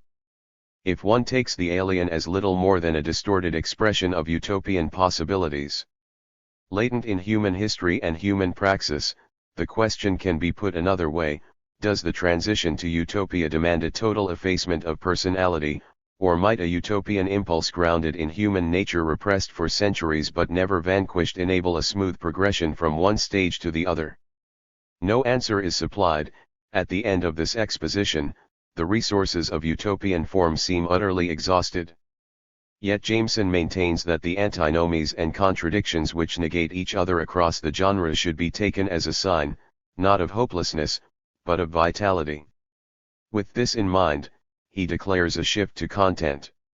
Striking considerations on the grand thematic antinomies of utopia follow: work against play, town against country, faction against totality, complexity against simplicity. All are worked through, historicized and transformed into essential questions. For the globalized present, the demand for full employment pitted against the call for universal leisure, or unalienated free labor, here corresponds to the tension between asceticism and abundance, anars against uras in elegans the dispossessed, where the poverty of the anarchist moon is gloried, the nauseating wealth of the mother planet disparaged. Elegin remains a central gur in the opposition of town versus country. While much of her work consists of a spiritual primitivism, oriented toward the countryside and the small village, the dispossessed is more ambivalent. Uristy cities reek of corruption and prod, illicit transactions carried out in hidden urban pockets. On anars, the cities are bare and transparent, mappable by the collectivity for which they are designed. By contrast, Samuel Delany revels in concealed enclaves of perversity in his Trouble on Triton. Though the ambiguity of the utopian city remains, the secret places must exist within a repressive and inhuman system. Masochistic celebrations of the sprawl subsequently peak in cyberpunk, while the clearly dystopian side of the contemporary city secures a place for nature as a utopian force in its own right. What of the political? Classical utopias are replete with the fear of factionalism, an uneasiness which corresponds to the reduction of all social relations in utopia to those between individual and collectivity. Questions of centralization and diffusion abound in the genre. Can the general will manifest itself without ominous restrictions, such as More's casual invocation of capital punishment for those who take counsel on matters of common interest outside the popular assembly? This is the dialectic of identity and difference, a persistent tension, now revealed as one from which utopia can never escape.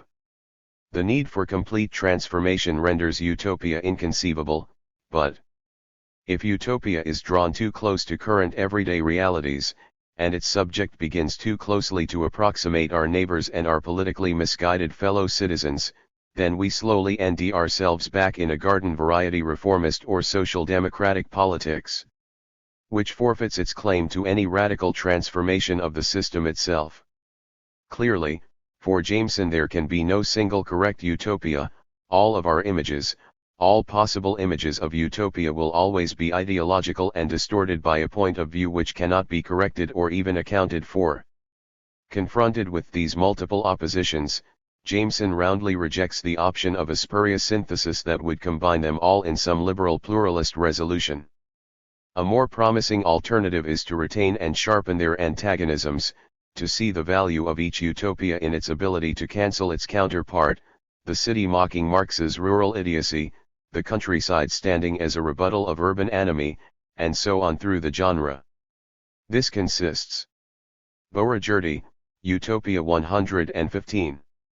Not in some tired unity of opposites but rather in a negative formalism, a structure of neutralization RST hinted at in the reading of More, not both at once, but neither one nor the other, without any third possibility in sight.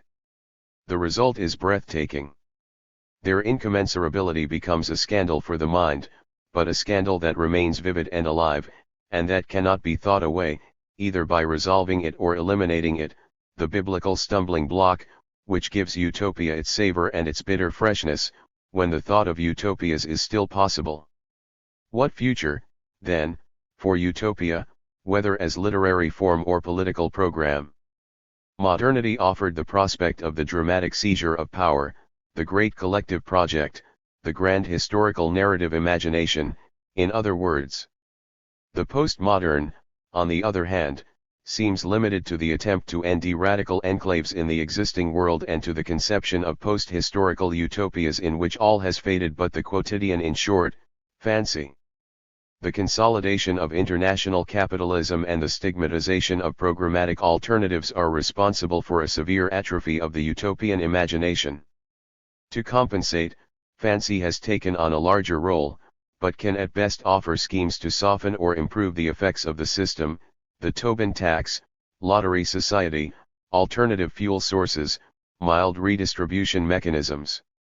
In terms of literary forms, Jameson suggests that the type of utopian production which flourished in the 1970s Piercy, L. Egan may be over, at least for now.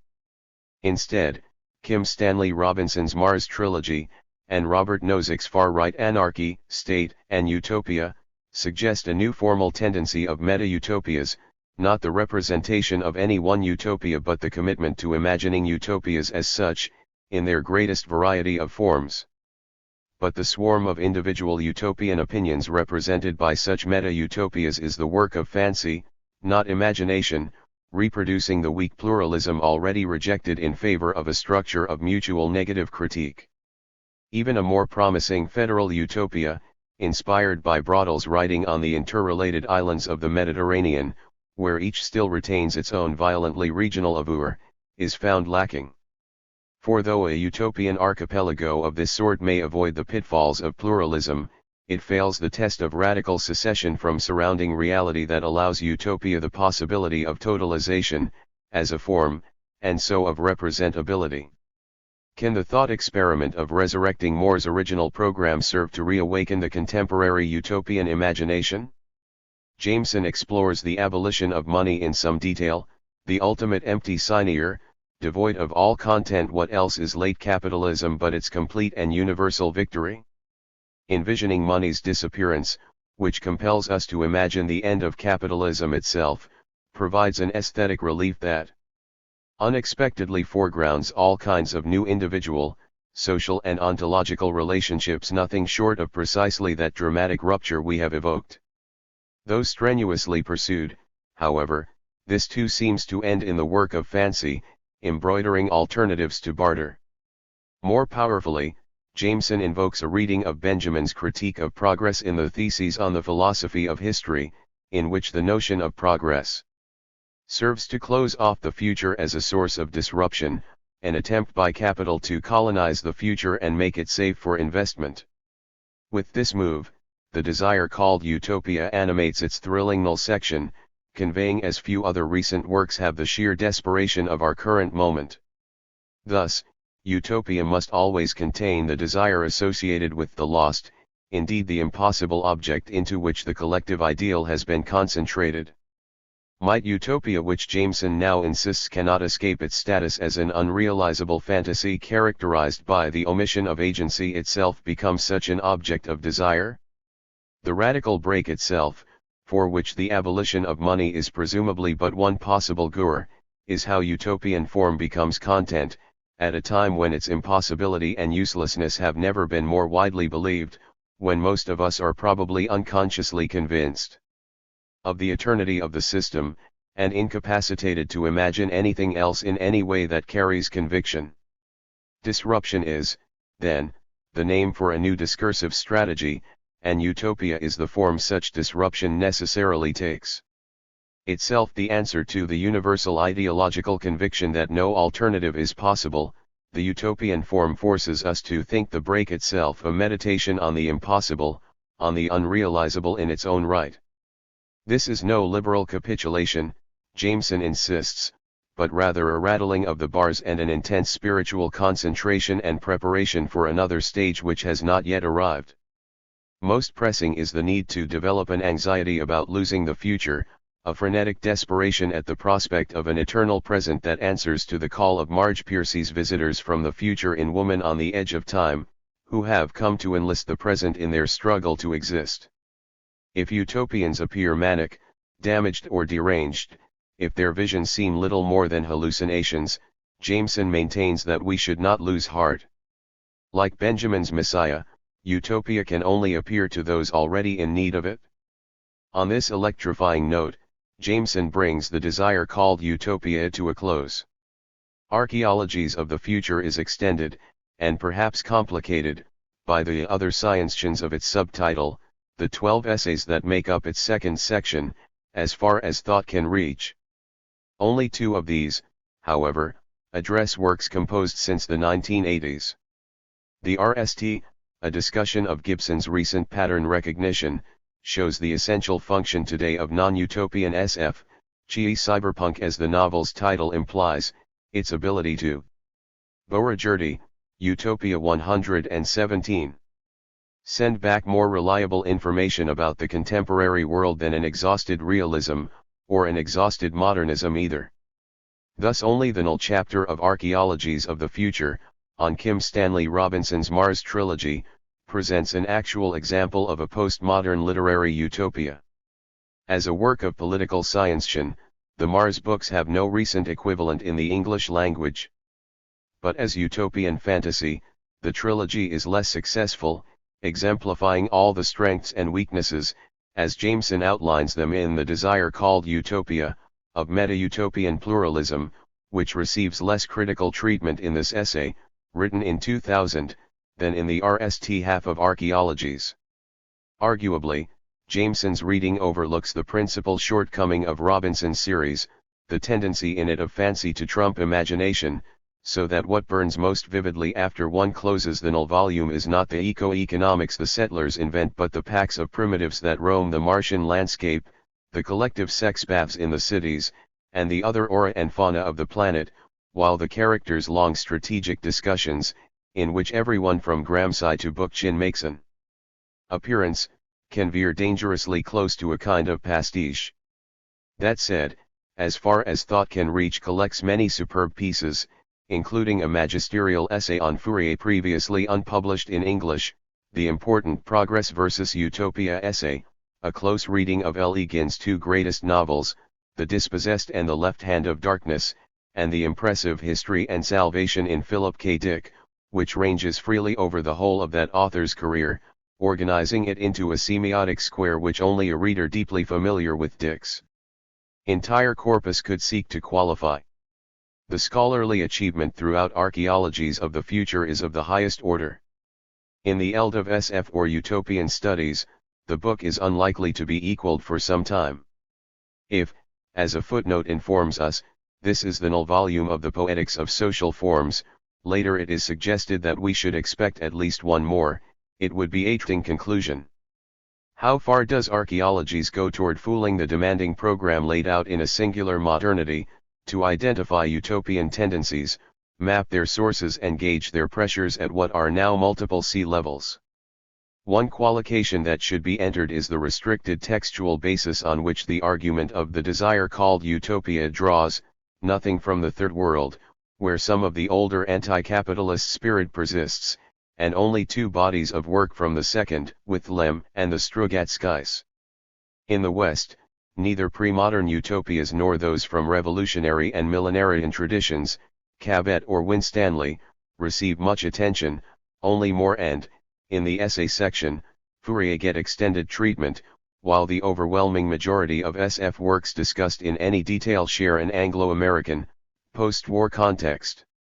Indeed, the texts that Jameson really concentrates on come within a still narrower band of SFians from 118 NLR 48.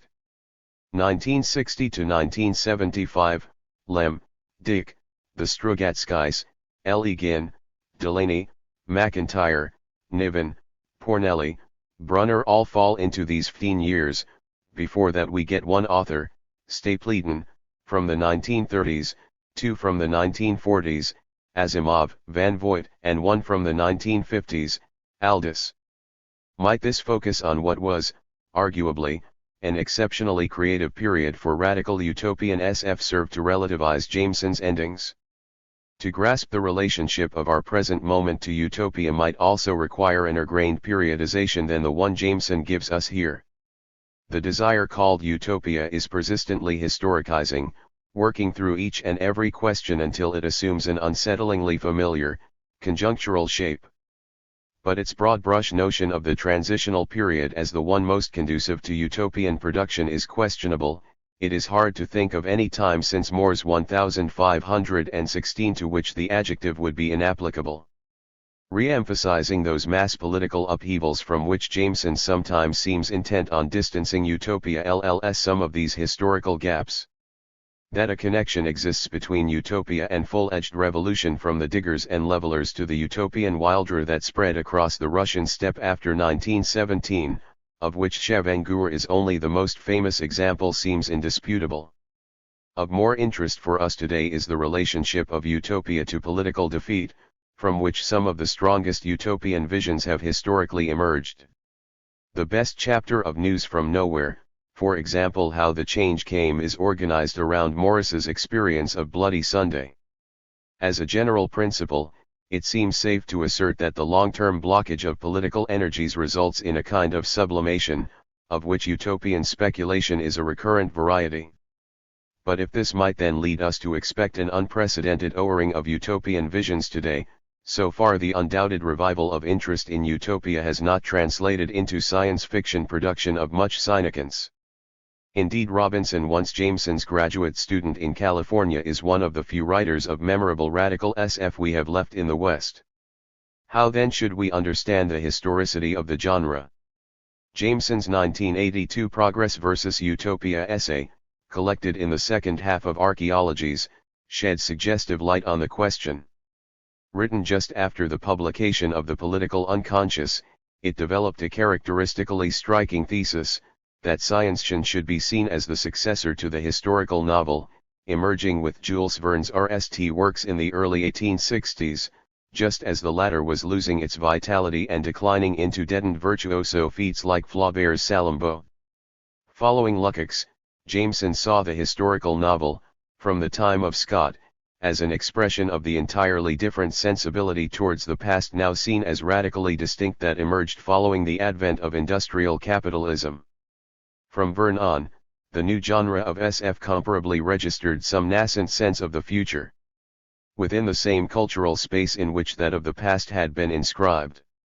In addition, SF's apparent realism served to conceal a more complex temporal structure, on two levels.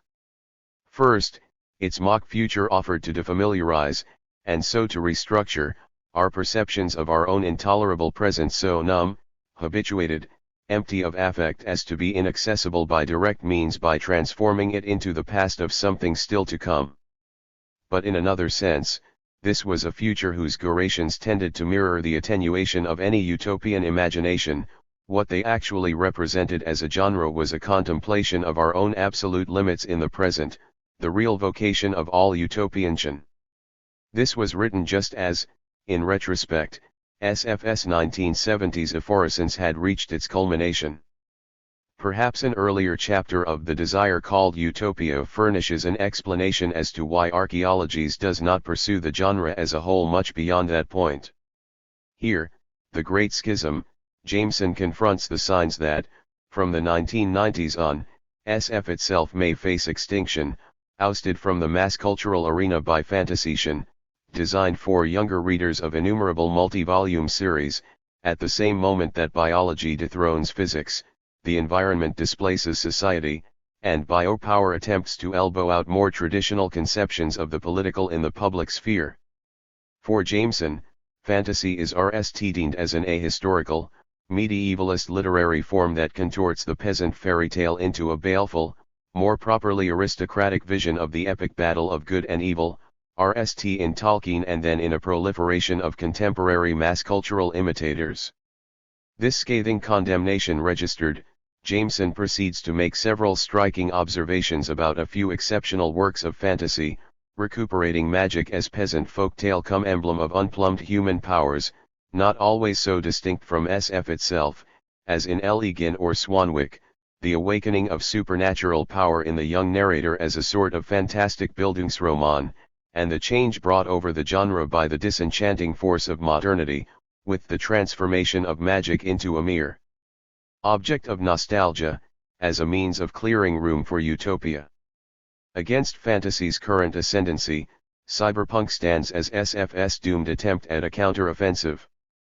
Jameson is on solid ground here, though he might also have noted the surge of neo-militarist SF, generally of very poor quality, in the United States in the past few decades, a development on which Darko Suvin has written, and which reminds us that SF is capable of embracing standpoints just as reactionary as mass-market fantasy.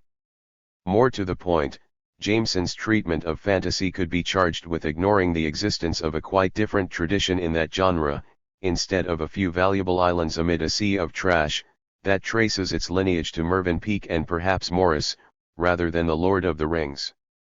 Within the terms of archaeologies itself, however, the recognition of fantasy's advent would make the long hiatus from the 1970s through to the discussion of the Mars trilogy understandable, but it does also tend to undermine the suggestion that Robinson can bear the historical weight accorded him by the structure of the book, as a sign of the general vitality of the utopian form rather than being an isolated outcrop, distant from trends in the genre at large. The further question that fantasy sharpens one that has been left in abeyance in the discussion up to this point is the generic relationship of SF to utopian literature. Jameson asserts that he is following Darko Suvin's definition of SF, in Metamorphoses of Science Fiction, 1979, as the literature of cognitive estrangement. On this basis, Suvin deems utopia as the verbal construction of a particular quasi-human community where socio-political institutions, norms, and individual relationships are organized according to a more perfect principle than in the author's community, this construction being based on estrangement arising out of an alternative historical hypothesis. With all cognitive estrangement grouped under SF, he goes on to state that strictly and precisely speaking, utopia is not a genre but the socio-political subgenre of science fiction. Within this formalist optic, no real historical markers are placed at either end. For Suvin, typical examples of SF could be Lucian, Moore, Rabelais and Swift. Wells, London, Zamiatin, as well as the authors of the 1960s and 70s. An alternative view might suggest that modern utopian literature, if we use Jameson's starting point of Moore's Utopia, 1516, long predates SF's origins in Verne, 1864. It might further suggest that the relationship could better be formulated as follows: most utopias have not been science fiction, most science fiction has not been utopian, but during the 20th century, scarcely before, and beyond, there has been a significant overlap. In support of the RST of these propositions, one could add that many utopias have not taken the form of fictions at all. Campanella, Owen, Fourier might better be described as discursive blueprints, or, where they have taken fictional form, this has typically been descriptive rather than genuinely narrative in structure. The story has been just a framing device to escort the reader into a guided tour of the utopia, as in Moore, Bellamy, Morris, Skinner. Science fictions, on the other hand, have virtually by definition to be genuine narratives, in which it is the action, the plot, the resolution, that counts. This is the root of a generic problem never really resolved in archaeologies, where Jameson does not provide any alternative definition of SF, although he shifts Suvin's term for the subgenre of utopia from socio-political to socio-economic. The difficulty is further compounded by the problems inherent in his initial distinction between utopian program and utopian impulse. The definition of the RST term, the outline of another, better system, is relatively straightforward. The second, more expanded conception of future orientation per se, inherited from Bloch, is given an even broader sense here than the principle of hope proposed. Already in Signatures of the Visible, 1990, Jameson had suggested that works of mass culture cannot be ideological without at one and the same time being implicitly or explicitly utopian as well. They cannot manipulate unless they offer some genuine shred of content as a fantasy bribe to the public about to be so manipulated. In the conclusion to The Political Unconscious, he went farther, arguing not just that contemporary mass culture was always in some measure utopian, but that any class ideology whatever, be it slave-owning, feudal, capitalist or socialist, was inescapably utopian in its intrinsic structure. The risk of such a dilation is plain. Under its heading, virtually any image, practice, or conception of the world that exceeds a strict report of what exists can be enlisted as utopian. Within this context, science fiction is constitutionally such. But what the expansion blurs is the line between alterity and ideality, between the other and the better. This points to a larger ambiguity in Jameson's writing on utopia, one raised by Perry Anderson in The Origins of Postmodernity. No political criterion is given for discriminating between different gradations of utopian longing, either in commercial disguise or in prophetic imagination. Missing in this bifurcation is a sense of culture as a battlefield that divides its protagonists. Lacking a standard by which to judge between utopias places the neutralization structure of negative critique in an odd light. If no utopia possesses any value beyond its ability to unmask its opposite, does this sweeping reduction not imply that all utopias are, so to speak, created equal? At various places in archaeologies Jameson hints at a set of criteria never directly applied for distinguishing between them. One of these is the suggestion in the introduction that the test of a utopian text ought to be its ability to inspire its readers to their own visions. Jameson never spells this out. What endows a utopian work with this power? The extent to which it rehearses all the debates about utopia without providing a resolution, in pluralist fashion? Or the very sharpness of its single-minded thrust, as a provocation to debate? Or, perhaps, the totality of its vision, the viability of the utopian fantasy? NDS its test and its verification in the way in which it promises to solve all the other concomitant problems in addition to the single root of all evil it has made its target. Thus no modern utopia is plausible which does not address the economic problems caused by industrial capitalism. More decisively, it is still difficult to see how future utopias could ever be imagined in any absolute dissociation from socialism in its larger sense as anti-capitalism. This returns us to the paradox of our times. In the introduction to the RST half of Archaeologies, Utopia Now, Jameson writes of utopia having recovered its vitality as a politically energizing perspective for a post-globalization left, which subsumes remnants of the old left and the new left, along with those of a radical wing of social democracy, and of first-world cultural minorities and third-world proletarianized peasants and landless or structurally unemployable masses.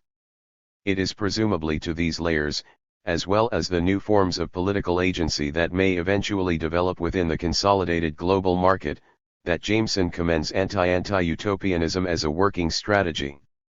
Here, however, the full depth of Jameson's ambivalence about the possibility of utopia after capitalism's global triumph comes into view.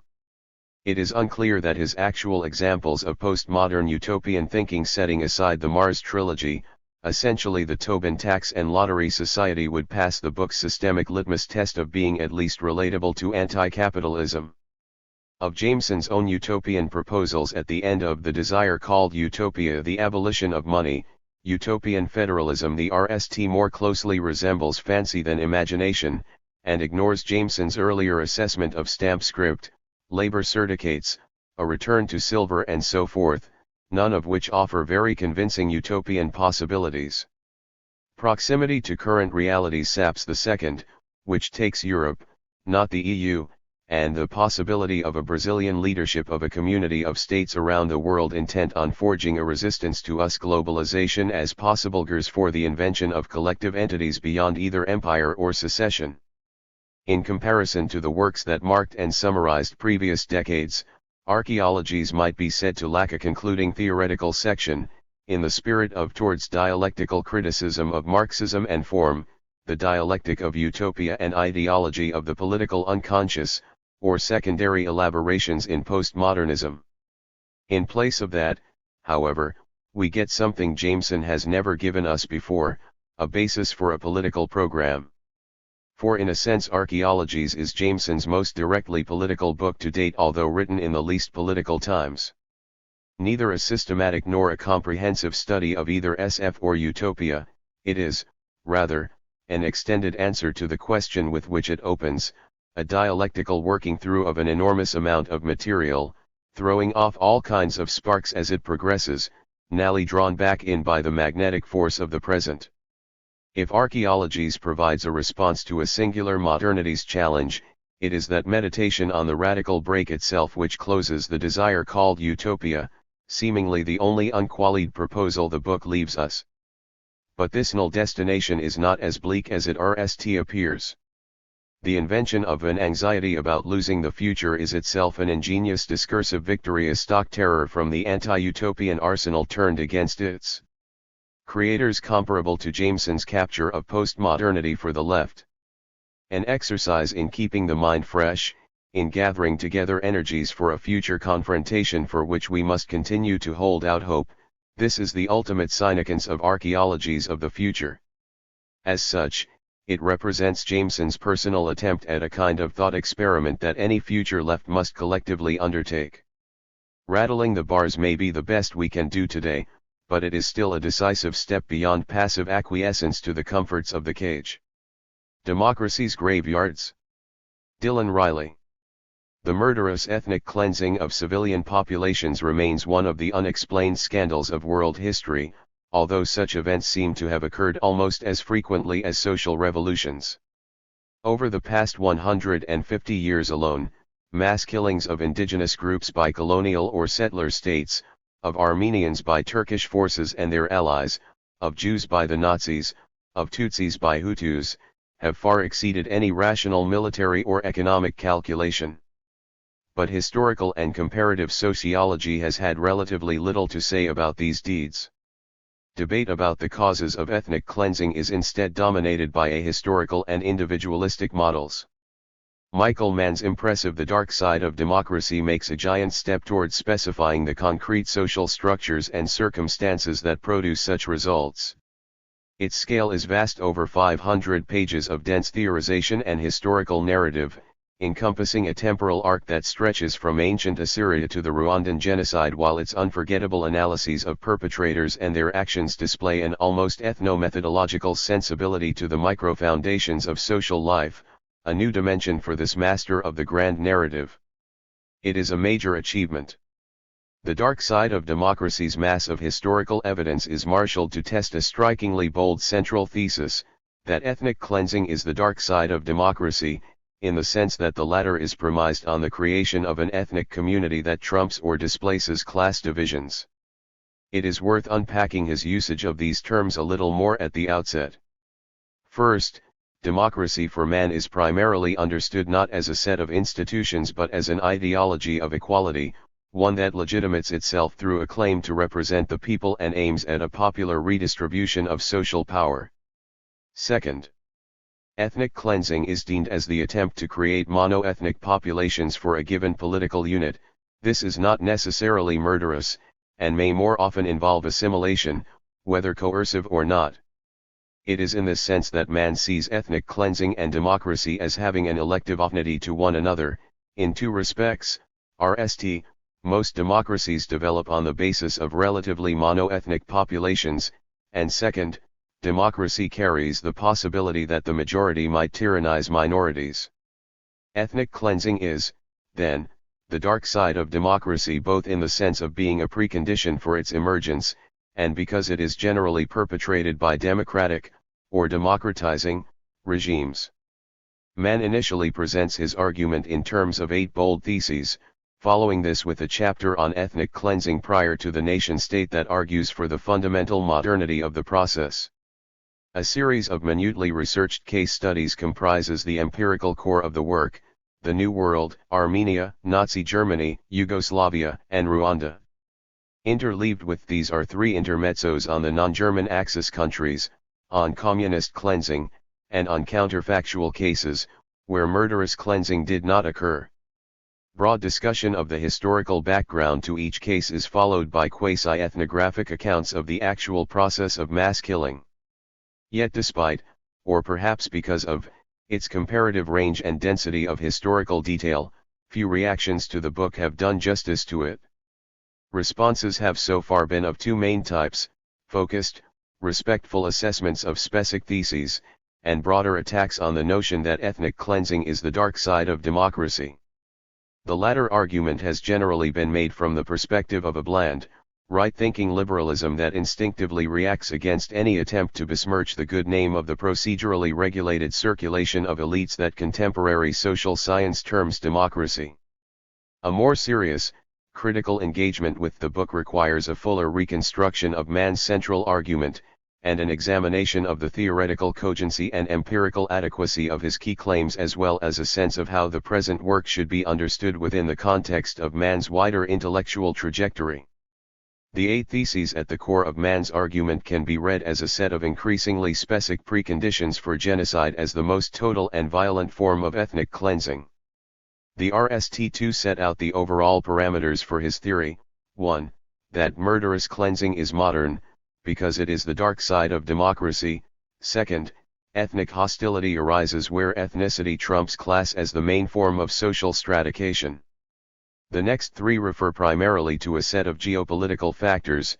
Murderous cleansing occurs where 2 ethnic groups make a claim to the same territory, where one ethnic group feels threatened but also capable of eliminating the other, and where sovereignty breaks down amid an unstable geopolitical environment that usually leads to war. The final 3 theses concern the perpetrators. Murderous cleansing is not generally their initial intent. There are 3 levels of perpetrator: party elites, militants, and civilian constituencies, and, lastly, ordinary people are brought by normal social structures into committing murderous ethnic cleansing. In sum, ethnic conflict becomes murderous when key social forces, in multi-ethnic and geopolitically unstable environments, conceive of democracy as the rule of an indivisible, united, integral people. In contrast, where the people is conceived of as diverse and stratified, and class differences are politically institutionalized, the potential for mass ethnic killings is blocked by countervailing, non-democratic features of these societies.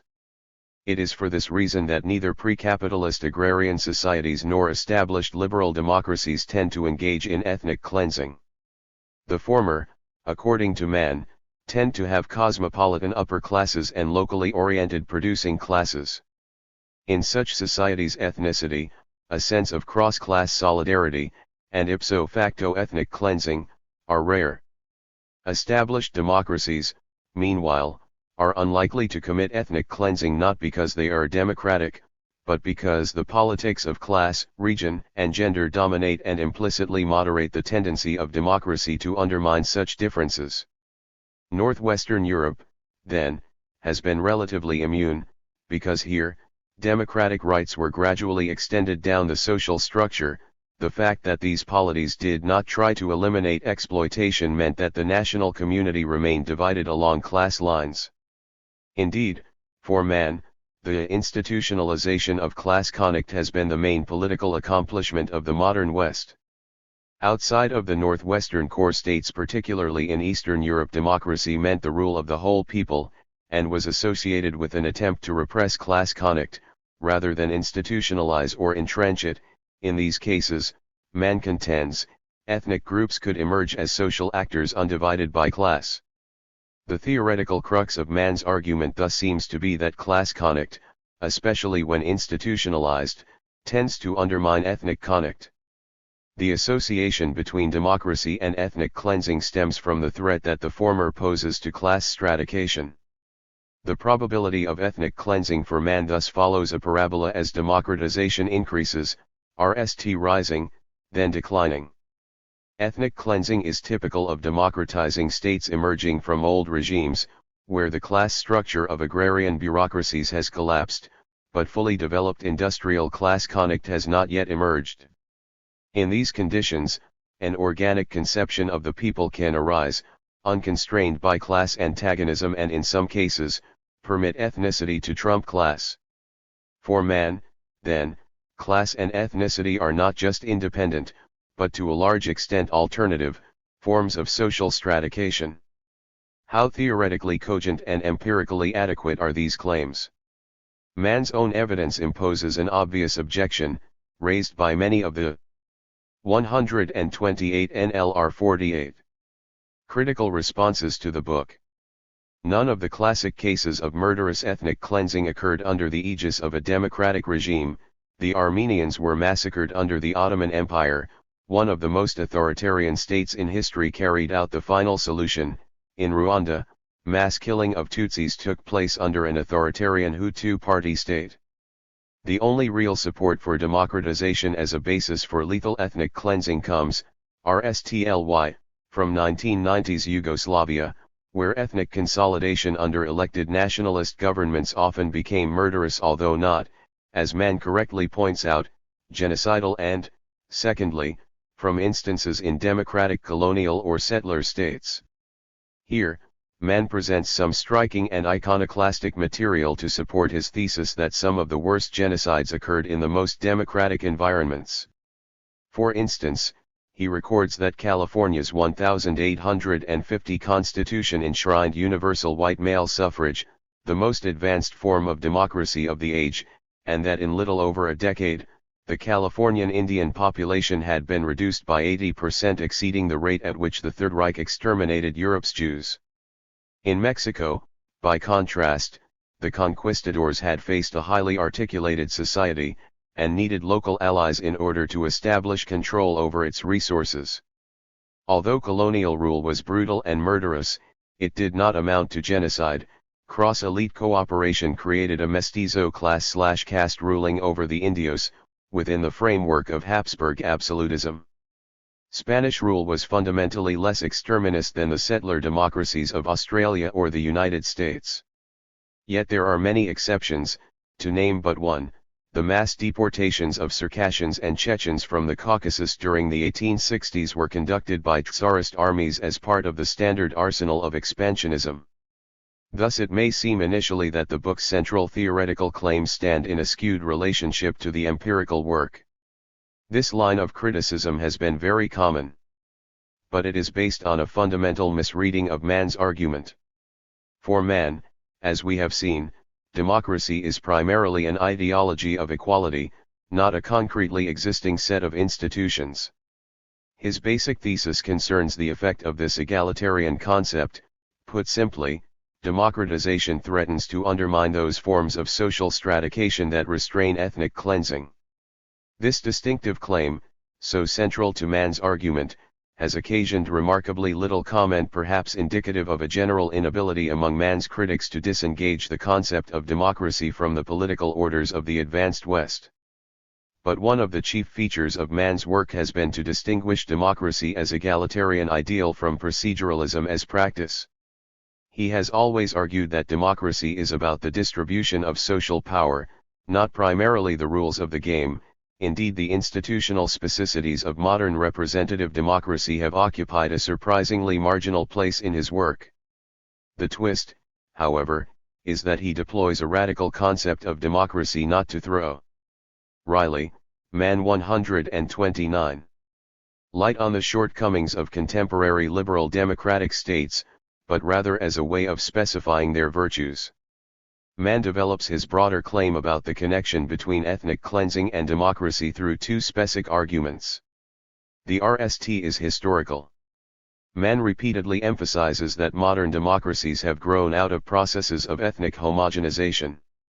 Thus in North America and Australia, for instance, liberal nation-states could bloom above the massed graves of the natives. But in what sense can French or British democracy, say, be understood as based on ethnic cleansing? Here Mann's argument relies on broadening the latter concept. A schematic table in the book's RST chapter locates a variety of phenomena along two dimensions: the level of thoroughness of cleansing, none, partial or total, and the degree of violence employed, ranging from none through institutional coercion, policed and violent repression, to premeditated mass killing. Voluntary assimilation is a form of total cleansing achieved without violence, while genocide is total cleansing through extreme violence. Both are simply different strategies for attaining the same result: an ethnically homogeneous population. Ethnic cleansing, in this formulation, is thus better understood as a historical process establishing the basic homogeneity that makes democracy possible, the dark side of democratization, rather than of democracy. Linked to this historical argument is Mann's second claim, that class stratification tends to mitigate ethnic conflict. There is a straightforward logical riposte to this. it is possible to conceive of a people as ethnically unit and at the same time stratified by class, or as ethnically diverse, but fundamentally equal in class terms. There is no compelling theoretical or empirical reason why class divisions and ethnicity should vary inversely. More importantly, precisely the former notion of an internally stratified but ethnically unit people has been a standard theme of what Mann terms variously organic nationalism, organic nation-statism, and sometimes organic forms of democracy. It would be particularly hard to argue that Enrico Corradini, one of Mann's major doctrinal sources for this concept, espoused trumping class by ethnicity, since Corradini's political model was the Kaiserreich, a political and social structure with elaborate forms of social stratification. The problem, however, goes deeper than this.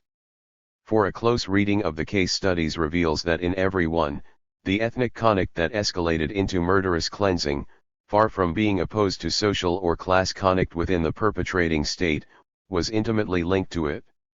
A few examples are worth noting.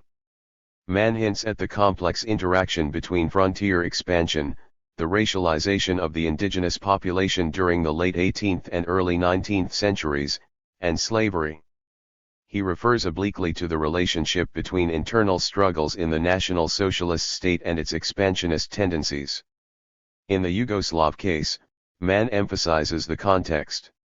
130 NLR 48. Of general economic downturn, the importance of the state in the economy and the relative advantages of Slovenia and Croatia as major sources of conflict.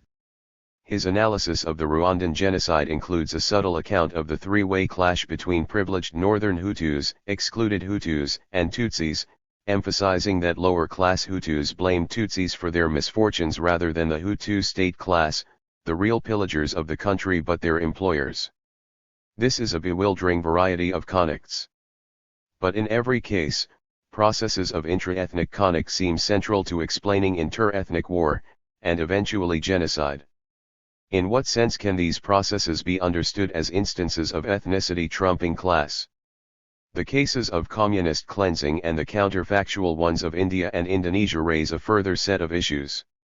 Mann argues that mass deaths under Stalin, Mao, and Pol Pot do not qualify as genocides despite the huge numbers of people who died in each, millions in the processes of revolution, terror, and forced modernization in the USSR and China, not to mention the slaughter of 400,000 to 600,000 people by the Khmer Rouge in Cambodia.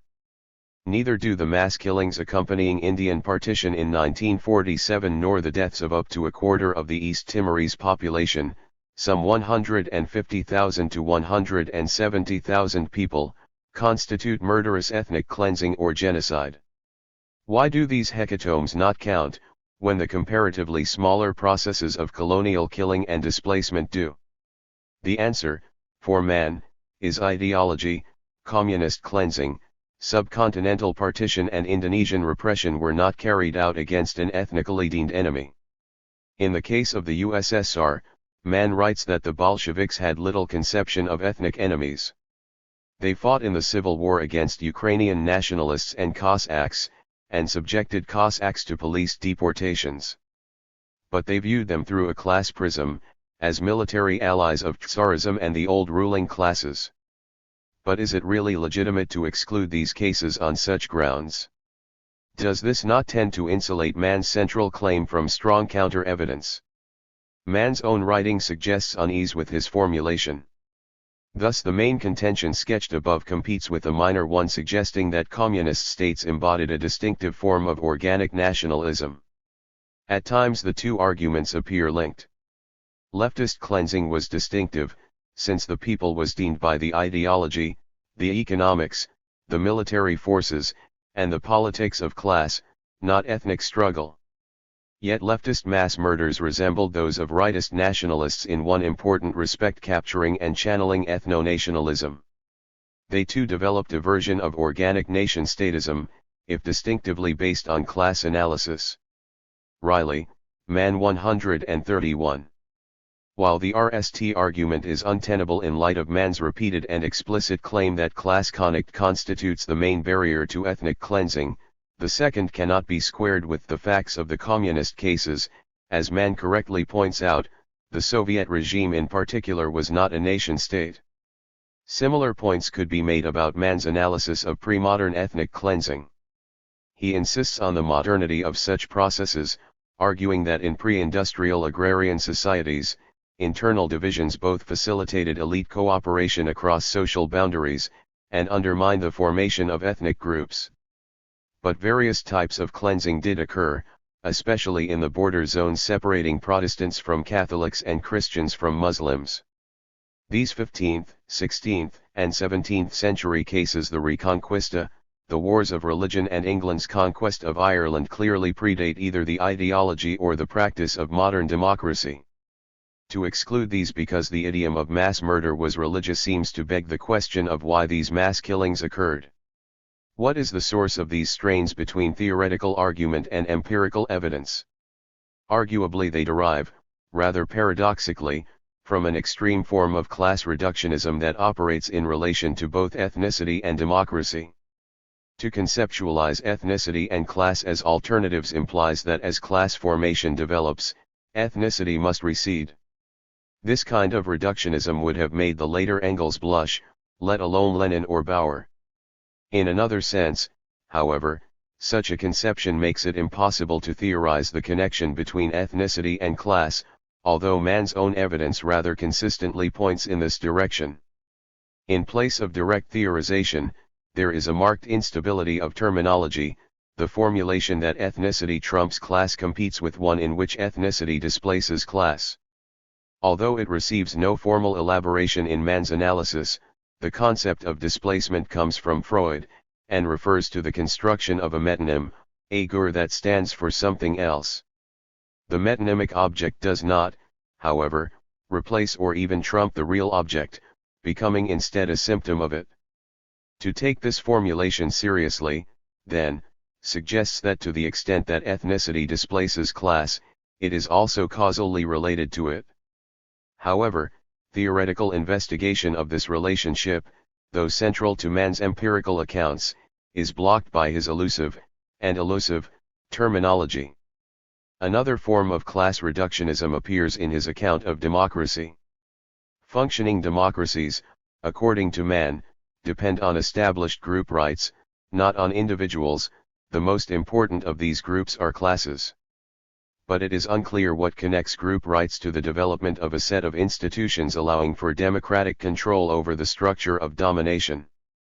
Corporatism in both its medieval and modern guises is of course a theory and practice of group rights, but has often taken radically undemocratic and anti-democratic forms. Whatever one thinks about this, Mann's further argument that the groups themselves must be classes and more generally must be straighted does not seem to follow. Surely one can imagine serious group conflict between genders, generations, and regions, for example, without there being significant class conflict? In short, Mann's argument seems simultaneously to attribute too much importance to class as the mainstay of liberal democracy, and too little importance to it in explaining ethnicity. These reservations relate above all to Mann's broader theoretical framework. But the ambition of the dark side of democracy is, of course, not to produce a general theory of ethnic conflict, but to explain murderous ethnic cleansing. According to Mann, for the latter to occur, a set of further conditions must be in place, in addition to the general trumping or displacement of class by ethnicity posited in his second thesis. These conditions are set out in Theses 3 through VE. The danger zone of murderous cleansing is reached when rival ethnic groups lay plausible claims to the same territory.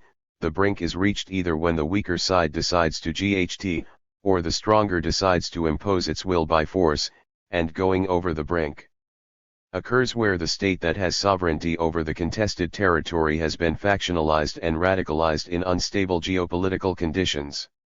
What is to be made of this argument? It is an explanation of ethnic warfare, and indeed the one obvious commonality among the cases of murderous ethnic cleansing in the book is that they occurred in wartime. In discussing North America, Mann mentions the Pequot War, Governor Burnett's declaration of a war of extermination in California in the 1850s, and the Indian Wars of the early 19th century. In Australia, man refers to frontier skirmishes lasting into the 1920s. In the case of the Turkish massacre of the Armenians, man recognizes Ottoman entry into World War I as a decisive turning point. With regard to the final solution, he emphasizes that Hitler wished to eliminate the Jews, but pressured emigration escalating into violent deportation remained the preferred solutions until 1941. It was the Nazi invasion of Russia that sealed the fate of the Jews. In Yugoslavia, war enabled Milosevic to extend his control of the state. The invasion of Rwanda in 1990 by the RPF prompted an escalation of violence against Tutsis that forms the backdrop to the 1994 genocide. In sum, war is empirically central to all of man's cases. How does he explain ethnic warfare? Man argues that it breaks out either when dominant ethnicities believe they can successfully eliminate minorities, or subordinate ethnicities believe they can successfully establish their own state. But this leaves unanswered a fundamental question: why do ethnic groups GHT? Where man does confront this question, in his empirical studies, his explanations tend to slide into group psychology. Of Australian cleansing, man writes that colonists felt they had been driven to this by Aboriginal resistance and encroachment. In California in the 1850s. Riley, Man 133. The Indian threat seemed to be growing. In Turkey, foreign support for the Armenians produced a real fear of political extinction among Turks. The final solution was made possible by entangling the Jews with the broader ethno-nationalist and political enemies of Germany. In Serbia and Croatia, the perpetrators felt driven to this, to a last desperate defense of the nations, in which bloody measures seemed both grim necessity and release from threat and humiliation. With regard to Rwanda, man emphasizes that the Tutsi minority constituted a plausible threat to the Hutu majority. To the extent that man offers a systematic account of war, then, he does so in terms of the psychological concepts of threat and perceived threat. There are two striking features of this explanation. First, it seems perverse to explain wars of murderous ethnic cleansing in terms of the purported threat posed by the victim population. These arguments strain credibility in two cases in particular: the extermination of Native Americans, which man partially attributes to the effect of Indian resistance, and of course the final solution. Man's logic here seems to confuse the ideological self-justifications of perpetrators with a causal account of ethnic war. Secondly, the reversion to a social psychological account of war is particularly surprising in man, since he has done more than any other scholar of his generation to develop a sociological account of it.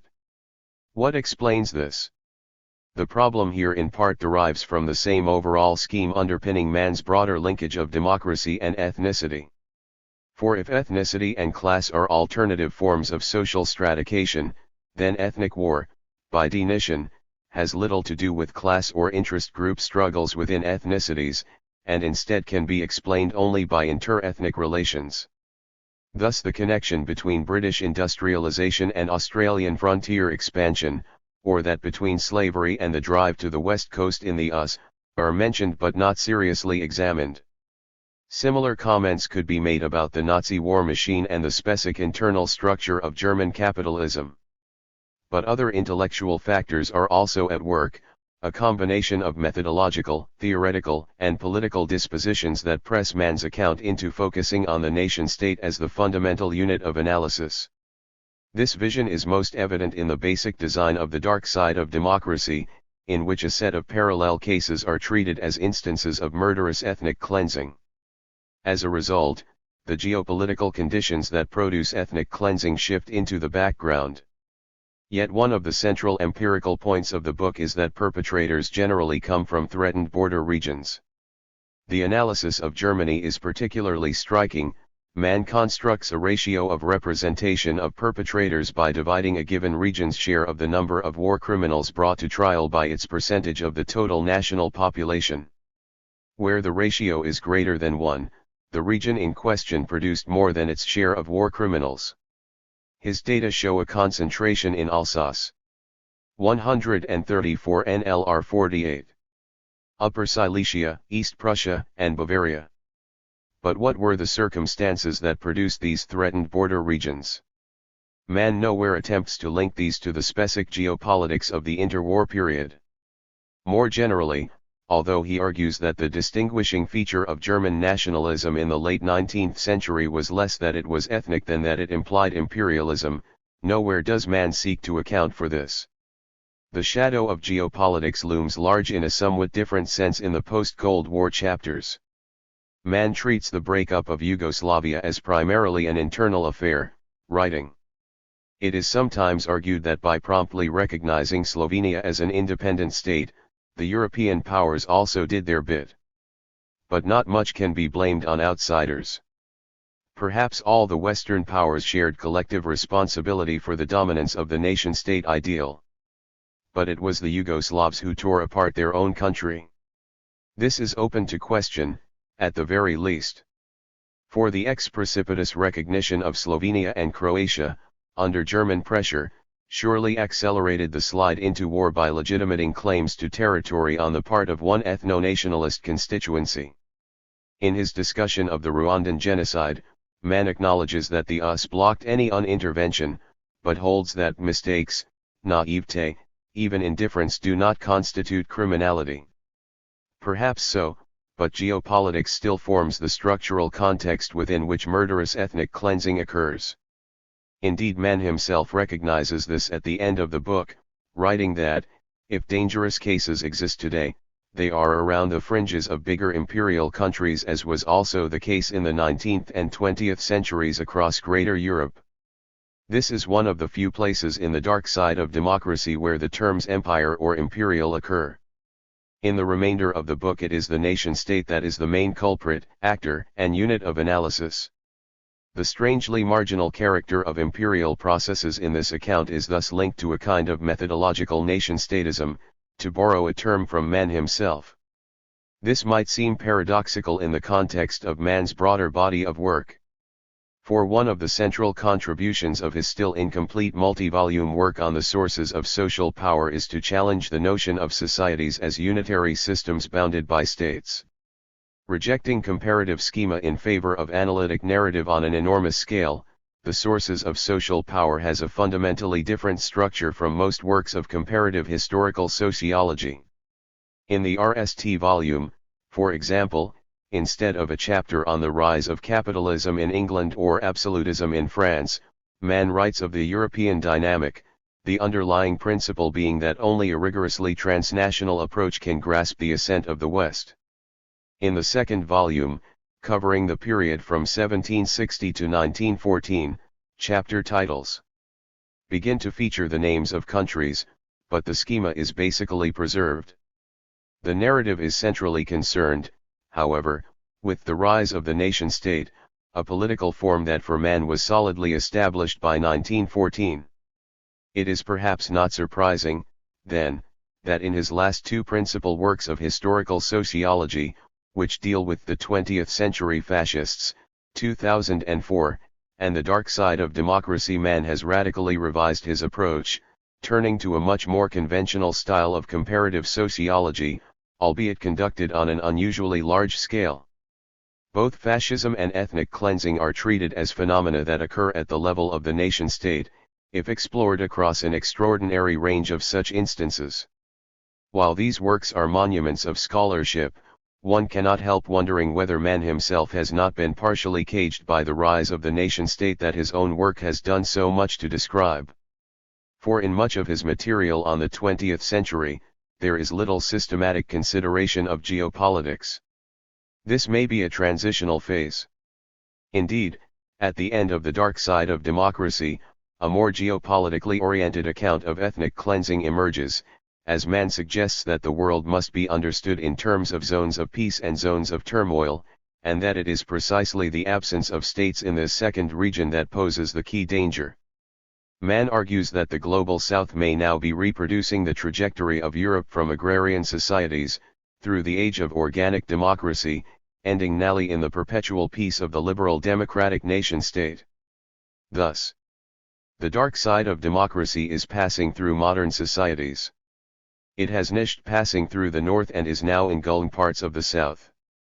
but it will end before long, when democracy is securely institutionalized in forms appropriate to multi-ethnic, and especially bi-ethnic populations. The biggest danger that the South faces is thus organic nation-statism, for many states in this zone are located precisely in the transitional phase between old regimes and democracies, which produced ethnic cleansing in Europe. In other words, the greatest threat is the spread into the South of the ideal of the nation-state, where this confuses the demos and the ethnos, the mass electorate and the ethnic group. The evident in this argument is that the nation-state ideal, especially in its organic form, does not seem to be particularly thriving in the global South. As Mann himself points out, post-colonial socialism in both its African and Middle Eastern variants is in tatters.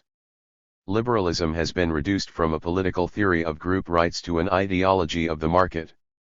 In the place of these, a new ideology of religious fundamentalism, theodemocracy, has emerged. This, Mann argues, is the functional alternative to organic democracy in the developing world.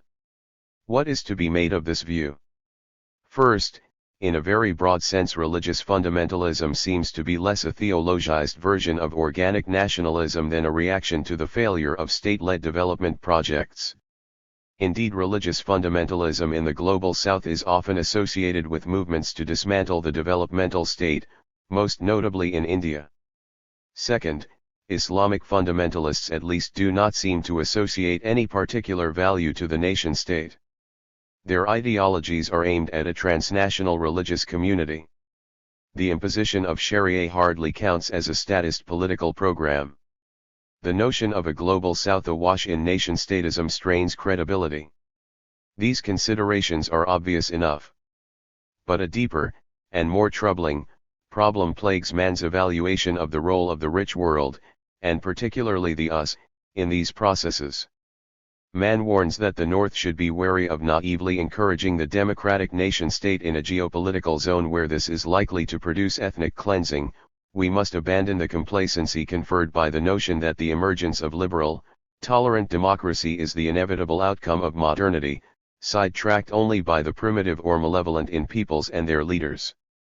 The question, of course, is to what extent can US policy in particular be understood as tending to promote the ideal of the nation-state, let alone the democratic nation-state? This seems to confuse the ideology of imperialism for its substance, which in many respects operates in the opposite direction.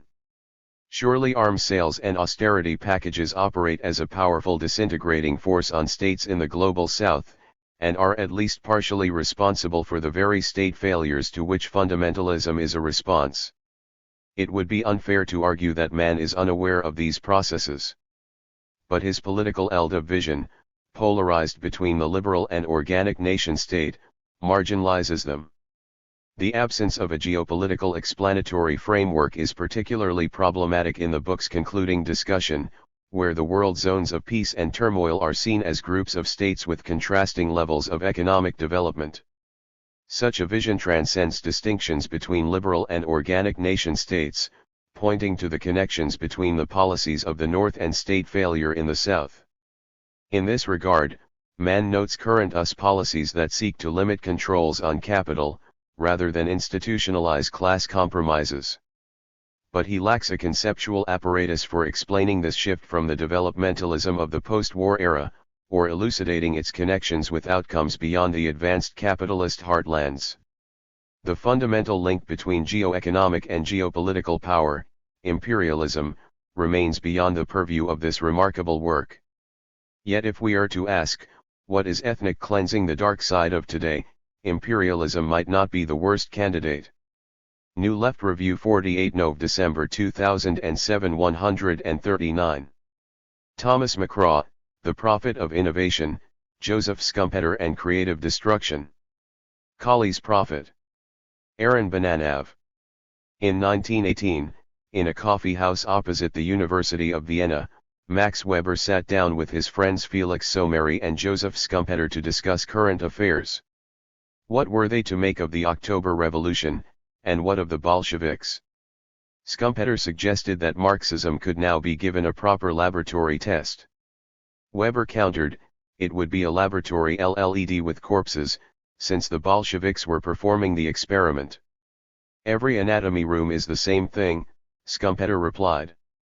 The tone of the conversation escalated and the value-neutral sociologist soon walked out, leaving his strange Austrian counterpart behind.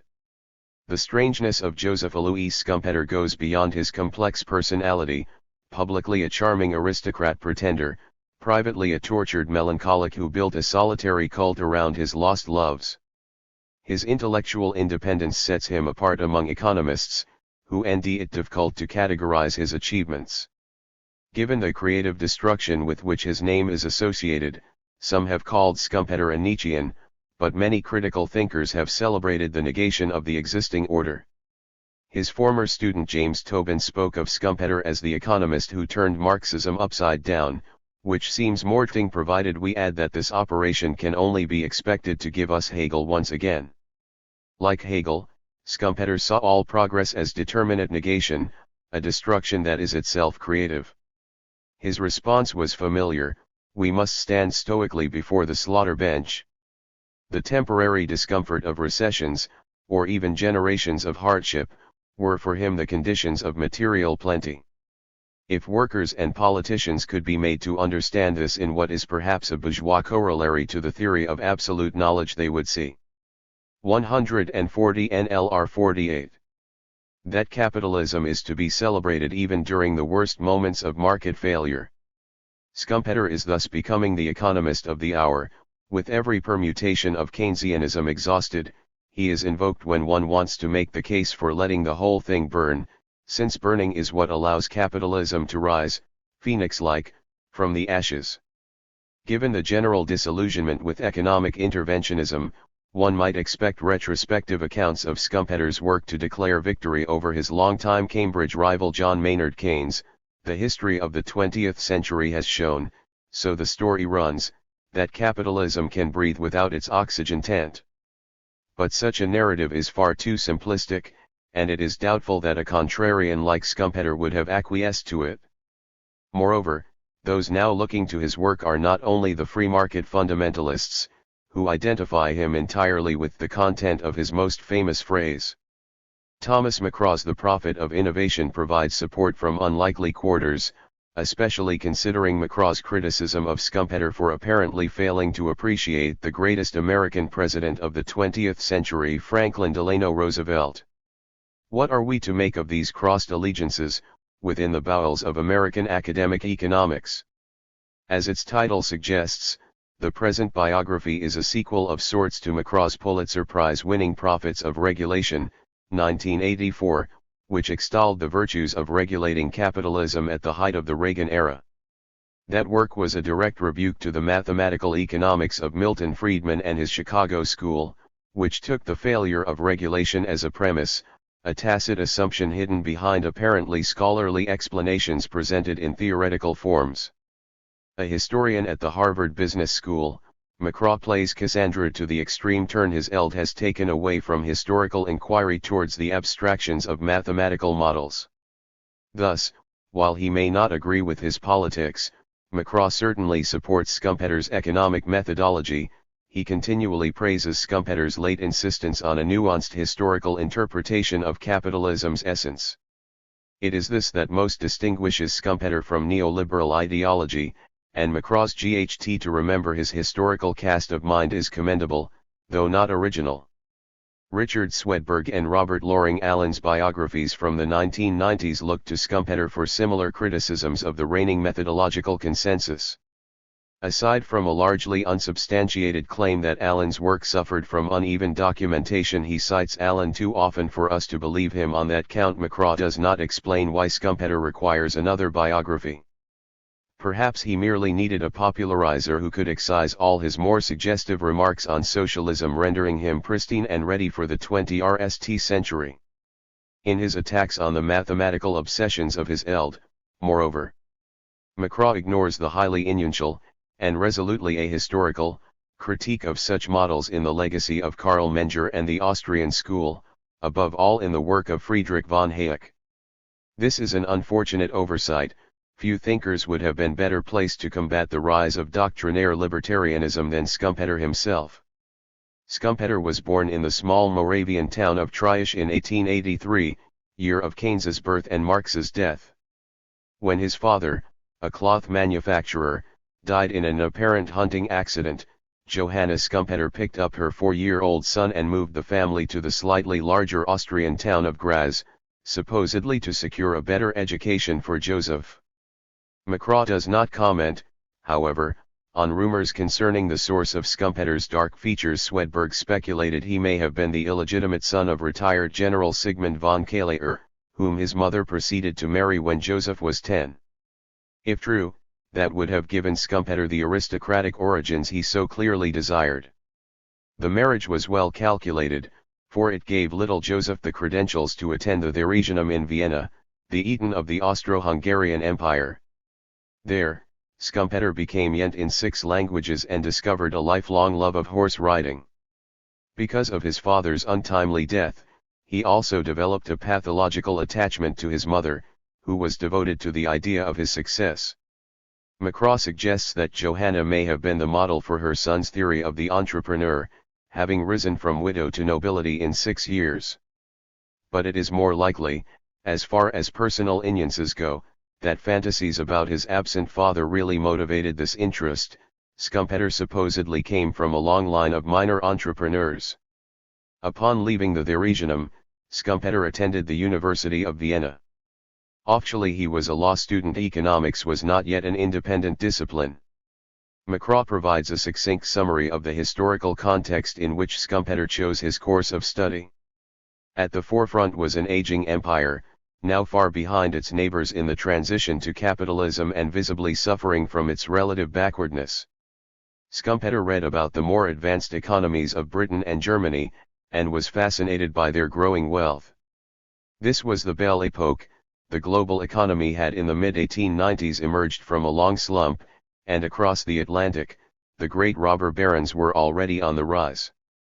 McCraw evokes the cultural atmosphere of the time, though he gives little sense of why Vienna should have been the scene of such a rich intellectual ferment. The city of Schiele and Klimt, Musil and Krauss, Luce and Freud remains something of a passive backdrop. Schumpeter participated in a seminar at the university led by Eugen von Bohm-Bawerk that featured a formidable cast. Otto Bauer, Rudolf Hilferding, Emil Lederer, and Ludwig von Mises were among the students. 142 NLR 48. All of Schumpeter's later interventions into politics, however brief, would be on the coattails of the socialists he met in that classroom. After graduating in 1906, Schumpeter traveled to Paris, London, and Oxford.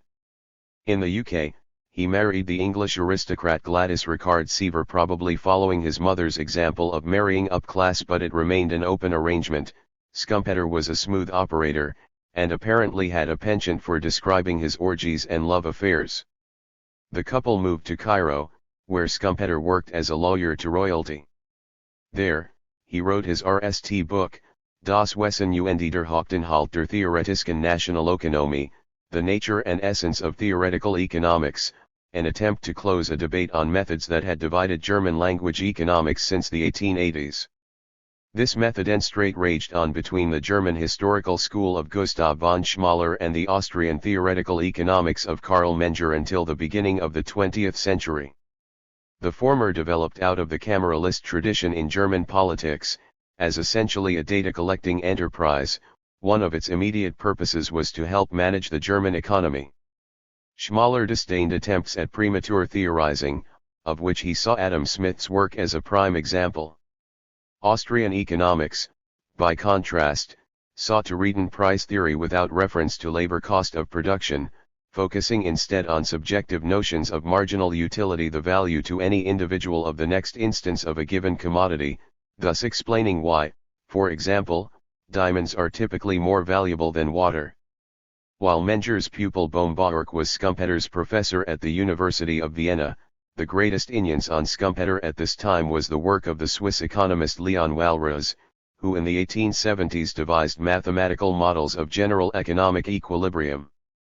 This relationship is insufficiently explained by McCraw, though it helps clarify Schumpeter's subsequent Austrian trajectory.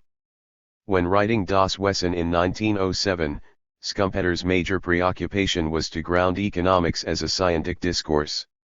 Science here was not concerned with the truth of a theoretical construction, but rather that construct's usefulness for understanding particular phenomena. It was on this pragmatic basis that Schumpeter attacked the historical school. Its criticisms of theory as such mistook the nature of the theoretical enterprise. Meanwhile, in the disagreements among marginalists over mathematics, Schumpeter sided with the Walrasians, whereas Menger justified his stance in terms of Aristotelian metaphysics. The Walrasians spoke only of observation and measurement. Insofar as Schumpeter's scientific understanding favored practical import over philosophical foundations, his choice of Walrasian equilibrium theory was an easy one. This argument was apparently quite a blow to the Austrian marginalists, who ventured no response until 1911. 143. A triumphant return home followed the publication of Das Wesen, though not as triumphant as Schumpeter had hoped.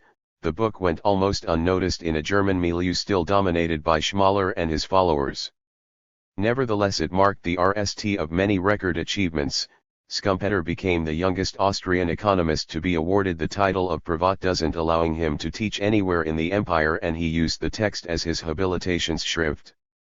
In 1909 Schumpeter began a 2-year stint in Czernowitz on the eastern edge of the empire. He won a duel there with a librarian who refused to check out books to his students before attaining a full professorship in his old hometown of Graz, where he became the youngest to hold such a position in the ELD. In 1911, he published The Theory of Economic Development, in which his most characteristic ideas were RST displayed. This second book proved that if Schumpeter was moving within the orbit of the Walrasian school, much to the dismay of his Austrian colleagues, his allegiance was of the order of an immanent transcendence. Beginning his analysis with a static Walrasian equilibrium, Schumpeter quickly demonstrates its inability to explain the economic dynamism characteristic of capitalism. At this stage, however, he specifically excluded any historical dimension from his project, focusing not on concrete developments, but the abstract mechanism of change. Schumpeter believed the sum total of actual changes wrought in the economy had no effect on the mechanism itself, an assumption he would later question. At the center of Schumpeter's dynamic model are VE types of innovation: the introduction of a new good, the introduction of a new method of production, the opening up of a new market, the opening up of a new source of raw materials, and the reorganization of an industry. Unlike natural disasters or even political catastrophes, these innovations are endogenous to capitalism. Without them, no infinitesimal adjustments to equilibrium could explain development. Add successively as many mail coaches as you please, you will never get a railway thereby. This was a scandal to theoretical economics. Walras had stressed the fundamental passivity of markets, reacting to disequilibria introduced from the outside. Here, markets are active. Furthermore, in all marginal utility theories, the agent was typically the consumer. Here, it is the producer. Innovations, according to Schumpeter, appear on the supply end. If new commodities are to be introduced, one must create the demand.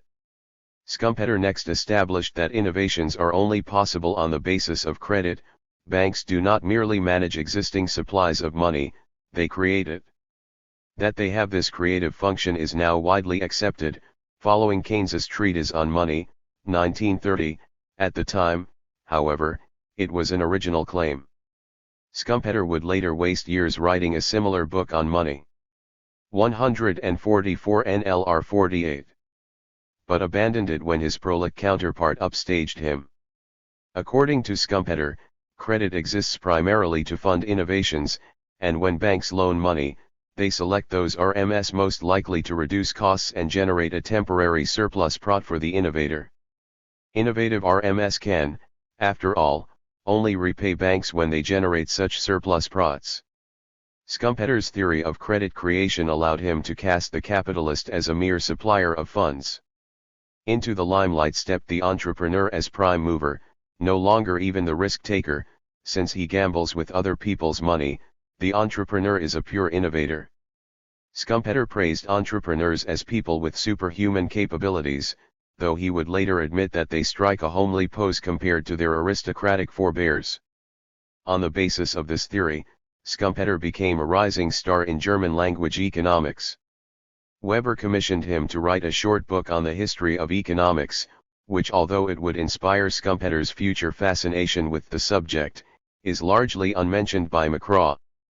Plans for more short works were shelved with the outbreak of the Great War, which turned Schumpeter's eyes from publication to politics. His initial foray into the political eld was through secret memoranda he wrote during the war to the monarchist politician Heinrich Lammasch, strongly advising against a customs union with Germany. "Consider what all this means," he wrote. "A Prussian Lutheran militaristic Mitteleuropa would from now on confront the rest of the world like a predatory animal." Instead, Schumpeter dreamed that Austria might quickly exit combat with a separately negotiated peace. It could then set up a weak popular government modelled on the Tory democracy of England, and get on with modernization. Schumpeter also began to recast himself as a public intellectual, giving speeches on the situation in Austria. The war had taken a catastrophic human toll on the empire. Over 1 million of its soldiers were killed and at least 3 times that number wounded, while shortages of food and fuel, along with spiraling ination, weighed heavily on the living. Schumpeter's RST chance to enter the political fray came when former classmates Hilferding and Lederer asked him to join in the German Socialization Commission in early 1919. He eventually signed the commission's report, which recommended socialization, but not nationalization, of the German coal industry. Macraw neglects to mention that Schumpeter could have signed the minority report, which gave less ground to the socialists. Macraw also buries in a footnote 2 remarks Schumpeter made about his role in the commission which give a sense of his independent-mindedness. "If somebody wants to commit suicide, it is a good thing if a doctor is present, and I don't know whether socialism is a practical possibility, but it will be an interesting experiment to try it out." 145. A text on the sociology of imperialisms from 1918 also goes unmentioned. There, Schumpeter enumerates the trajectory of the will to conquest, littered with corpses from ancient Egypt to modern times. He claims that, given this long history, imperialism cannot be specific to capitalism, and even announces that in itself, capitalism is actually anti-imperialist and even pacifist. Yet he goes on to explain the many reasons why capitalist countries, facing growing competition from one another, might end themselves unable to resist the imperialist drive and its inevitable end in all-out war, a situation, he laments, that is really untenable both politically and economically. In a footnote, Schumpeter disagrees with Marx. "Society is bound to grow beyond capitalism, but this will be because the achievements of capitalism are likely to make it superfluous, not because its internal contradictions are likely to make its continuance impossible." And he emphasizes, "I do wish, however, to preclude any interpretation that I regard capitalism as the null phase of social evolution, as something that exists of natural necessity." Macraw leaves this sentiment out of his appraisal, an omission of which his subject might have approved, were he alive today. Schumpeter's second and last involvement in politics was as finance minister in the socialist-led government of Austria's First Republic, elected in February 1919. He had been recommended by another former classmate, Otto Bauer, the new foreign minister. Schumpeter moved back to Vienna and settled into the good life, buying a horse and riding around the city in carriages with a prostitute on each knee. As finance minister, he proposed a capital levy to wipe out ination, in which the state would collect a percentage of all liquid assets. Newspapers quoted his explanation: "The operation ends in the furnace in which all cash and titles that fall into the hands of the state must be burned." This was hardly the best way to introduce the public to a controversial policy, especially at a time of heightened political tensions and when many were starving in the nation's capital. Intrigues with foreign diplomats, presumably over the sale of Austrian RMS to foreign investors, his presentation of proposals to the press before discussing them with Parliament, his public opposition to the unification with Germany, which the socialists supported, and generally disrupting the government's maneuvers in discussions over a peace treaty, these blunders led to his removal from office after just 7 months. Even greater disaster followed when, in 1920, the Austrian government granted Schumpeter a concession that allowed him to operate a bank.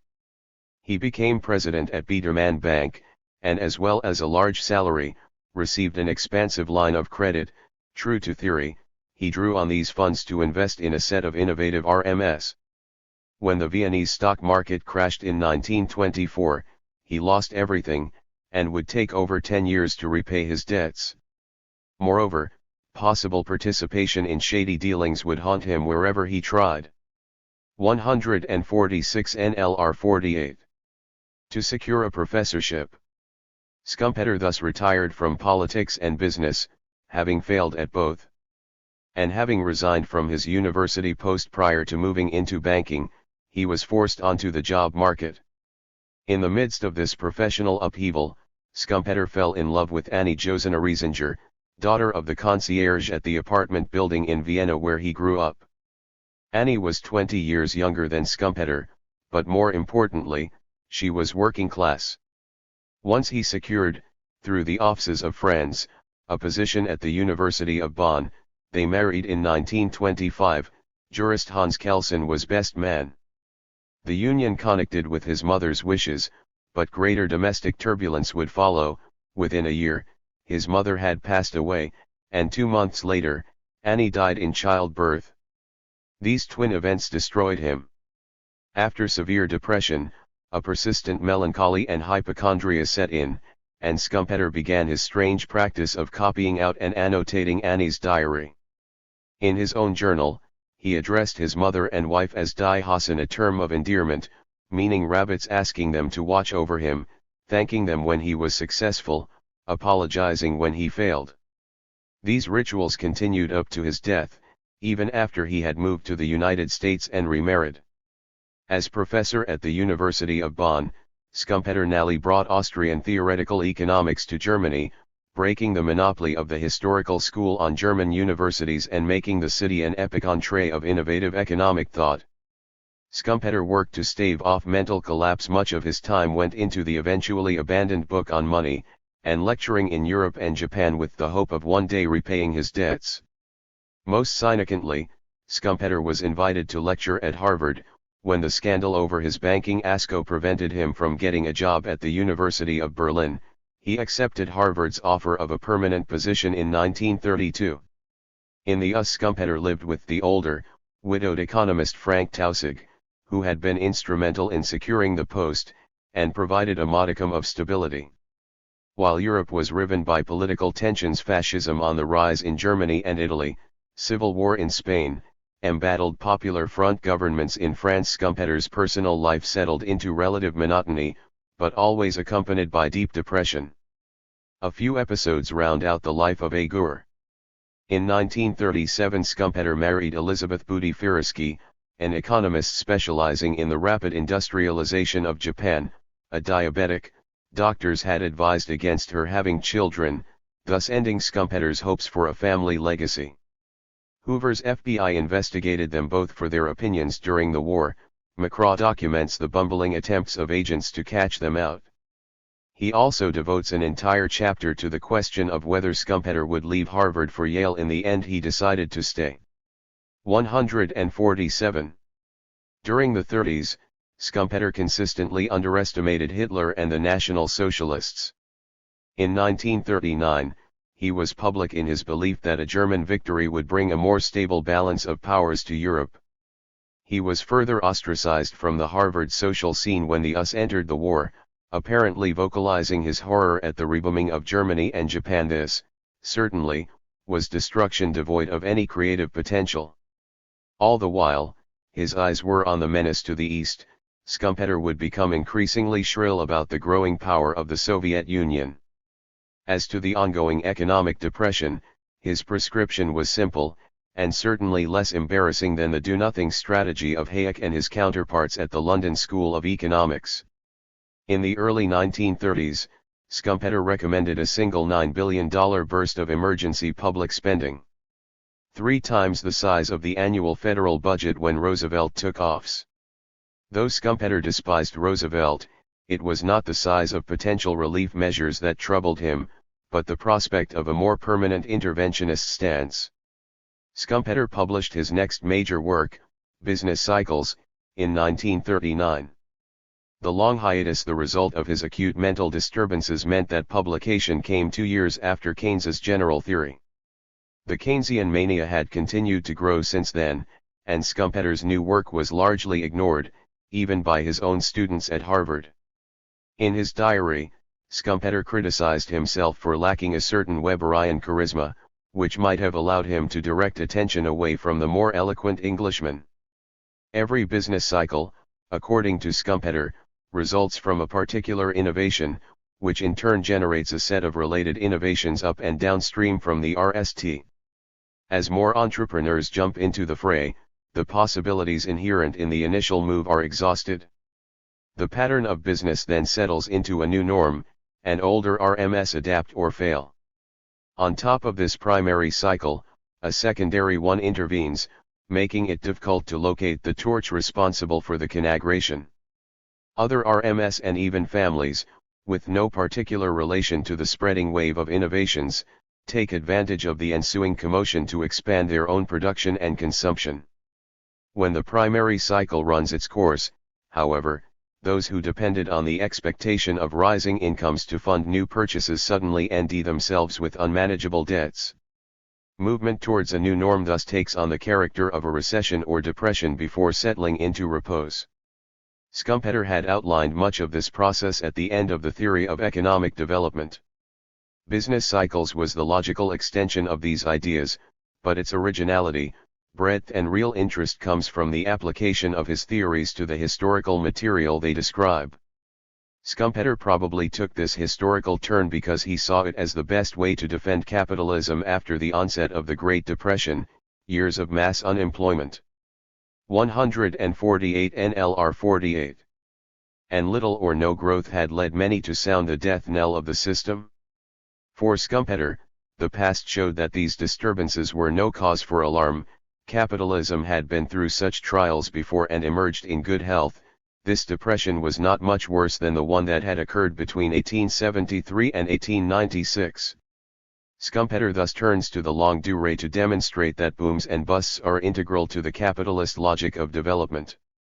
He magisterially leads readers through 150 years of history, making use of an apparatus of 3 long Kondratiev waves and innumerable shorter ones.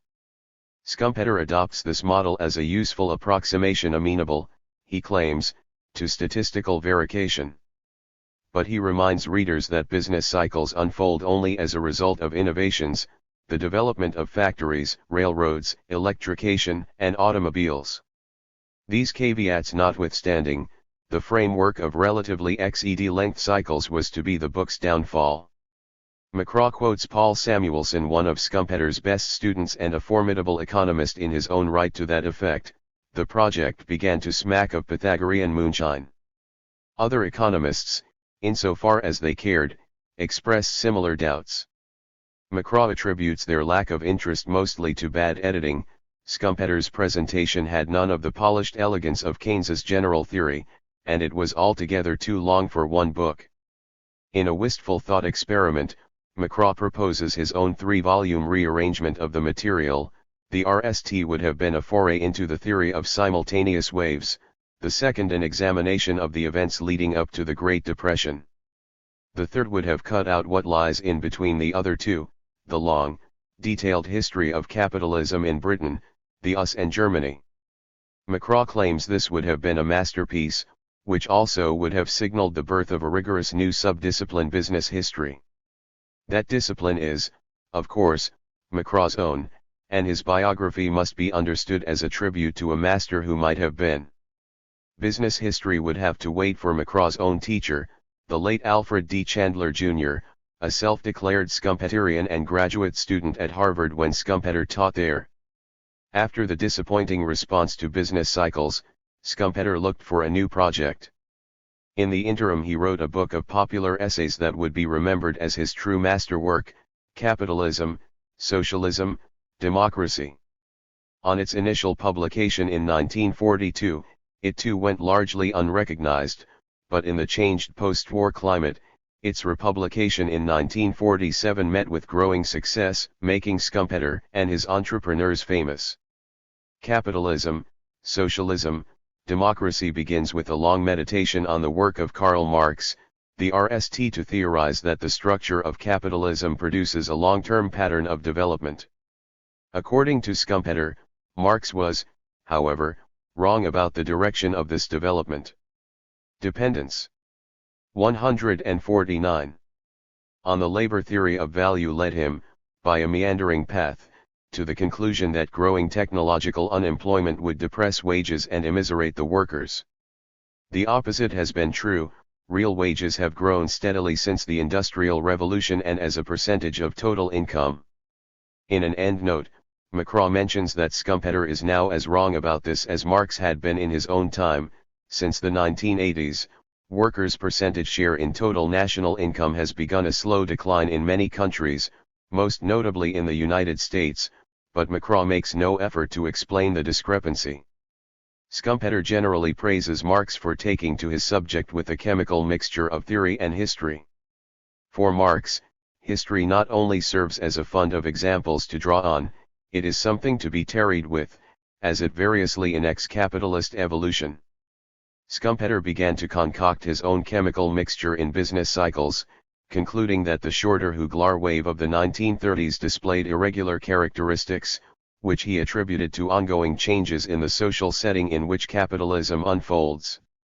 Here we see the RST intimations of Schumpeter's attempt to describe how the abstract mechanism of change can be transformed by the series of changes it induces. In capitalism, socialism, democracy, these transformations become a major focus.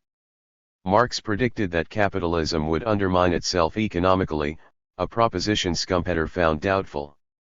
On the contrary, he claimed one could expect from the FTY years following 1928 as much progress as had occurred in the FTY preceding it. By 1978, the US should be so wealthy that it would be able to afford all manner of social justice programs. His chosen date is ironic, since it roughly coincides with the beginning of the neoliberal dismantling of whatever meager social safety net had previously been won. These missed predictions aside, Schumpeter's text has much to offer. The centerpiece is his discussion of creative destruction. Although Marx had discovered that there are regular business cycles, Schumpeter felt he did not explain their fundamental causes. Had he found those causes, he would have had to recognize that cycles are the virtue of capitalism, not its vice. The threat of going under generates a constant pressure to keep up with, or even excel, the general rate of progress. Business cycles simply make good on that threat. Schumpeter applies this model to large-scale RMS, which had become the center of a debate about imperfect competition and its dampening effects on the general rate of progress. Here was a contemporary theory of the economic breakdown of capitalism, which Schumpeter annihilates with gusto.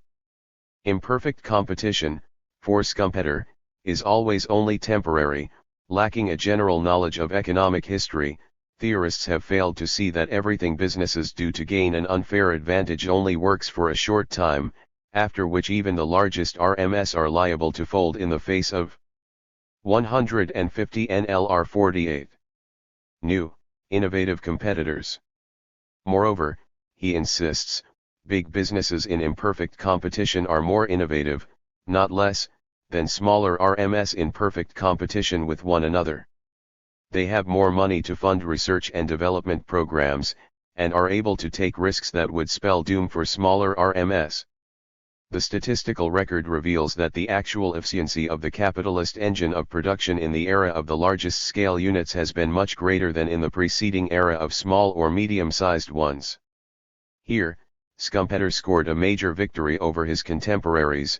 When international competition picked up in the mid-1960s and 70s, those American RMS previously taken as examples of monopoly capitalism faced an array of more efficient foreign competitors, who soon broke their hold on the home market. Schumpeter believed that capitalism undermined itself not because of any spectacular economic failure, but rather because its very successes weakened the institutional supports it requires. However, his reasoning is open to question. On the one hand, he claims that capitalism has eroded the basis of the old regime, previously a protective political shell for economic development. The bourgeoisie is a class of political idiots unable to seize the reins of government, a genius in the business office may be, and often is, utterly unable outside of it to say boo to a goose both in the drawing room and on the platform. On the other hand, in the era of big business, research and development teams tend to displace the individual entrepreneur as the innovative agent. The great entrepreneurs of the past were the last ones with a stake in competitive markets and private ownership. In their absence, disaffected intellectuals will eventually convince the masses that socialism is their savior, and no one will be left to put up a GHT. History has proven Schumpeter wrong on both counts, and Macraw assures his readers that they need not worry about capitalism coming to an end. These were the ramblings of a brilliant but chronically depressed European elitist who had witnessed one catastrophe after another during the bloody RST half of the 20th century. Macraw thinks it equally unnecessary to examine Schumpeter's statements on socialism, repeatedly asserting that these should be seen as satire, of the order of Jonathan Swift's A Modest Proposal. This is unfortunate, since Macraw thereby misses an opportunity to take a swing at one of Schumpeter's former classmates, free market fundamentalist Ludwig von Mises. In 1920, Mises claimed that, because socialism lacks a price mechanism which provides essential information to producers in a market economy, it will be impossible efficiently to determine what and how much to produce. Thus began the socialist calculation debate, which lasted well into the 1930s, moving from the continent to Britain, where Hayek renewed his mentor's arguments with a volume of translations. 151. Schumpeter's critique of Mises and Hayek closed this debate by declaring that the defenders of socialism had won. Socialist economies would indeed need something like a price mechanism, but they had proved this could be constructed. Schumpeter may have thought that socialism was to be feared, as Macraw claims, but his belief in value-neutral science led him to give it due consideration.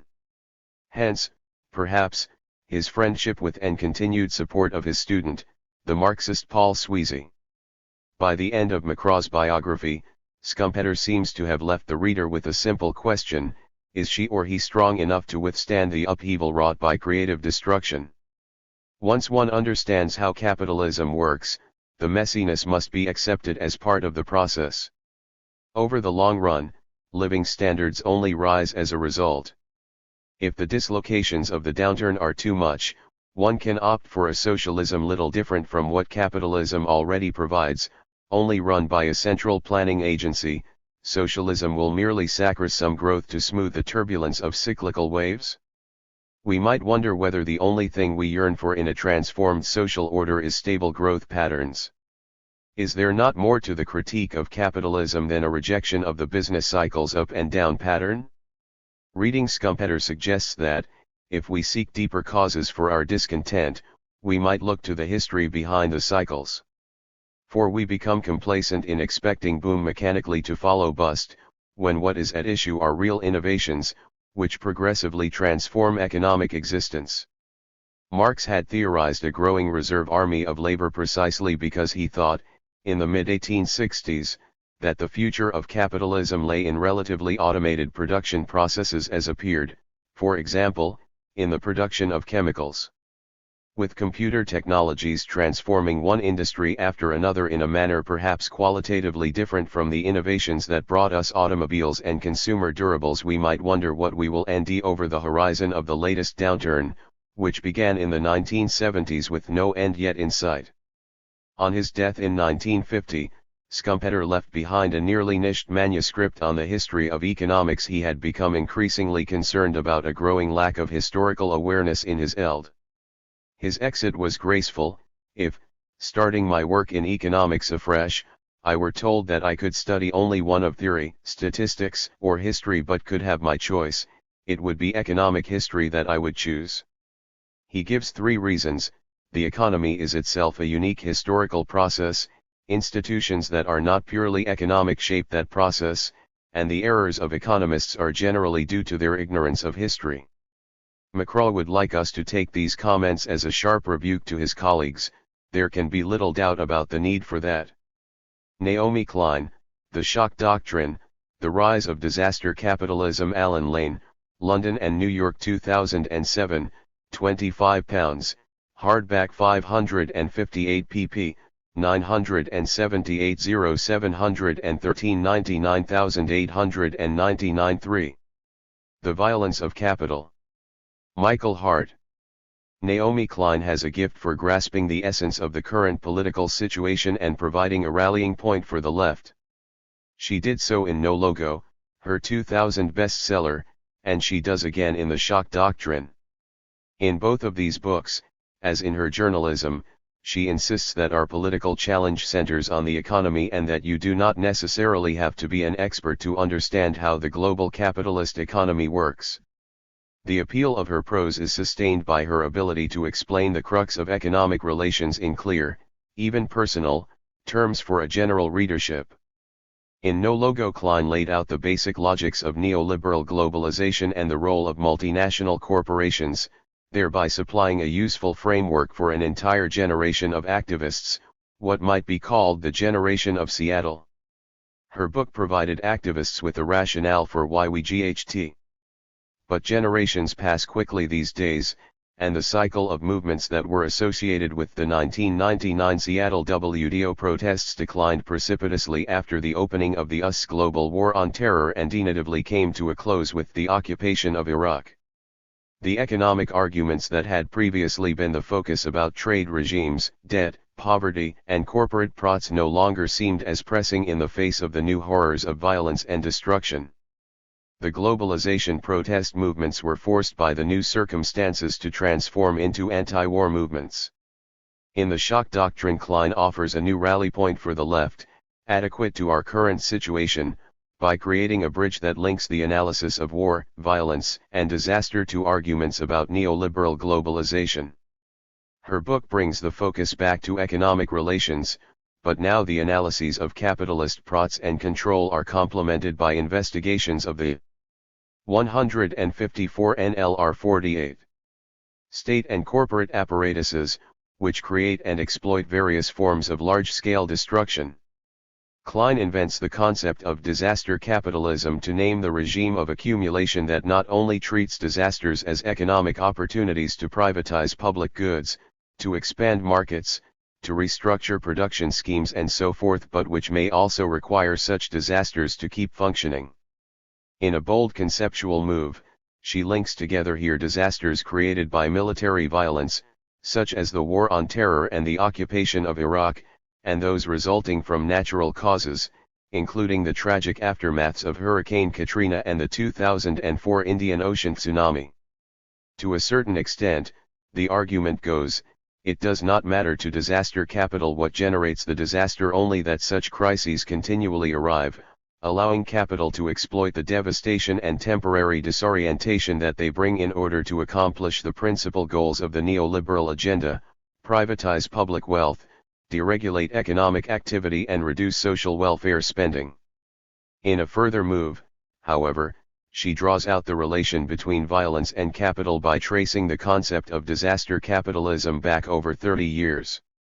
By articulating this concept, Klein is naming the enemy, linking together its many disparate faces, and thus providing once again a gore against which to GHT. But whereas No Logo was published at a high water mark of the globalization movements and was buoyed by their enthusiasm, The Shock Doctrine arrives in very different times, and is cast in a more somber tone. The book is thus less oriented toward rallying the troops and more concerned with establishing an intellectual, ideological orientation. Klein approaches this task on 3 levels, each with its own style of writing, resulting in a hybrid, genre-mixing text. First of all, she employs the methods of investigative journalism to masterly effect in order to reveal some of the most nefarious events and personalities within the contemporary power structure, talking to evacuees in Baton Rouge, Sherman in post-tsunami Sri Lanka, Manila sweatshop workers in the throes of the Asian Nanchal crisis. This generates both a sense of drama and powerful indignation against those currently in power. Klein uses a first-person voice in most of these parts of the book, putting herself at the center of the narrative. These are probably the passages that most successfully draw the general reading public into the story. In the style of the genre, she provides readers with her own persona as a point of identification. But the project also requires her, secondly, to operate as a historian and trace the strong lines of continuity that extend from today's dominant economic and political power structures back over the last 3 or 4 decades through countries across the globe. She does not delve into archives like a professional historian, but she does reconstruct through careful research the central historical events of her story with remarkable detail and clarity. On a third level, Nally, she adopts the tools of economic heart, shock doctrine 155, and political theory to investigate the nature of contemporary capitalist production and control. The fundamental idea of the shock doctrine is that there is an intrinsic link between capital, or at least one mode of capitalist activity, and violence. Her point of departure for exploring this link is Milton Friedman's metaphor of shock therapy, which he deemed necessary to impose free market capitalist reforms. Indeed, she probably takes this metaphor more seriously than he did. The psychiatrists who experimented with electroshock therapy in the 1950s and 60s, she explains, sought to disorient patients and destroy their existing psychic structures. They imagined they could create a clean slate on which new, healthier structures could be formed.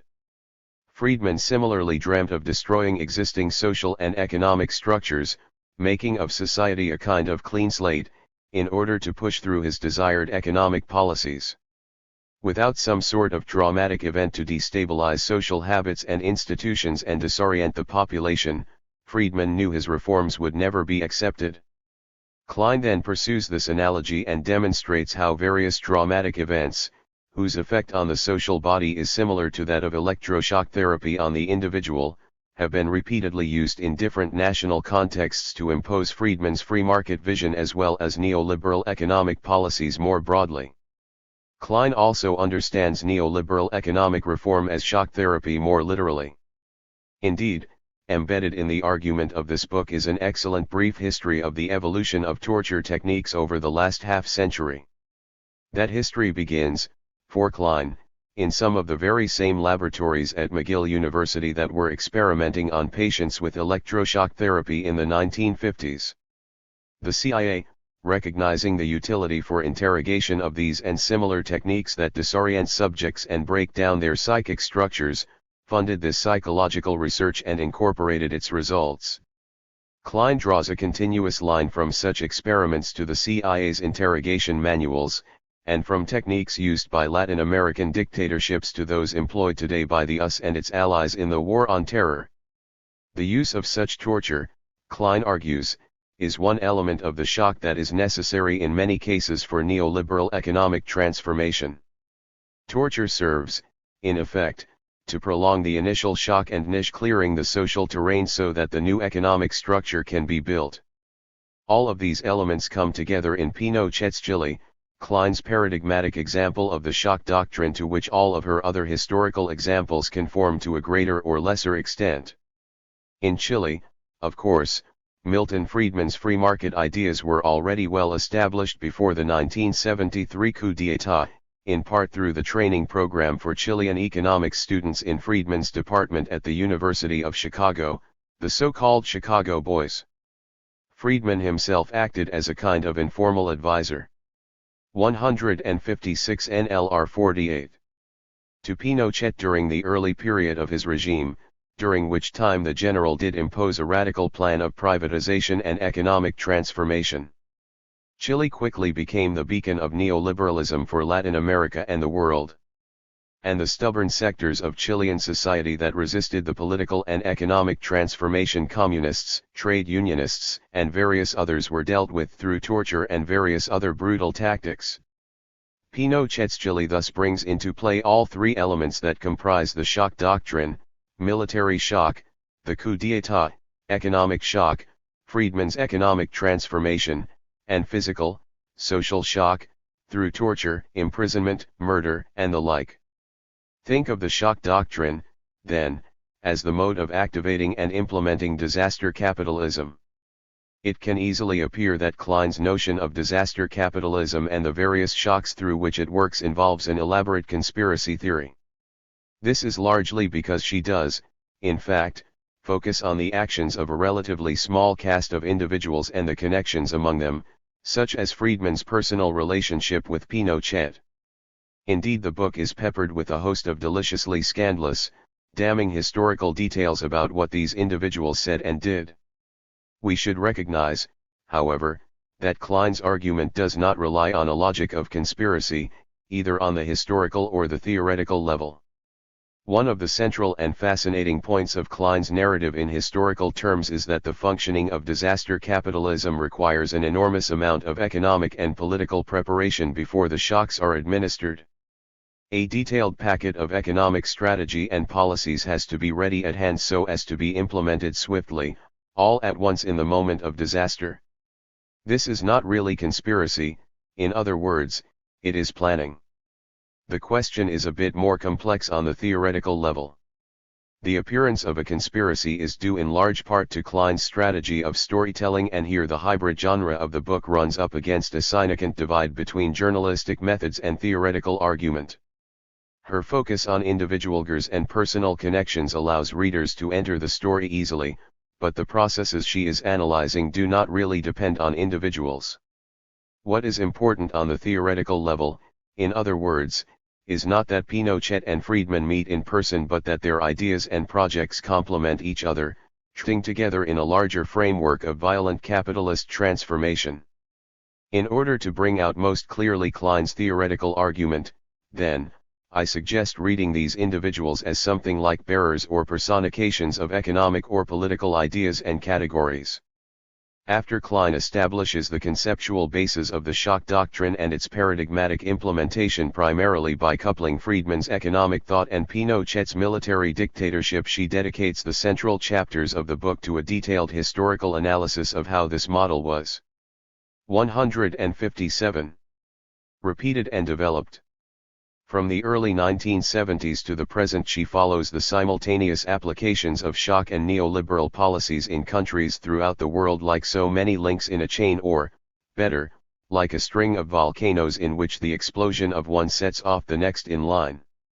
After Chile came Argentina, Thatcher's Britain, Bolivia, Poland under Solid Arno's C, China, post-apartheid South Africa, Yeltsin's Russia, and the Southeast Asian economies hit by the 1997-98 crisis. From there the narrative moves to the US after 9.11, Iraq, and the reconstruction of Sri Lanka and New Orleans. Klein's primary aim is to unmask the idyllic fable of the origins of neoliberalism and establish the fact that these economic policies are never adopted democratically or peacefully. She also argues along the way that despite widely heralded and accepted claims of success, such neoliberal policies have consistently failed, even by their own economic criteria. In the process, what counts as shock gradually changes from military violence and torture to other forms of disaster, some intended and others not. The pivotal historical shift in this story comes with the economic shock imposed in Bolivia in 1985 by the newly elected government of Victor Paz Estenssoro, under the advice of Jeffrey Sachs, who, as Friedman fades from the scene, becomes the primary shock doctor in Klein's narrative. No coup d'état provided the trauma here, although there were, of course, relatively high levels of repression against opposing social sectors. Instead, a secretly prepared economic package was imposed by the administration all at once without any sort of public discussion. Bolivia provided a blueprint for a new, more palatable kind of authoritarianism, Klein writes, a civilian coup d'état, one carried out by politicians and economists in business suits rather than soldiers in military uniforms. Here political rather than military violence accomplishes the tasks her model requires: disorient the population, destabilize or destroy established social and economic relationships and institutions, and pave the way for neoliberal transformation. In all of Klein's examples of neoliberal shock therapy in subsequent years, from China and Poland in 1989 to South Africa and Russia in the early 1990s, doses of military and political violence combine to LL this role. The culmination of this line of thought is Klein's recognition of the same shock logic at work in the aftermaths of the 2004 tsunami and Hurricane Katrina in 2005. Here what qualities as a disaster adequate to the task is decisively broadened. These natural disasters are not directly planned or implemented by political leaders, although, as has been well documented, government policies are centrally responsible for creating the conditions for such disasters and making certain populations more vulnerable than others. They arrive unexpected, and the agents of privatization and neoliberal transformation have to be ready when the opportunity presents itself. Finally, we arrive at Iraq, the centerpiece of Klein's argument. The entire book grows, in many respects, out of her excellent 2004 Harper's essay, Baghdad Year Zero, which is incorporated and expanded here. Klein interprets the US invasion and occupation of Iraq as being driven by economic interests, but not narrowly conceived in terms of control over oil or temporary prots for a small group of corporations. The US project in Iraq is instead the most thoroughgoing effort to date to apply the shock doctrine, reduce the society to a clean slate and construct from scratch a neoliberal economy.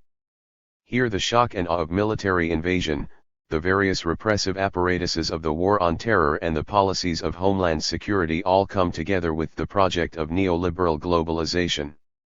This is Klein's most complete example of disaster capitalism at work and thus serves as a bookend to Pinochet's Chile, bounding the entire historical development.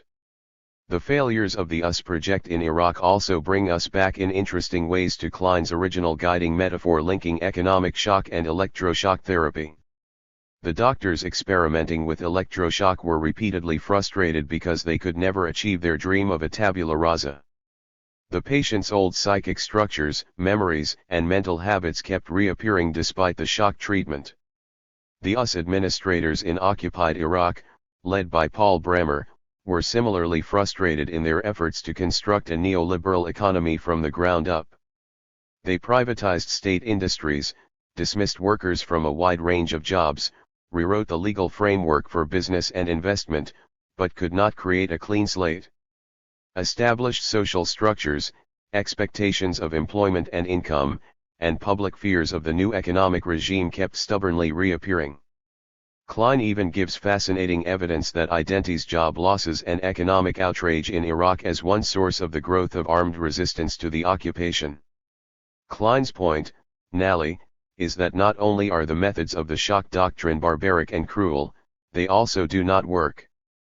The prophets of free market revolutions and neoliberal transformations all preach that shock will create a blank canvas on which the new economic structures can be built from scratch, and inevitably their explanation for previous failures is that the shock was not sufficiently complete, the slate was not clean enough, but, in fact, this social tabula rasa can never be achieved, and all that is left behind is a society in ruins.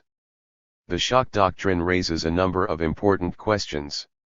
Some readers may ask, for example, what is the proportion of states in which full-scale neoliberal restructuring has been preceded or accompanied by shock, compared to those in which the authorities proceeded by stealth or third-way consensus? Others will question how, analytically, should we correlate the climatic and tidal forces that produce a hurricane or a tsunami with the long-term human planning that drove the invasion of Iraq? My interest, however, Hart, Shock Doctrine 159, centers on a theoretical argument about the contemporary forms of capitalist domination and control. Klein's theory ties well with a long theoretical tradition on the intimate link between capital and violence, and it may be helpful to situate her argument within that tradition in order both to give more solid foundation to some of its claims and to highlight its originality. First of all, Klein's exploration of the dependence of capitalist development on violence corresponds to and in some respects extends Marxian notions of primitive accumulation. The creation of capitalist and proletarian classes were not peaceful, quasi-natural processes, resulting from the thrift and prudence of future capitalists or the profligacy of future proletarians. The birth of capital required extraordinary violence both in the conquest, genocide, and enslavement of foreign populations, which brought home enormous wealth and offered new markets for goods, and internally, in the expropriation of common lands, the clearing of peasants from feudal estates and the creation of new laws that effectively herded the poor into the cities and provided available labor power. But whereas Marx's history can lead one to think that the extra economic violence of primitive accumulation is needed only to set in motion the capitalist machine, whose own discipline and economic forms of violence can maintain its rule, Klein reminds us, as have many other authors, but it is an important point worth repeating, that primitive accumulation never comes to an end but continues as a constant complement and support to the functioning of capital. Rosa Luxemburg's argument about the violence inherent in the accumulation of capital is a second obvious point of reference. Luxemburg explains that capital requires constant expansion for its very survival, adding new markets, more resources, additional labor power and larger productive circuits. Expanding these capitalist circuits of reproduction, however, cannot be accomplished by economic means alone. Extra economic force is required. Specifically, Luxemburg establishes the intrinsic relation between the great European imperialisms of her day, the early 20th century, and the expanded reproduction of capital. If you want to oppose imperialism, you have to challenge capital. Klein likewise demonstrates a necessary and intimate relation between capital and violence, but she broadens the category of disasters that can serve in this role, well beyond the imperialist apparatuses that were Luxemburg's focus. The third and perhaps most relevant theoretical reference point for Klein's argument is the long economic tradition of crisis theory, which has powerful currents in both Marxist and capitalist thought. In particular, the notion of creative destruction developed by the decidedly non-Marxist economist Joseph Schumpeter resonates strongly here. It is a commonplace that economic cycles and crises provide opportunities for the concentration and development of capital.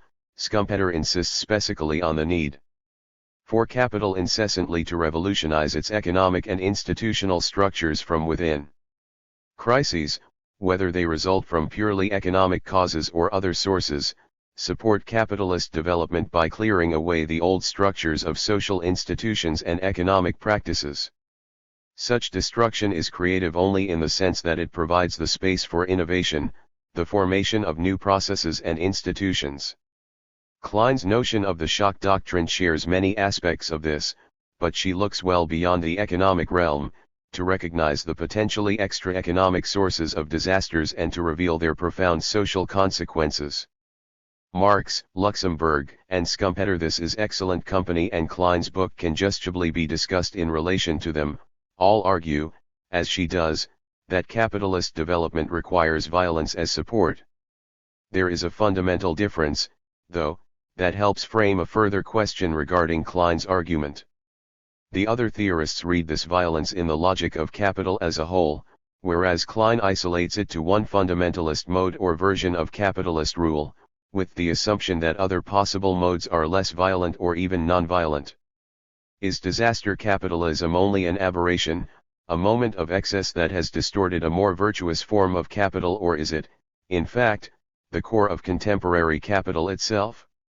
Klein insists at several points in the book that it is the former, but her theoretical argument points more strongly toward the latter.